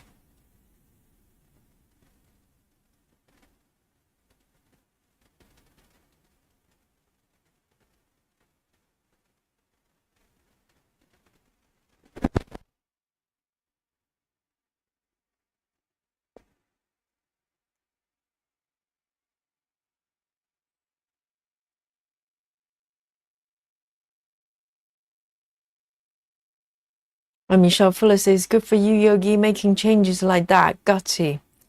Yeah,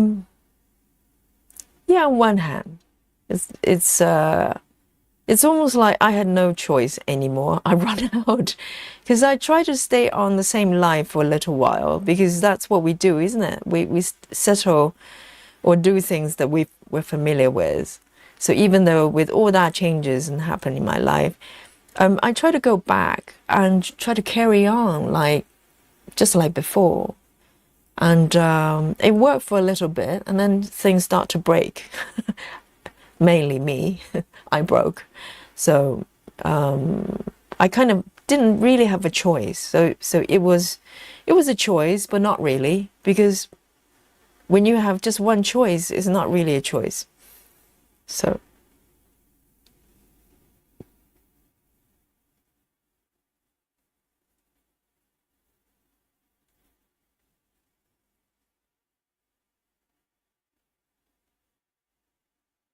but thank you, that's very kind.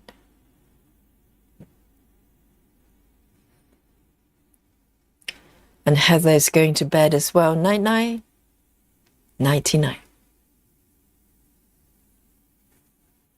Beck says, do your yoga students know you stitch stream? No, they probably don't even know what this is, let alone knowing that I'm streaming. No, they don't.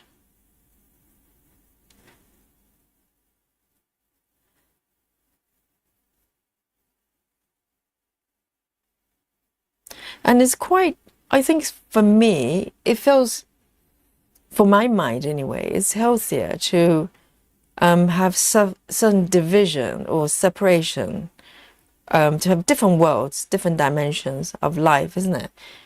You don't have to mix everything together. Sometimes, it might be nice, but, it just makes things more complicated.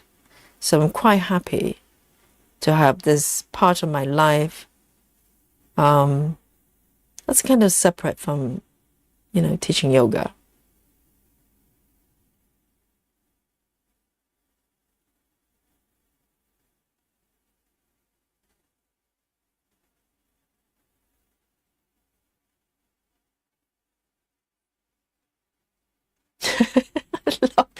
I just love the exchange between turtle and squirrel. There's so much love.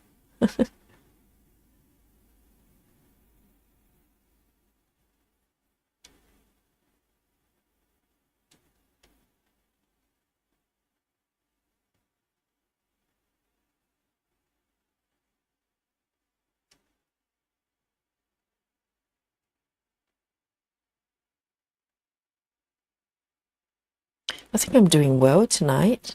Quite a lot of 310 stitching, so we'll probably add a few stitches on top because it's just a little bit faster, I think, when I'm doing tons of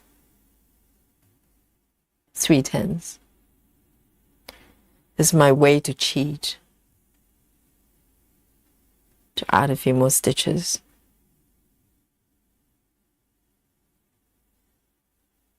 But I think the flower is taking shape, right? I've added a couple more petals.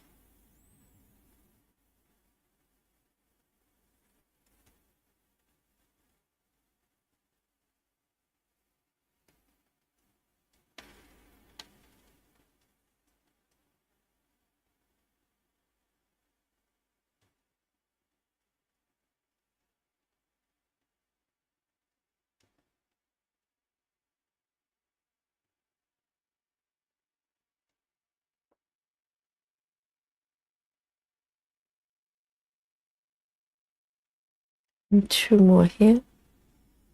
Very strong colors, isn't it?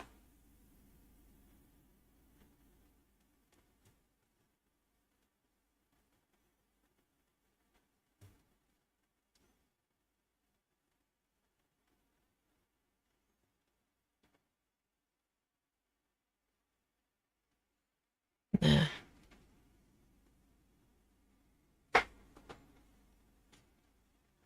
I've got a little bit more of the A4 here, and I'm just checking the time. So we're 21 past 11 p.m. here.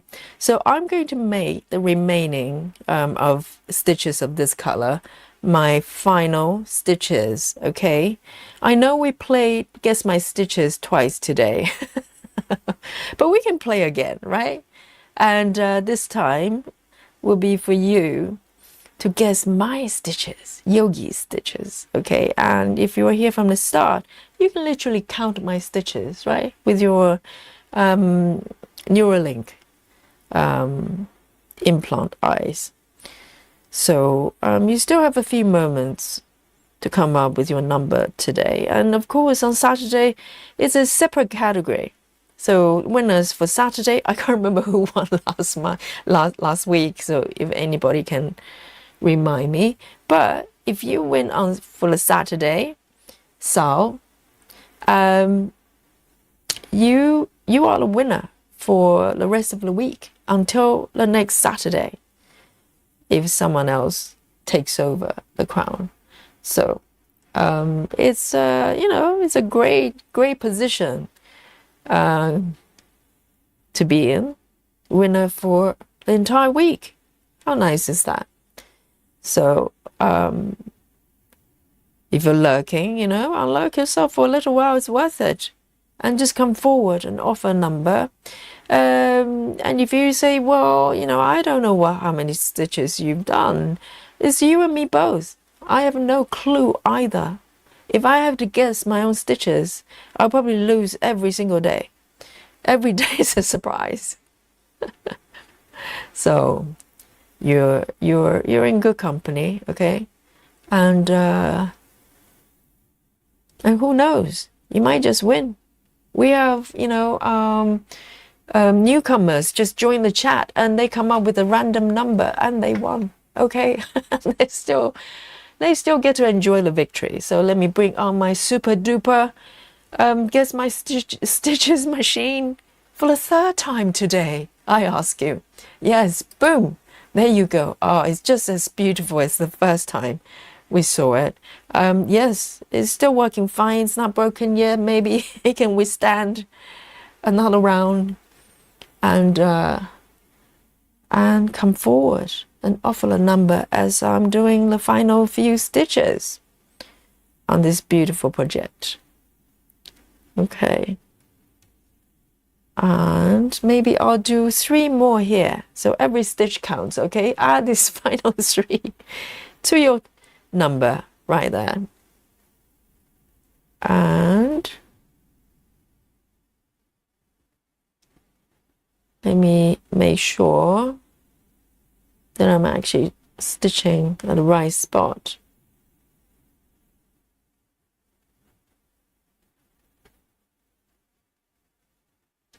One more stitch.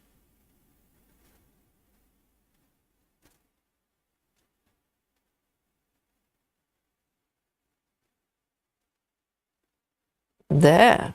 Okay. And while you're coming forward to offer your number, I am going to, let me mark these stitches for sure. Otherwise, it'd be disastrous. Yes. I'm going to give you a quick recap of what's happening on my fabric on this beautiful, gorgeous project.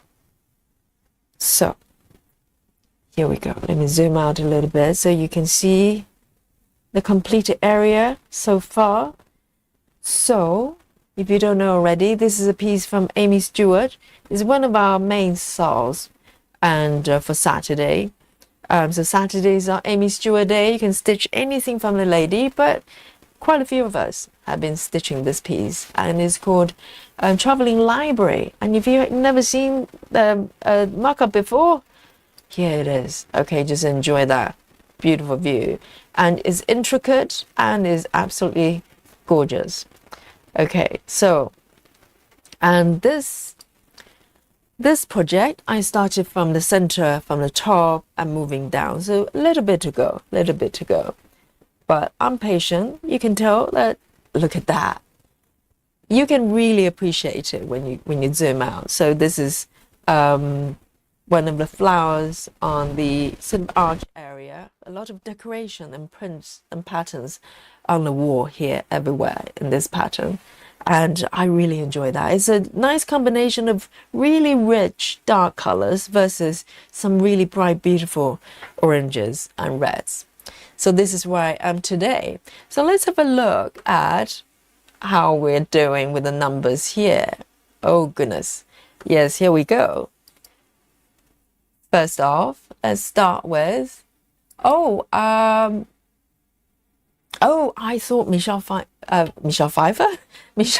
Fuller, I was offering a number. So it starts from Frida 415, very nice. Amira 312, Natty, hello Natty, 325, and Nikki has appeared as well. 399, where have you been, guys? And Tracy Parker 323, and Chelsea is 380. Gay 350, Henny 369, and Chloe 402, Laura 372, Michelle Fuller 327, Jackie 342, Ren 378, Candace, our new member here today, 388, and Salita, hello Salita, 405, and Grace Housen 375, and Bex, before going out to get more floss, says 438, and Captain Squirrel 421, Becky Snook 328, and finally Catherine 250. Wonderful.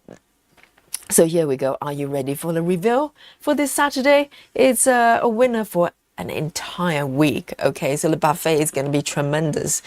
Let's bring on the app that doesn't lie. Okay, maybe lies a little bit, but generally don't lie. And let's have a look. So this is where I am, just to give you a view here. Okay, a little bit to go, a few more sessions. So let me bring on the number here. Are you ready, guys? 3, 2. Who is going to be our winner today? Oh, Karen. Karen's offer 245. Amazing. Still in time. Go. There you go. Dun, dun, dun. The grand total of the stitches I have completed tonight is 3A6. Who is the winner today? I think quite a few of you are close. Let's have a little look. So guys, have a look for me. In the meantime, I want to draw your attention to the percentage. Okay, not quite 1%, but very, very close, guys. Look at this, 0.98. So a few more stitches go. Maybe if I manage 5 more stitches, I would have gone over. But you know, this is life, and this is where we are. So 3A6. So who is the winner today, guys? 3A6. So Nikki's pretty close, 399, 380. Let's bring on this one here. So Candice, really? Okay, let's have a look. Let me find Candice's number here. Candice is our new member today. Oh, 388. There you go. I told you, if you join Yogi's Stitching Club, the membership, only good things is going to happen to you. And there you go. Here's the proof live here on Yogi Stream. 388. How shameless. Yes, Candice is our winner today. Our new member, our new winner. Okay. Wonderful. Everything's going your direction. Candace, one day I'll pronounce it properly. And if you don't know already, Candace, you might be new to the group, okay? We not only you get the praises and admiration from everyone here, you get the grand buffet as well, like this one from Becky. Look at that. And Chloe's is firecrackers everywhere here.